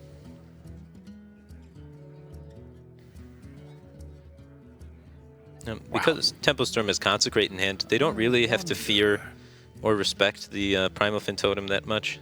So they may be able to just develop minions here, but let's hear what they're thinking about the turn. I don't think it's that bad. Yeah. I don't think it's good here because we'll always be able to consecrate more 1/1s. I think Corpse Taker and trade into the 1/1 is correct. The Dragon Hawk. Sure, we can take it slow. Yeah, okay. We agree that saving Conk is better until like turn 6, so we can try and set up Bone Mare.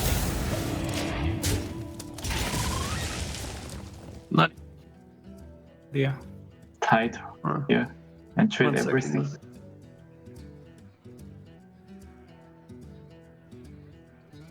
Or do you want? I think I want to play the Primal Fin Totem over the Mana Tide. Why? Just for like better swell next turn. Cool setup DK. Yeah. What to do? Yeah, I like that. But I mean, I'm not sure. Like, flying Paladins are very so good. Yeah. Actually, I think I'm fine with playing the Mana Tide. Like, if we get this as well anyway, then it's such a good position. But I'm not sure. We're gonna hit the 3/3 no matter what and play the Flame Tongue. Yeah, we Flame Tongue and clear the board every time. Like, hit the Swiss with our weapon. Yeah, that's definitely. Also, we don't really wanna roll when we have Flame Tongue in board, right? I mean, there's a good chance we just do some trades and then swell next turn. But should we play the Mana Tide? That's safe enough. Yeah, if they just weapon down our Mana Tide. Yeah, to the right. Okay.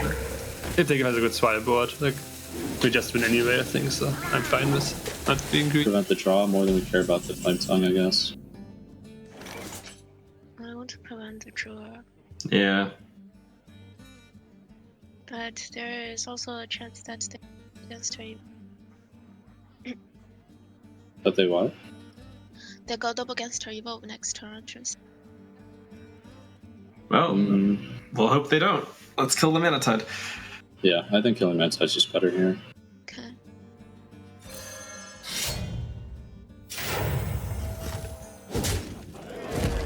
Swell is good enough anyway.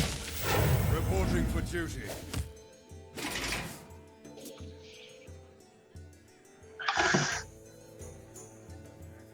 So we just totem. I just want to go face and swell, I think. No, what? I want to go face and play swell. No, what? Steve? I mean, does it do anything against, like, the 4-drop, a 3-drop, and a 4-drop? And you can. Actually, okay. Maybe not. Maybe we just do it next turn. We could just heal power Promising Totem. Okay, do we heal power first? If we get torn, now we still trade, I guess.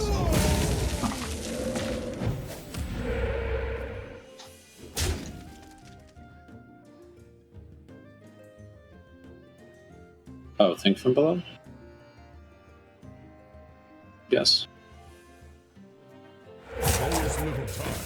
There's more of those.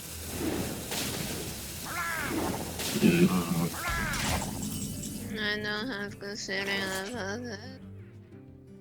But we don't die with blood loss, right? It's only 17 damage. Ah. We just heal power and blessing.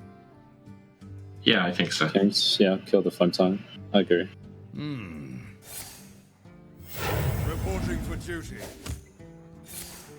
I think after that turn, you can get a pretty decent read on their hand, too. Seems to be more reactive. Definitely. It is hard to pass up that big of a bloodlust. Well, the Shaman doesn't have a lot of incremental damage, so if you're not killing them with the Bloodlust, usually you try and wait if you can, and just push whatever little advantages you can get here and there. Tempo Storm not having Wicker Flame Burn Bristle in the deck as well, still having the Corpse Taker in there. And I agree with this Bloodlust. I think the #1 mistake players make is that they do not Bloodlust often enough when they have enough damage that it matters. Okay. You don't have to get the full kill from Bloodlust, you just have to get a lot of damage. It does help clear And the this board is quite nicely. 15 and clears it out, so they protect themselves from Steed, they protect from Spike Ridge a lot in this spot. Bone Mare. They still get bored, and they have Thrall and Evolve in hand. Almost any way you slice this, it's going to be a big turn. What if you slice it with a Consecrate? Well, that certainly hurts, but then what? You don't have anything left to evolve. that's where you're hoping for the magic draws. But I imagine at this point, playing odds, just assuming that Consecrate's not in the deck. I mean, Murloc Paladin has rarely run it, and when it does, it's typically one copy. That is true. I think in this format in particular, in Last Hero Standing, Consecration is seen a lot more often. Oh yeah. Than on like ladder play, but even in ladder play right now with the rogues gaining popularity, Consecrate performs very well against the rogues. So you see a lot. Yeah, you start seeing it as a one-of in just standard ladder Murloc Paladin. So I don't think it's too unreasonable to expect that it could be there. Well, it's a tough turn for Tempo Storm. Let's listen in, hear what they're thinking about it. We can take a riskier line. No, I think Conk and Round Cloud is okay. Sure. Riskier line would have been I mean, just play Rallying Blade and Chum and here. We don't pop this turn. Void. So just Firefly as well? think so. Actually, wait. Isn't Firefly Hero Power Evolve better? Maybe even. I think we just Hero Power double Firefly and pass to like get another 1/1 from the totem before we evolve. I wonder. It's a little greedy if you like. Have to kill. We also don't have that much life. I mean, still, if Ethereum, it's not enough pressure to like threaten us. And so we get 5 HP from Swirl later. I kind of like. We could also just do Firefly Hero Power Evolve. I feel like we need it. I don't think Evolve makes our board better since like the extra 1/1 we get is really huge. I think we just Hero Power pass here. There is little time. But I'm fine with Swirl, but I don't want to Evolve. Like if you want to upgrade them, then I would just Swirl this turn. I don't like Evolve. Okay, then pass. Because 2 drops like could just suck. I think we should maybe have Brawl instead of Bloodlust in that turn. I know, because we could always clear like with Bloodlust next turn. Not the Protect? Not the Protect. Oh, yeah. The Divine Shields there, yeah. I want to kill the 1/2. Not the 0/1 that keeps on making 1/1s. I wonder. I think the 0/1 is better. He doesn't have anything. Wait, I just think killing the 0/1 is way better. Yeah, I agree. Okay. Wait, are we... That one? Yes. It has the most health. It plays better into Jade Lightning. Mm-hmm. Yeah. That's right. Yes. Yeah.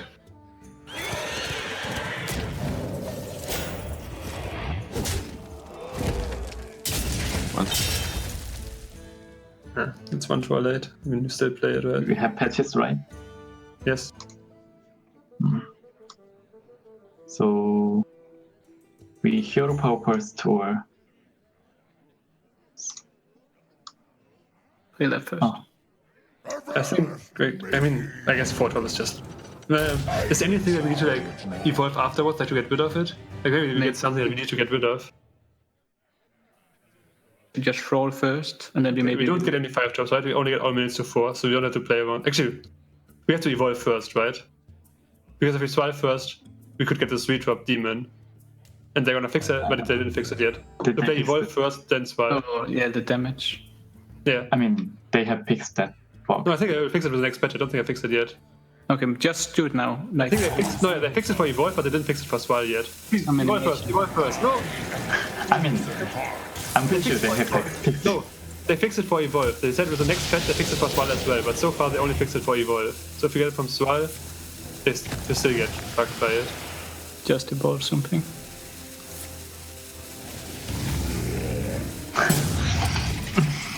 Yeah, they fixed it that if you get it from evolve, you don't take damage, or if you get it from swallow, it still counts as summon. That's why I want to evolve. They have 25 damage on the board. That's pretty good. What? Okay, well, let's play out the hand and then think about the trade. Just play the hand out first, right?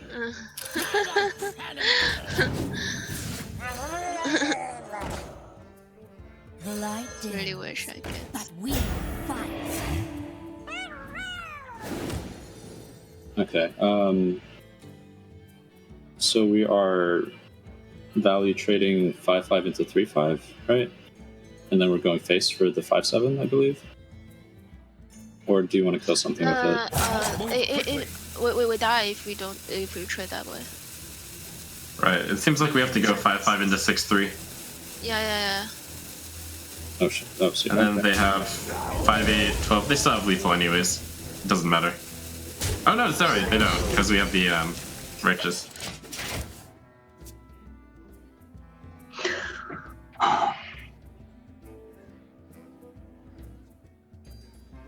So we Wait. I don't think we would face tank that much time. I mean, it doesn't matter, yes. 21, but... Can we just doppelganger we have to play around Tarim, right? Tarim is the way we lose. I mean, we have enough 3 drops. So we trade everything here, right? Can you play doppelganger and evolve one of the units first? Just like if we get, I don't know, what 6 change stuff, but still might as well check.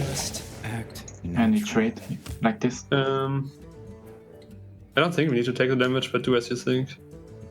Yeah, sure. We have a good life total. But then I think we kill the 3/3. Yeah. Actually, can we just trade with everything? Just like, let's play around trade the 2-1. Then like we never lose if we trade everything. Yeah, we just don't lose. Just full play.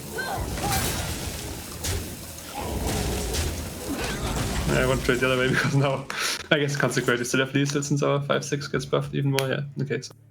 Primal Drake. Okay, so they have Warrior left. Yeah. Thank you. Planet Odd with some huge evolve turns. Pulls ahead 5 games to 3 over Tempo Storm right now. It means they are 1 game off of taking this set. And since they won with Shaman here in last year's standing, they get to run it back. Pretty powerful deck to be able to run back as well. Not too many counters to Shaman. And the few counters that there are, Shaman always has the ability to, draw well and get a victory out of nowhere, especially since it's a Bloodlust deck. Sometimes, you play your board control deck that is favored against Shaman, you just don't draw a board clear, all of a sudden you're dead.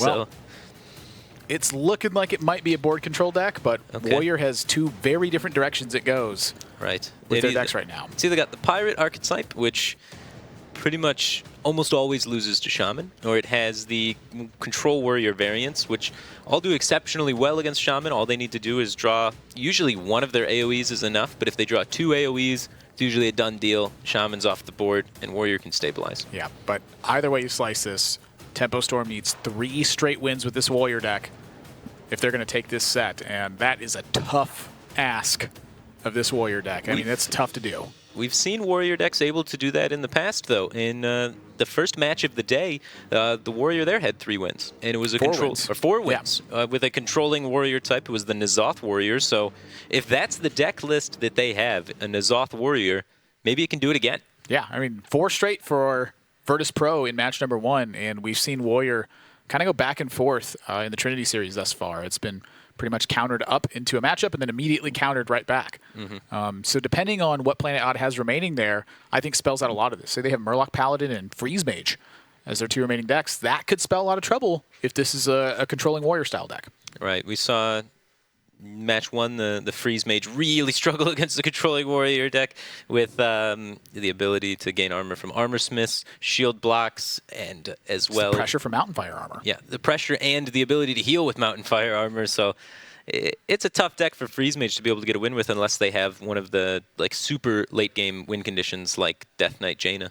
Yeah, it's definitely some tough stuff they have, but right now the goal is to get past Shaman. Yeah. They gotta have it right now. I mean, even if they just put a couple wins on the board here and try to improve that tiebreaker score. It's important. It's very important at this stage. I mean, none of these teams envision starting out 0-2. And it's tough to ever expect one of these teams to start 0-2. I mean, I would say that most of the teams are fairly evenly matched across the board. Sure. I would give the edge to Planet Odd if you look at just past tournament results, but that's not what you look at. You look at deck building. You look at form that they're currently in. You look at planning over the course of the game. All those factors really matter.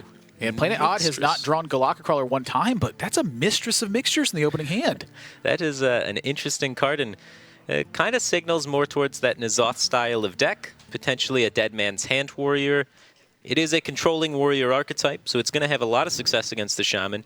Now, I don't want to get too ahead of myself, but what are the remaining decks here for Planet Odd? Is there a chance for Team Tempo Storm to really come back in this? Well, Paladin and Mage are the 2 decks behind Shaman. And Mage can struggle against a lot of healing. Mixtures and Mixtures and Shield Block and Armor Smith is a lot of healing. So then it's just Paladin after that. And if it's one of the more aggressive Murloc Paladin builds, which we saw from Team Liquid struggle against Control Warrior in the past. Tempo Storm keeps... Did they keep the opening hand, or did they mulligan all this away? They mulliganed away an Execute. And and got what they have here. Patch is picked up. That's an awful early draw. And when you see Mistress of Mixtures on turn 1, what are you thinking is playing it odd? I immediately kind of start thinking about N'Zoth, personally, but... I do too, but what about the rest of the cards? Yeah. It still seems odd to include Mistress of Mixtures in N'Zoth Warrior. But yeah, N'Zoth Warrior. A little bit of adaptation I think that's the least surprising card they could have drawn. Right. Well, I don't know. I was thinking maybe it's some weird Cold Light Dead Man's Hand thing going on, because you already have Mountain Fire armor to serve the purpose of what this Mistress of Mixtures is doing. Even more healing in that deck.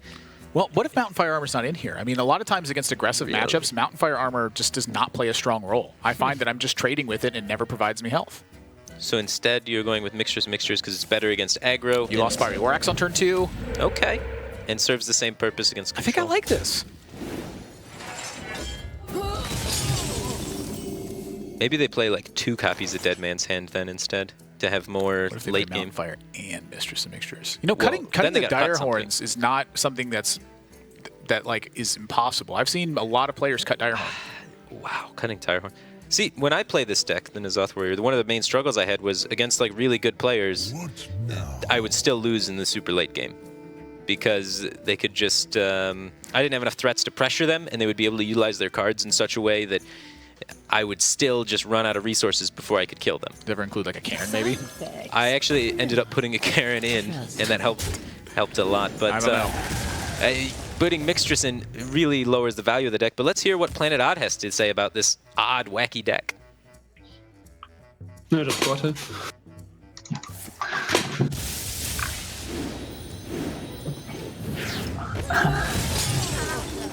Decent. Luck pass. I need to find an Acolyte. This is Rowan Smith. Yep. Acolyte would be... Right. Yeah. And we have always autumn. Oh, so we Brimstone. Yeah, sure. As I can't. Flame Tongue, too.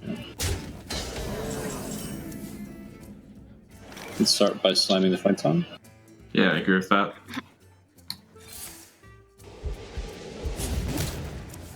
I think we don't need to do anything yet.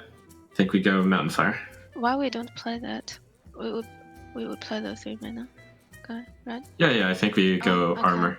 Oh, sorry. Mountain Fire Armor, sorry. I never know the name of that card. Okay. So yes, this play. Yeah, I agree. Obliteration. Sure. Do we trade that? Think so. Why? What does it do?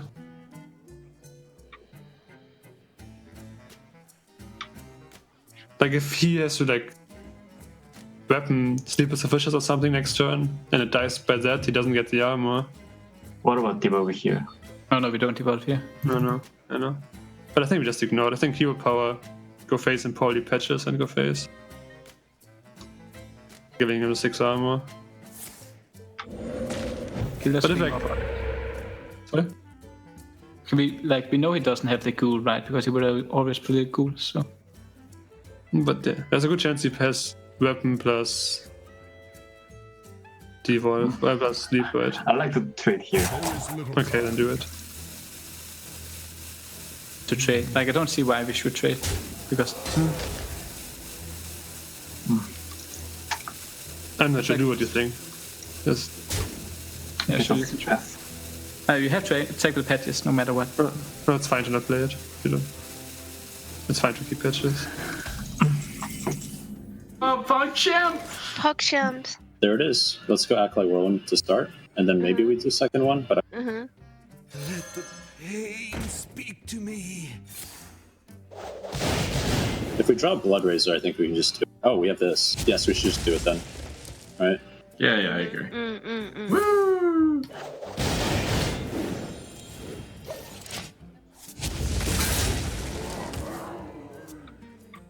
So we play Aya here. Yes. Yeah. Then we We play would battle rate instead of Whirlwind last turn, right? I mean, not like you can play one Battle Rage, like the OF sucks here. Yeah. First time. Golems are a girl's best friend. I'm not sure like how good our other decks are against this. Because this ends out, right? Yeah. Well, jumping right back into it here, this Warrior deck has had an incredible start. Picking up that Acolyte of Pain was really huge for Tempo Storm. You could hear how excited they were when they were able to finally get there, and it just really snowballed their entire draw engine.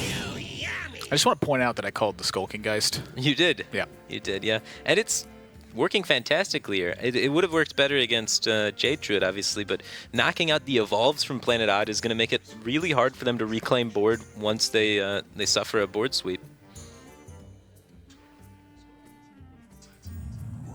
And Evolves taken out of this matchup now. It's a big deal. It's a very big deal because there's a Doppelganger sitting in hand, and there you can see it, Skulking Geist. If you haven't done that before, you can roll over the Skulking Geist action in the sidebar and see exactly what it destroyed. It will show you if it destroyed your opponent's cards.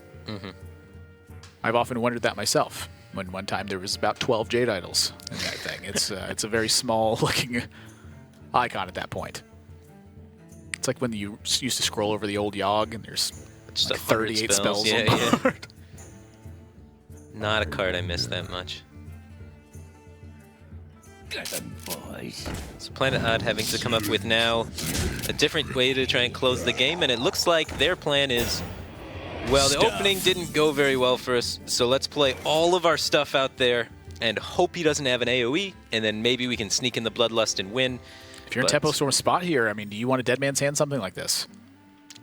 To get inside more Whirlwind effects than a Zoth. A Slam is decent. Execute's Brawl? really bad. Brawl is good.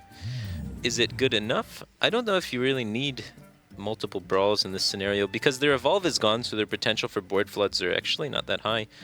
I like getting value out of the Execute here. So I like slamming the 5/5 Executing. It's not a card that typically gets too much great value against Shaman. And you can kind of just trim down almost all the minions on the board without using Brawl. So I think you definitely hold on to the Brawl. And I don't like Dead Man's Handing because I think you want to draw towards your other removal rather than cycling a lot of garbage like another Mazoth into your deck. Makes sense to me.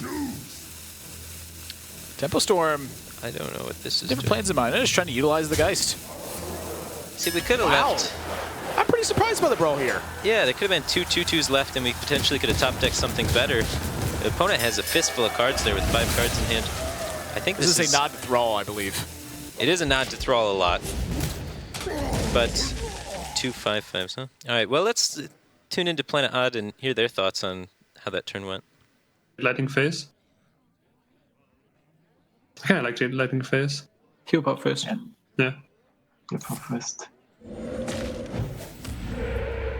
Honestly, there's a realistic chance they just die at some point. So, like, if you draw Flame Tongue next turn, like, patches Flame Tongue. Lightning and Goraka here, right? Yes. Probably Goraka to the left.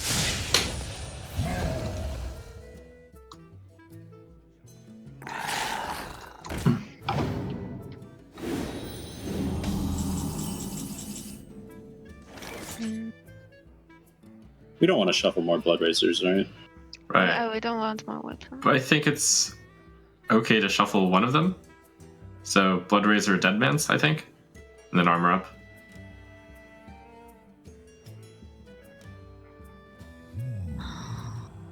Unless we think that shuffling an extra Execute and a Blood Razor are so bad that they don't outweigh the N'Zoth that gets shuffled in. I think we go Blood Razor, Dead Man's. Okay. Or maybe even not play Dead Man's here. I'm not sure. I'm not sure if we to save the Dead Man for Sleep with Fishes. Something. No, that'll probably be too late since this deck doesn't draw that much. So we're guaranteed to play N'Zoth next turn? Yes. Yeah, I think let's not play the Dead Man's Hand then. Just armor as much as we can, set up for N'Zoth. So you're suggesting just Blood Razor, hit, and then Armor Up, and then pass, right? Yeah, I'm even thinking about Hit the using 3/3. Execute. I think we just kill the 2/3, Execute the 3/3, armor up, set up for N'Zoth. I don't think we use that. Why do I execute? The 2/2. I'm gonna decide not to. No, you would execute the 3/3. Oh, right. He doesn't have anything in the hand. Like, as long as he can't flood this turn and make it so we can't play N'Zoth, we're in a good spot, right? Like, if he floods here and we're afraid of Bloodlust, then we waste another turn. I think it's just better to clear as much as we can in this spot. Okay. Sail first. Yeah, just... Because there, then hero power, then weapon phase.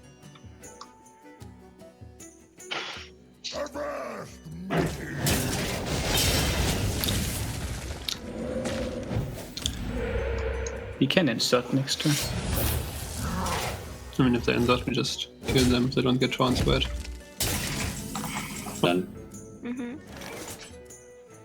Or maybe hatchling? I don't want to hatchling. No. We just clear. Really? No hatchling into the turn right before playing this? Yes, that's fine. Any execute shuffle? Do you want to shuffle here? No. I don't think so. You're sure not playing the Direhorn hatchling here? This is so good here. I would execute here. I don't know you guys. Yes, but I would full clear here. I would full clear too. That sounds insane to me. Just play it safe and make sure that we play N'Zoth next turn. This is the same scenario as... Okay, and we are playing Deadmans, right? Do we play Deadman? Of course we do. We're playing Execute Deadmans and then Hero Power. I guess so, because if we play N'Zoth next turn, right. If we get a Direhorn or... Yeah. Maybe we want this execute, to be honest. No, we don't want the Execute. I think. Yeah, he has Patch's Bloodlust in the hand, and one other thing. Like, we're super safe, even if they top deck something good. We just want to make sure that we never, get pressured out to the point where we can't play N'Zoth. But the thing is, if you play the Direhorn hatchling, the N'Zoth brings back a hatchling. I can't wrap my head around why we didn't play this.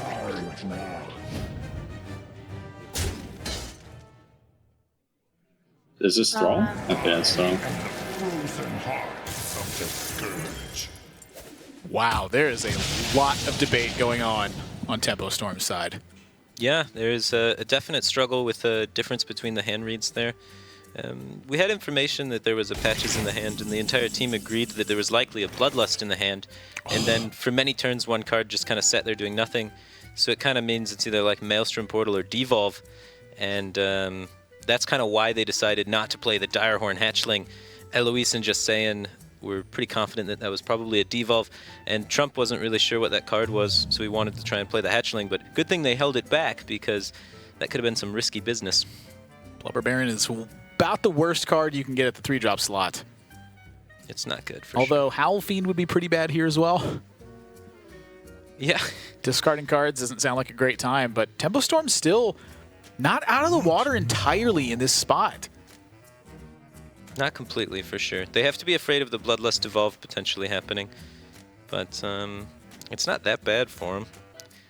They have to be kind of a little bit worried about potentially getting outvalued in this scenario. Now that I'm not so worried about. They have I'm just worried about the kill window. I mean, they're going to have so much healing.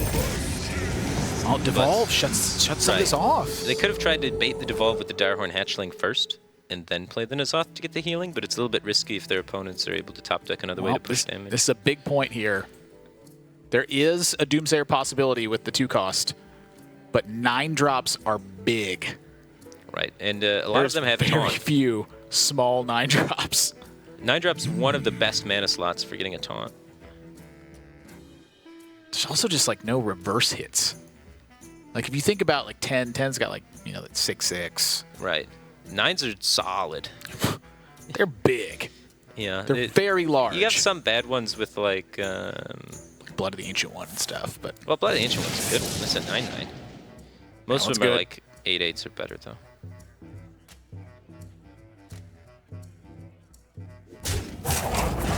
And I think that 8/8 is enough to close it out. Let's listen to Tempo Storm. Hear what they're thinking about their spot. Looks favorable. This 4/4 is not. This 4/4 is really annoying. So even bust weapon, right? Ooh, Scourge Lord. Let's do that. That's pretty good. Armor up first, yeah. Yeah, armor up Scourge Lord, kill his stuff, push a lot of damage. Okay. Yep. That's game. Well, That's definitely game. Yeah. And rule Yeah. meets ashes.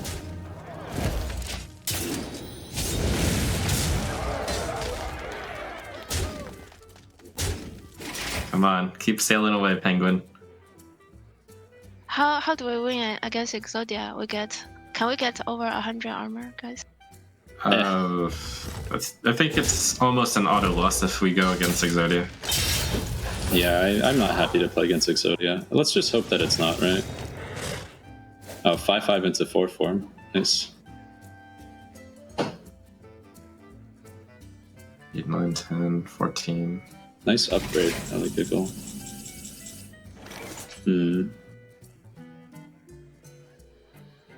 I think we can take the 4, right? Oh, you want to hit him? Yeah, that makes sense. Yeah. And then play these the 2. two, and then just pass. Yep. We don't die. And it saves Alex from the last straight lightning. Looks good to me. Sure. Do we want to battle rage? Nah. Maybe tomorrow. Doesn't really matter. Or next turn. Maybe tomorrow. Maybe tomorrow, okay. Maybe next year. Alright.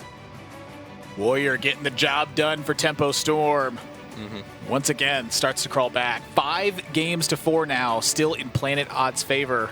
But step number 1 is complete. Defeat Shaman. Well, now step number 2 comes into play. We heard Tempo Storm talking about it on their comms there.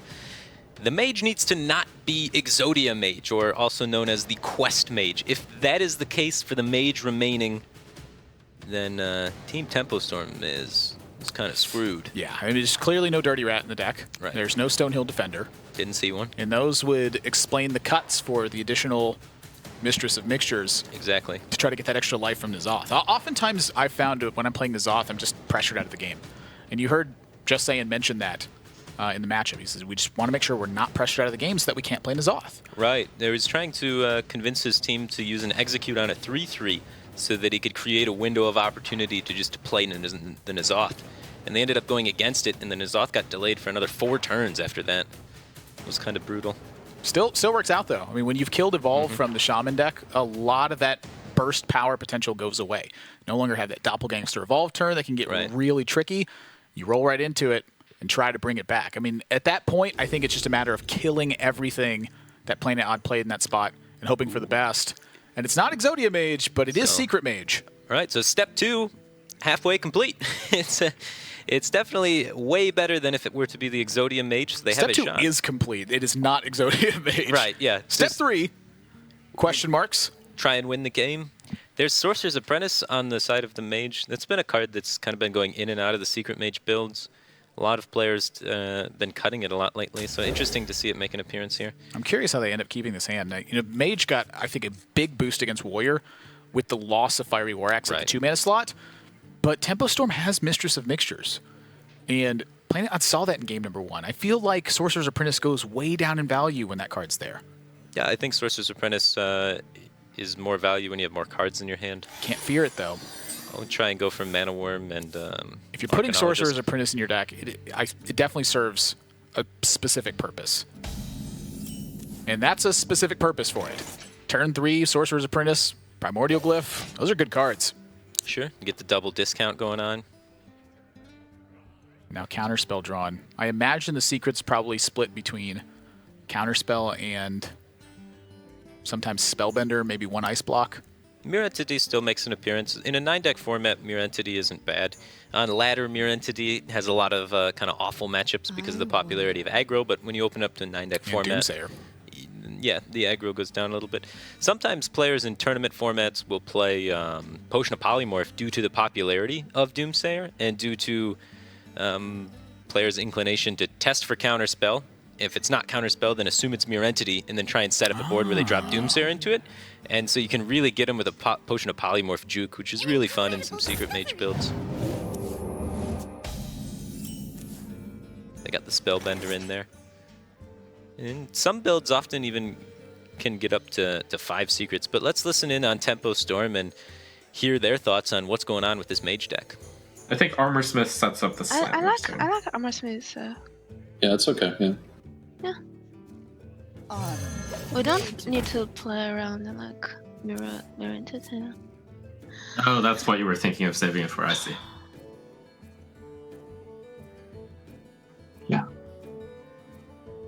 But do we attack pace or trade? I mean, we just check what because we get. Never go face, right? Because Can we just check what Glyph gives us? yeah, sure. What to do? What to do? Someday I'll be just like you. I think we take Vaporize and just play it.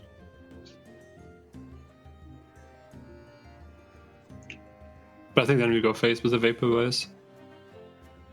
Why do you want Vaporize? I mean, I just want to have a secret for him with Leaves Valid next turn. Yep. Or you want to take the Pyro? Actually, the Pyro's interesting, yeah. We're gonna need the damage. Okay. Do you want the Pyro? Actually, I'm fine with the Pyro. What do you think? Surrender? I like the Pyro. Just hit and hit into Llamasmith maybe. Hitting into Llamasmith is that he can call Sleep the Fishes. What to do? Kind of like going face though. It's just not a problem if you want. It's like, we want to just kill them on turn 8. So like face damage.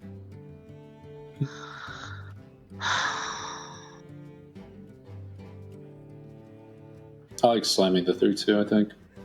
Yeah, feels bad, but yeah. yeah. I wonder. Yeah. Okay.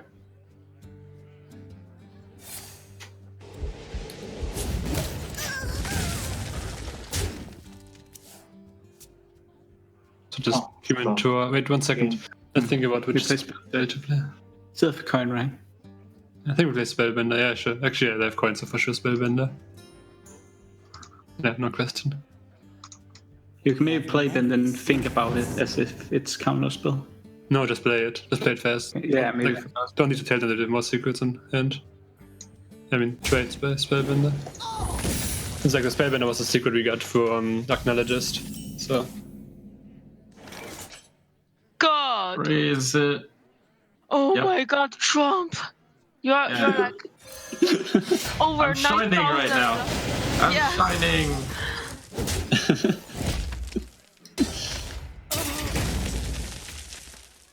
So we just AI? Yeah. We most likely. Still Medea's Valid his face? No, I'm pretty sure we still Medea's Valid his face. Then I can use this weapon and take 5 damage. Excuse me, you are on fire. No, they were running an ice block. Pretty sure. So let's start with coin because we want to play both acolytes this turn if we can. Yeah. All right. Hey, wait! If we acolyte and it is mirror entity, do we execute here? What now? Let's just say don't coin. let's start with coin first. If it has mirror entity, then we don't. I think it makes sense to Acolyte first, given that. Are we supposed to execute the Acolyte? I mean, we just give them an No. I'm Okay. just getting out. Sure. Okay.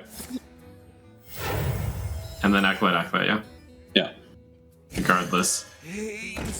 Oh, nice. Feels amazing. Oh, my quick answer. Trump, you're the best. Thank you. Ooh. So we know that's basically Ice Block or Spellbender. Yeah. Another grip, right? Likely if Volcanic Potion seems too bad. Yeah, we need damage. Put her, for sure. Yes. But we play counterspell here, right? Think so. Yeah, do it. I think now we have 2 secrets to protect our violence minions, potentially. Tom Guns. No, the 2 glyph cards are still in hand. Yeah, let's play the Mistress first, shall we? Sure, but I don't think it's Mirror Entity. Can we start with like shield block? Wait. We don't want shell block to be countered, right? We can use Demon's Hands, right? Yeah, let's use that instead to get counterspell. Yeah, we do Demon's Hands. But if it's not counterspell, that's awful for us. I think we play Mistress in case it's Mirror Entity first. If it is Mirror Entity, we still want to Whirlwind, I think. So if we Whirlwind no matter what, then why not we... Because we wanted to get Mirror Entity killed. It's kind of clear it has to be one counterspell, right? Yeah, I'm pretty sure it's like Bender and Counterspell or Ice Block, and yeah, a combination of those three. This is like a disaster if we did. Just go Deadman's. Believe. Believe. Oh my gosh. Okay, Whirlwind. Okay, Whirlwind shield block. You can do it. Right, Whirlwind? I think. Yeah, Whirlwind, play Mistress and Hero Power. Mistress, yeah, because okay. Mountain Fire instead? Mountain Fire. Yes, Mountain Fire, actually. Okay, good. Oh, yes, Trump, you did it! Oh! I can't believe you made such a tough call on Deadman's. Like, this is a terrible hand to Deadman's. Nope. You were that certain. Yes, yeah, we looked at their other mage list already that they brought last week. We're pretty sure it's just not Mirror Entity. Yeah. Not much belief. Yeah. Yeah. Okay, okay, time to find out if this...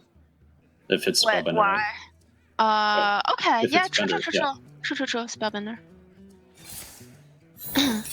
Alright. Nice. So... Oh, they run Medieval. So maybe we want to save the Execute for some reason? We do, yeah. So we should play Armor Smith here, and then just bump in an Acolyte into the 1/1 first, right? Okay. Made to fit. And the other He just gets armor. Let's see what he does and then decide if we... I'll try to go for board or just Pyro Face.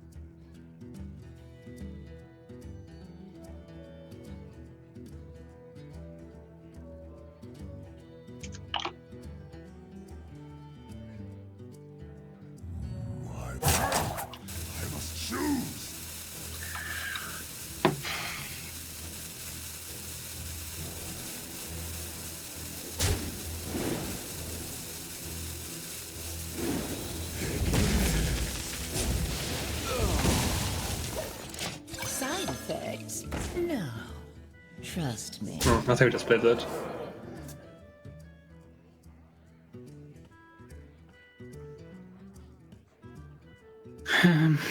I think it's just better odds. Like the Pyro Face is so unlikely to win us the game. Yeah, but this is also... I mean, this way we get like a lot of big minions to give. I'm pretty sure we Medivh this turn. Like Pyro, he goes to 10, he even just armors up, he's at 12 and you only have 11 damage. Yeah. Obviously we have some top decks outs, but like he will always have a way to... I mean, I guess we could just Pyro Face, see if he has to kill off his own minions somehow and then Medivh. But then we miss out on an 8-drop from Pyro. So we made it. Yeah, I think I like Medivh more. So kind of you to join me. Hope. Couldn't saw this last card.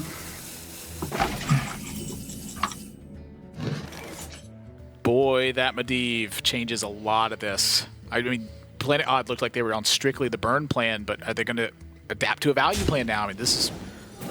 Yeah, things are changing for them. They had the potential there to go all in with burn spells, hoping to draw the second Fireball or the second Frostbolt to round out enough damage to close if no Whirlwind effect is drawn, which isn't completely unlikely. With the slams being utilized already by Tempo Storm, it's hard for them to kill off their own Mixtress and Mixtures, and one Whirlwind and... Planet Odd has 27 damage available. Yeah, and 2 Whirlwinds and a Blood Razor being used, it's difficult to Whirlwind their own board. The problem is the Medivh. The Actiesh now is summoning minions to fight back. I don't know what Planet Odd's going to do. Let's listen to them and hear how they want to adapt.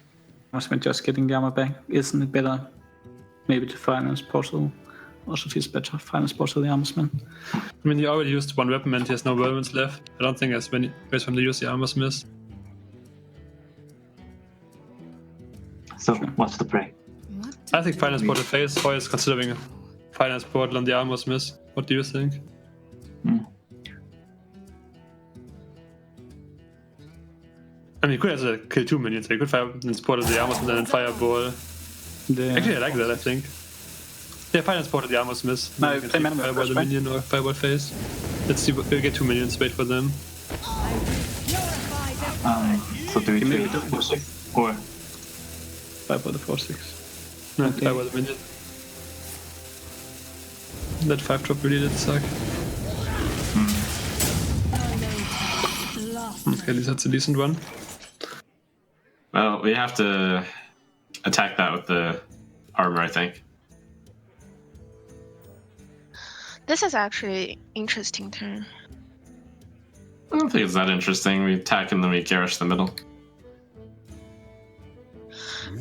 I kind of like Garrosh too because it costs 8 mana. What do you think, Sam?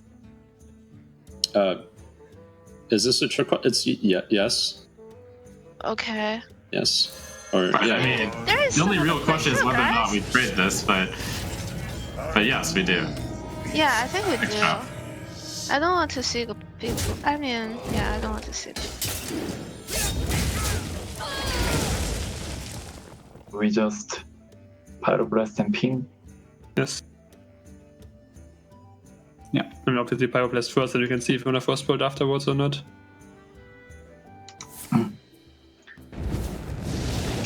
Maybe one pink damage.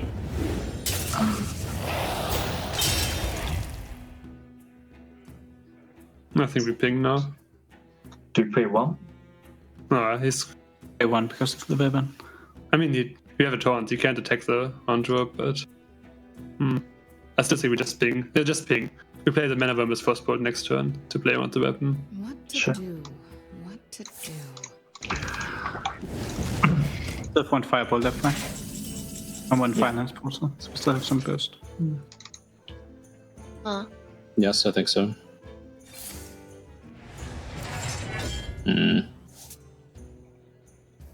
I think we rage.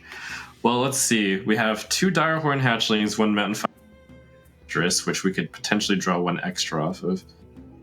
If we play Battle Rage, I don't want to battle rage here. It's very likely we get a battle rage target. Our hand is. is full of removal. It's not like we really need to draw into anything right now. Our hand Yeah. is actually not bad. So I like just to execute here and pass. sure. Yeah, I think so. Do we want to hit them? So here's other things. Do we want to hit them in the face with the 4/2? And do we want to just play Blood Razor here instead and then execute? I like this weapon. What do you want to produce? Yeah, I think we just don't pass need on to- that. Yeah. All right. Do you want to hit them in the face? Yes, I think so. Really? Oh, okay then. Because if we draw another big minion or two and they don't have I have another question. 2-3 turns, Do you guys think he runs Antonitas? maybe. I Maybe. don't know if he runs Antonitas when he runs Medivh. It's kind of weird. I think it's unlikely, but it's He possible. used both execute already. Let us coin double Frostbolt. But we We only first have put this turn, right? So Yeah. Oh, do we have to play Acknowledges, right? Because we don't have to secret. I think we play Yeah. both minions here. Play acknowledge this turn.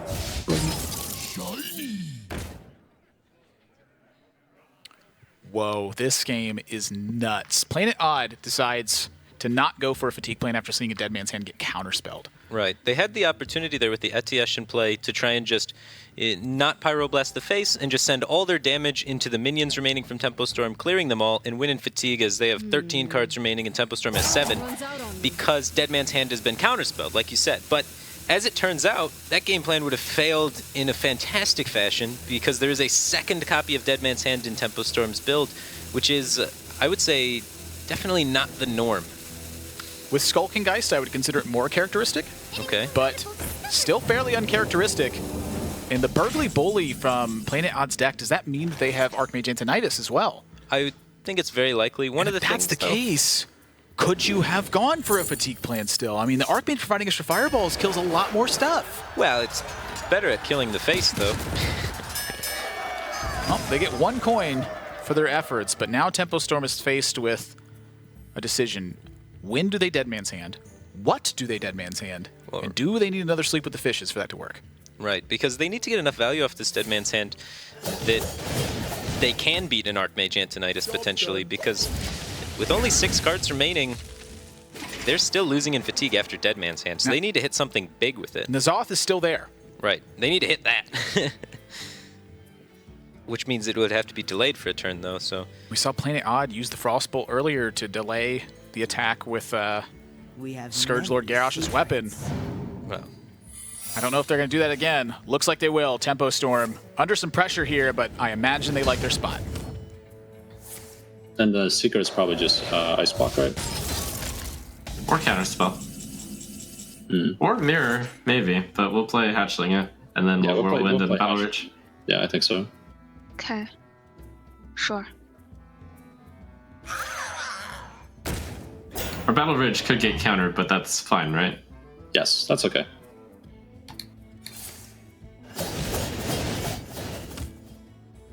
Job's done. Okay. Maybe we should just counterspell. We should just battle ratio. And We have another. Back into his deck. Oh, also because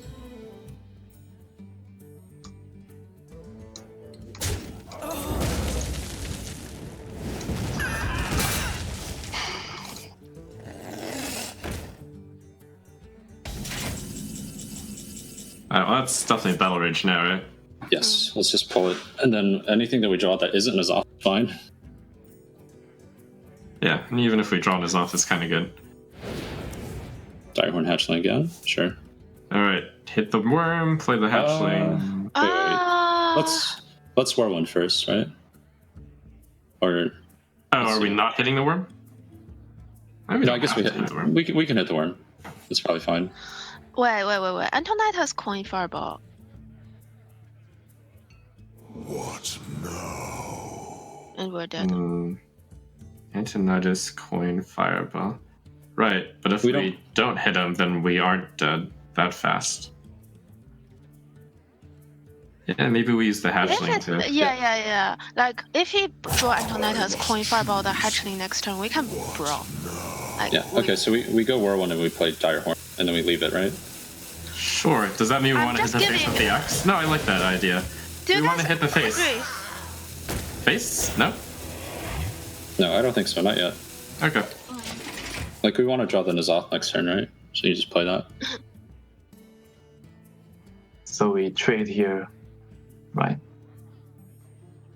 What do we you mean? still don't have lethal if you top deck Anton.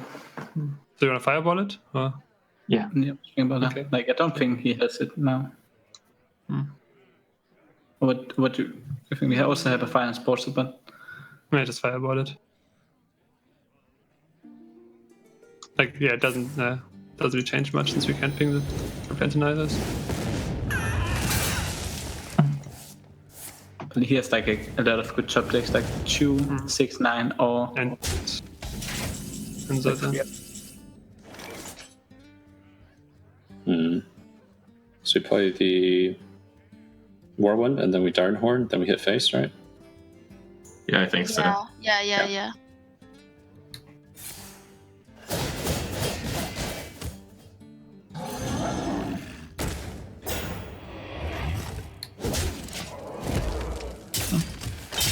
Nice. You always fireball face, yeah, right? yeah. You require my assistance. I mean, wait 1 second, let's just think. Because how can he kill Antonidas if we fireball a minion and trade? That's true. He could. How much armor gain does he have left? So he only played one shield block, right? He played one shield, but he only played one mistress. Like, how does he kill it? Play Mistress Brawl? I wonder. This one actually we don't miss anything, really. So we trade? We have to play. Like he could. Play both slaves. That should make play sense. all the fishes. So what did you say, Surrender? Trade makes sense. Okay. Yeah, because he only played one block. What time was Like, the way, like, he could go, like, Mistress. And if they somehow have like, yeah, just do it. If they somehow have like enough armor gain to like shield slam, then you lose to the armor gain anyway, so you don't have to play around that. Like if they have shield slam, execute like some verb and stuff. I mean, shield block, shield slam, you lose that anyway. Since then, you just use it. Win, Trump! Win! Win, Trump! Trump! I'm a master brawler. Yeah! Woohoo! Really? Yeah. Oh my god! Does he have anything else? Yeah, he's good. I mean, there's still a Firelance in that deck, and he would play it here. What? Play both. Oh, Brawl. actually, It's gonna kill We it have Ice Block anyways. left. We have Ice Block left, so we can't play the Valid. We can't play the Valid. so we keep it, right? Yeah. You have to ping face. The question is if we play the Crystal Runner. It's I think like for yeah, play so it's like keeps them from playing Enzot. Yeah, for sure play it to deny Enzot. Insert. Play it. Yeah, we have to play it. Otherwise, he just Enzots and we lose. This way, he has the hero power. Getting more time now. I'm late. Oh my god. That's perfect. We have When 2 is that? hatchlings. Yeah. Yep. And then We just hope need that to- it's not Firelance, right? Yep. Oh wait, should I have traded this off? Nah, I should hit face. No. No, no, no. No. Fuck. Oh my. Yeah, we're just dead. Like, they needed to draw a minion, they needed to win the brawl. But if we, He hasn't played Ice Block yet, right? Yeah, I mean. Oh yeah, I guess there might be an Ice Block.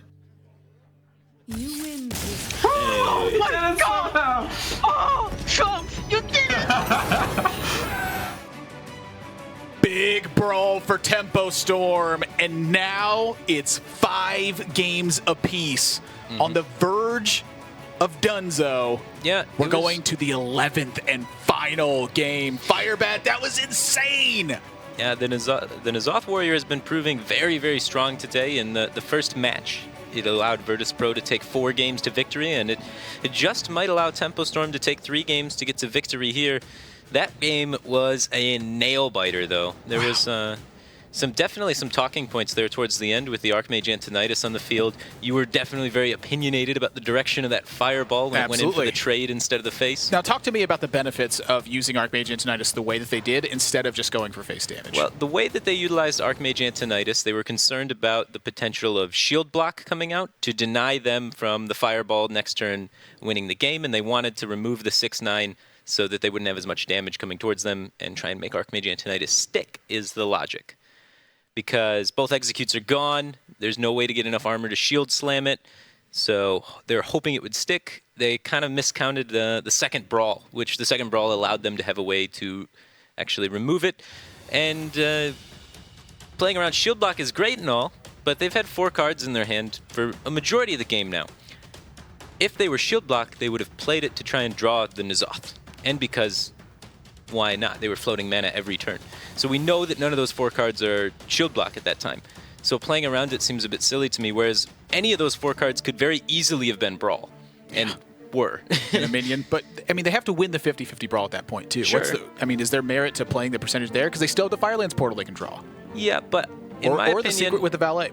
If you were like tracking the hands and watching, and you could eliminate all of the cards that could possibly be in their hand, there was a Mixtress of Mixtures, which they would have played immediately or prior, so they wouldn't be holding on to it. There was a Shield Block that they would have played, and there were Direhorn Matriarch, which they would have played, and there was N'Zoth, which they would have played, and there was potentially Dead Man's Hand, which could have been sitting in their hand. So almost 100% of the time, I'd say they don't have the Shield Block, and they have the Brawl in their hand. If you're tracking the hands appropriately, because there's only 3 cards left in their deck at that point. Well, what a potential draw. I mean, that's really, I think, what the card page plays around is the potential for draw there. It does kind of try and play around the potential for draw into shield block, but if they're shield blocking, they're not playing the N'Zoth, which then buys you more time. I tend to lean on fireballing the face as a stronger play in general. It doesn't give a chance for the 50-50, which you know almost for certain there is going to be a 50-50 brawl where your Archmage could die.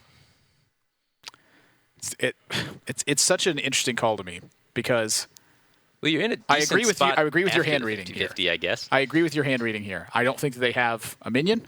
Right. I don't think that they have a shield block. Mm-hmm. I am launching that fireball to face faster than you can say, I don't know, just pick any. That turn would have been over for me in about a quarter of a second. Right. And I'd have been ready with a fireball. If they have shield block, I'm like, yeah, I got another Firelance portal I can draw. Exactly. That's my thought on it. They would have to top deck the shield block, so they have to hit the odds to top deck the shield block. And if they're like in a situation where they draw, let's say, Mixtress of Mixtures as their heal, which is the potential other heal they could draw, they have to brawl it to kill it because they don't have any other ways remaining in their deck to actually kill the Mixtress. So then a percentage of the time they win that their brawl, they still don't heal. And there's a percentage of the time where like something not so great for them wins the brawl too. It's a weird spot. I hear their reasoning, and I think their reasoning is sound logic. I just don't think it's as good of a spot. Yeah, it makes sense to try and play around the shield block for sure, but just not as much sense to me. Yeah, we know they don't have a minion in their hand. We know they don't have shield block in a hand. There are 2 minions they could potentially draw, the Mountain Fire Armor and the Mixtress of Mixtures, and there's 1 shield block they could potentially draw. So I think it's just slightly less odds to win the game. And I don't want to like bring up old stuff or anything, but think back to that Warlock versus Hunter game.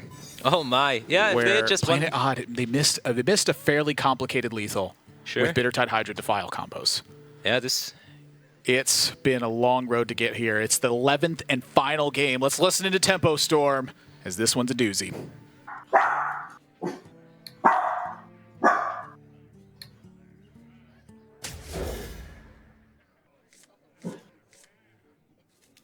Bloodrazor's not bad. Direhorn's kind of a good follow-up. Okay. Right. I think we'll see in the next few turns if they're Murlocs or not. I think so also. Job's done. I think we can tell starting turn 1. Such intuition.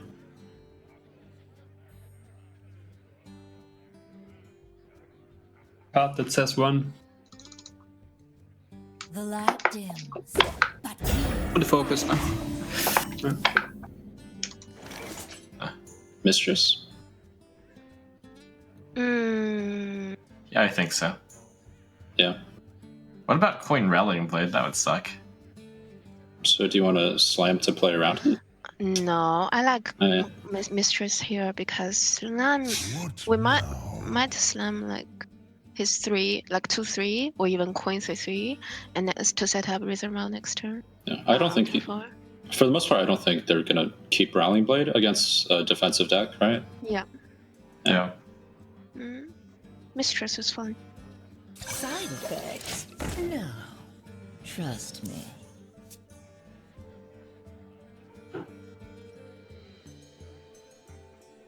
One. Dead turn next turn. We can just Warlock and Secret next turn. No. You just hide list? Yes. I select that way we can calculate before he gets to weapon to the pocket. Redemption? 1 second, just make sure to not attack his face. Just wanted to make sure that you don't. Like, we don't take face this turn, I think. Just redemption. Yeah. And we do nothing. Not attack. Yeah. Just end turn. Yeah. I guess no point in giving him the battle rage. It's like he hits anyway with the mistress afterwards. Yeah. I'm actually thinking about them. How do you feel about slam, the 1/1, and then just... Yeah, I want to draw. Right. Plus, I feel like we're going to go Bloodrazor into Direhorn, so the shield block will just be played later on. We might as well play the slam now because it won't be played later on either. Yeah, it's good to get it out of the way while the threat of redemption isn't here too. Yeah, exactly. Okay. Ooh. Now save it. Save it for sure. Yeah.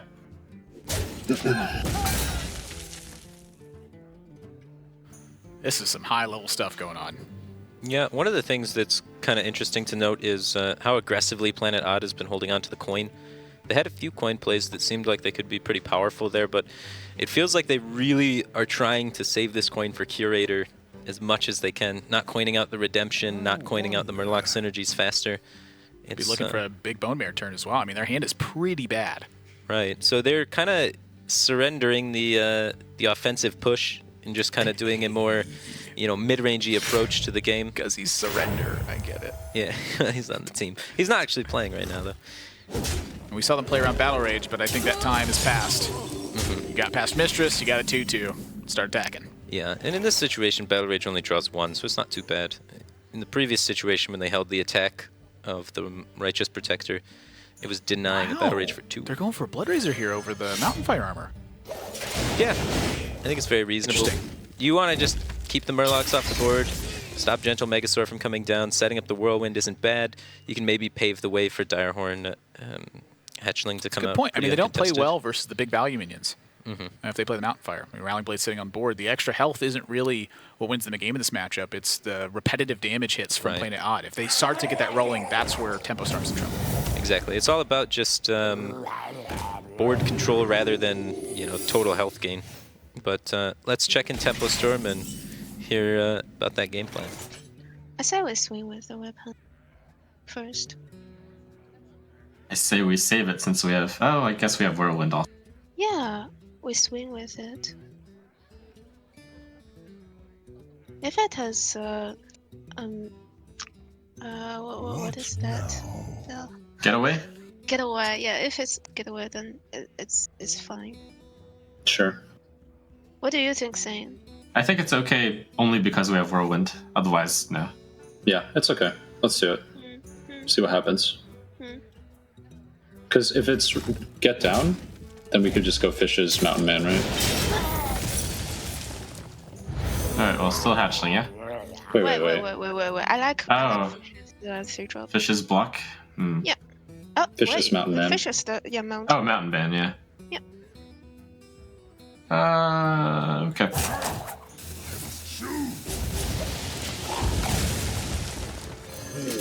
Of obliteration. Do we give him them 6 armor? I think so. I don't think the armor's that important. No, okay. Yeah. Do we weapon over leader? Hero power. Okay. I mean, Warrior's very weak to a second weapon. I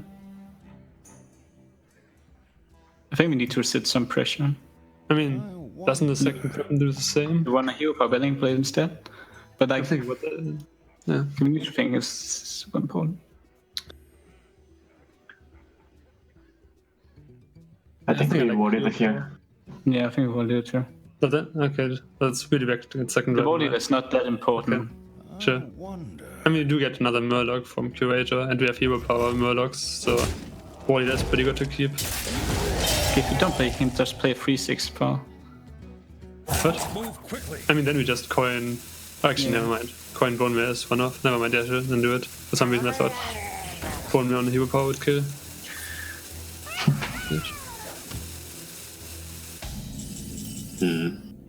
Oh, wow. Direhorn then here? Do you want to throw a Whirlwind at the 3-1? I think we're going to need that activator. For execute and stuff, right? It's bad, but we have to save.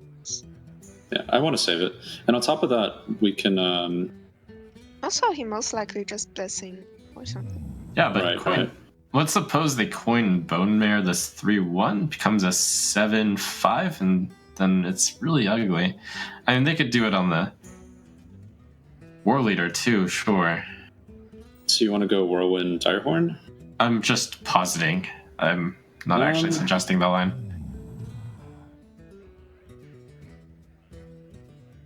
So if we Whirlwind, that's a 3-2. It would get buffed. After she Yeah, I think so. Yeah, let's save the Whirlwind. Because we're going to be bad against Bomer even if we play the Whirlwind. We might as well wait until we can combo it. Okay.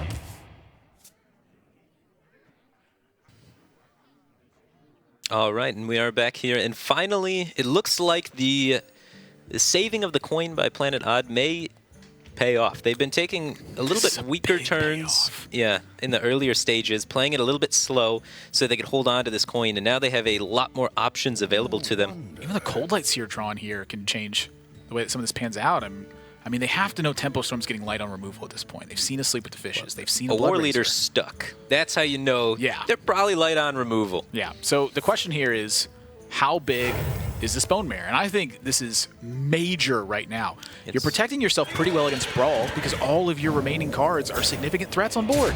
Sure. And even if Brawl comes out, the Curator offers tons of additional support with the reload. It's This is looking really rough for Tempo Storm. I mean, things are starting to get out of hand. Yeah, this is what control decks can kind of struggle with, is just lots and lots of mid-rangey threats coming out one after another. Just a never-ending conga line of mid-range minions. What now? I just see like Bone Mare and Curator and like Gentle Megasaur all starting to line up for the Congo line. Yeah, that's kind of what happens. They just follow each other one after another. They're all buffing each other as well as the Conga gets stronger. Well, that's how they get their energy. They form an actual Congo line. Exactly. You have to envision that. Of course, Hearthstone doesn't do that process for and then you, the Bone Mares at the end just empowering the entire Conga. That is exactly how it works, though. And let's hear what Planet Odd has to say about how their Conga line is progressing. Cold and played? Yeah, I think so. Play Volite and Colite or what? No, yeah. Cold Seer and Burning Plates, what you're saying. Okay. Yeah. Also, like if you play Curator, we could use to Brawl or something. Just Colite weapon, right? Yes. Trade the Ball Leader. Yes. Yes.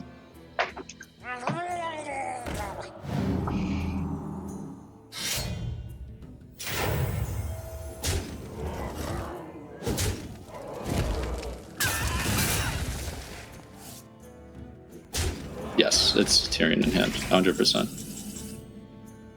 Oh, block. Yep. Right? Right, sure. I think so, yeah. See what we draw here.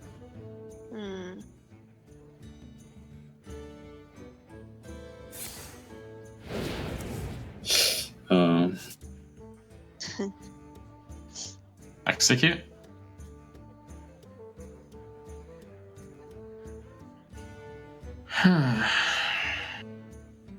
Let's mitigate the most damage. Go Whirlwind, execute the 5/5. Then next turn, if we draw like Blood Razor or Whirlwind, we can clear the War Leader.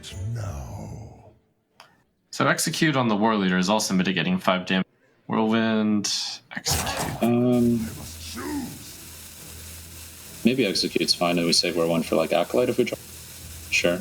If he play Tyrion next turn. Yeah, at least Whirlwind can. I agree. Let's just execute the War Leader then.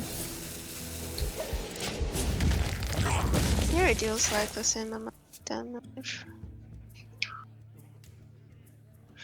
Why not take? I mean, even if they nah, whatever. Alright. Yeah, greater to the left. Are you sure? You don't write Monitor and keep pressing of kings? No, I think I like drawing the Megasaur this turn. But we don't play the one drop, right? Yeah. No. Like it could be useful. No. Just pass. I mean, we should play around 10 mana just so we need to give them a pressure.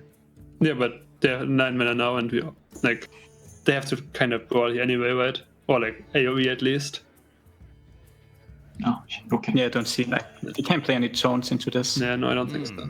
I mean, obviously I could draw the 6/9 taunt, but I don't think it's too bad for us. I would just pass here. But yeah. Oh, that's a good turn at least. Yeah, I say we play it. Are we swinging? So if we swing, we mitigate 2 damage, but we take 4. But then... Oh, and then if we Whirlwind, then we can mitigate 9 damage to the turn. Yeah. So I think we Garrosh Whirlwind. Well, no, he'll play something in the middle. But that's kind of still okay. I mean, we're definitely going to Garrosh. And if we don't have time to play Whirlwind next turn, so He has we might as well. Yeah, I think so. He has 5/5 and the Megasaur. Yes. Alright, so we want to play Whirlwind just to double check one more time. Is there a chance we're not playing N'Zoth next turn? Maybe? We're getting 2 hatchlings, so I don't think so. 2 hatchlings and a mistress and a mountain fire armor. We can't possibly not play N'Zoth. Yeah. Oh, right. So we just Whirlwind then. Yeah. I agree with that. And hit, right? Yes.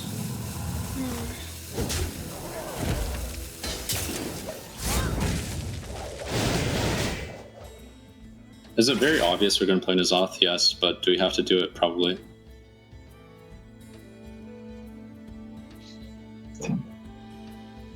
We could play Blessing or Cobra Escaping. Yeah. If they play, we have one silence for. I wonder. Like this is also we commit I'm this. pretty sure they can't play in that. But we have to like, can we play on Sleep with the Fishes? Like, Sleep with the Fishes? Like they have to face tank it, right? Oh, like Whirlwind fish. Yeah, Feeble Power for Whirlwind. How many executes did they use? One. They use one. So scale by I think just Blessing the 5-4. Must move quickly. You guys be Blessing the 5-4, right? Actually, I think we're blessing the 4-1, right? 4-1. Push. Yeah, 4-1. 4-1. And through the right. Scale went to the very right. Yeah. I don't think we swing with the weapon, but do as you think. No, we don't have. So we're getting, well, it's not like we can worry about, yeah. We'll just play it and then lose. Yep. Yep.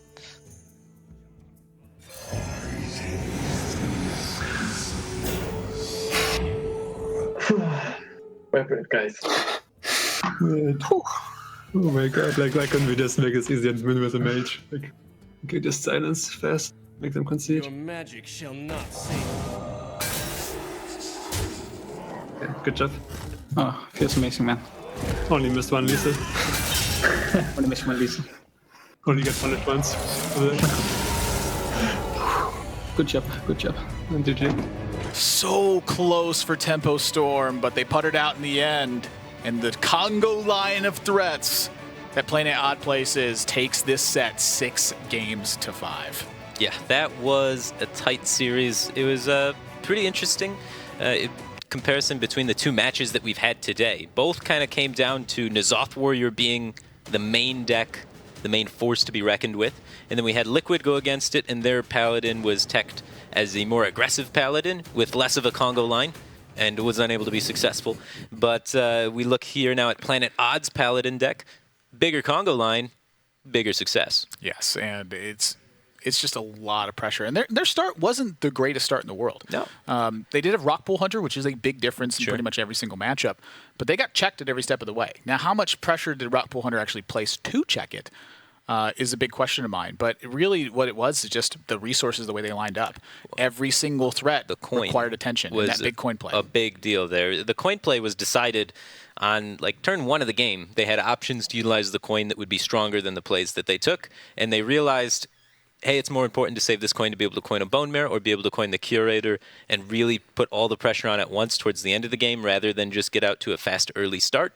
And, that paid dividends for them investing that coin into the future plays. Yes, it paid a lot for sure. It's sort of the way I think about it is if your opponent has checks to your early game anyway, that coin pressure that you apply is all going to be mitigated. You might get a few more extra points of damage, but you don't need that. You need the repetitive damage from bigger sized minions. So being able to follow up with the turn 6 coin, a 7-drop, and then the 7-drop afterwards, and then the Cobalt Scalebane to keep that consistent pressure down, I think that mattered a lot more than a strong early start would have, because even if that early start goes unchecked, you're likely to win, I think, in both scenarios, whether you coin or not. Right, and they were able to never stop playing minions, basically. They had some weaker turns, but they always played a minion every single turn, and Warrior can't really deal with that. Warrior tries to not really develop any threats of its own and just react to your threats.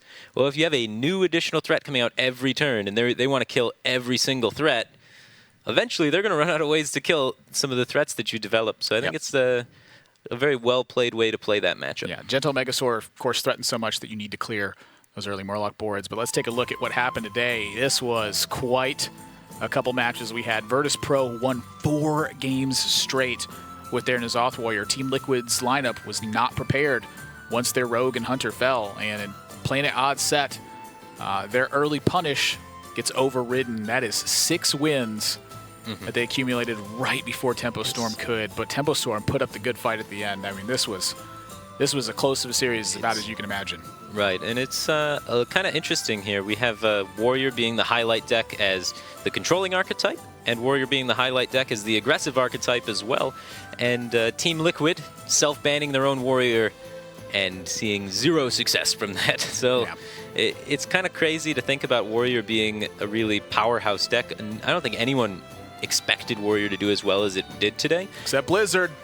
Well, they changed Fiery War Axe. I think a lot of the success to Warrior is due to its flying under the radar a little bit. Yeah,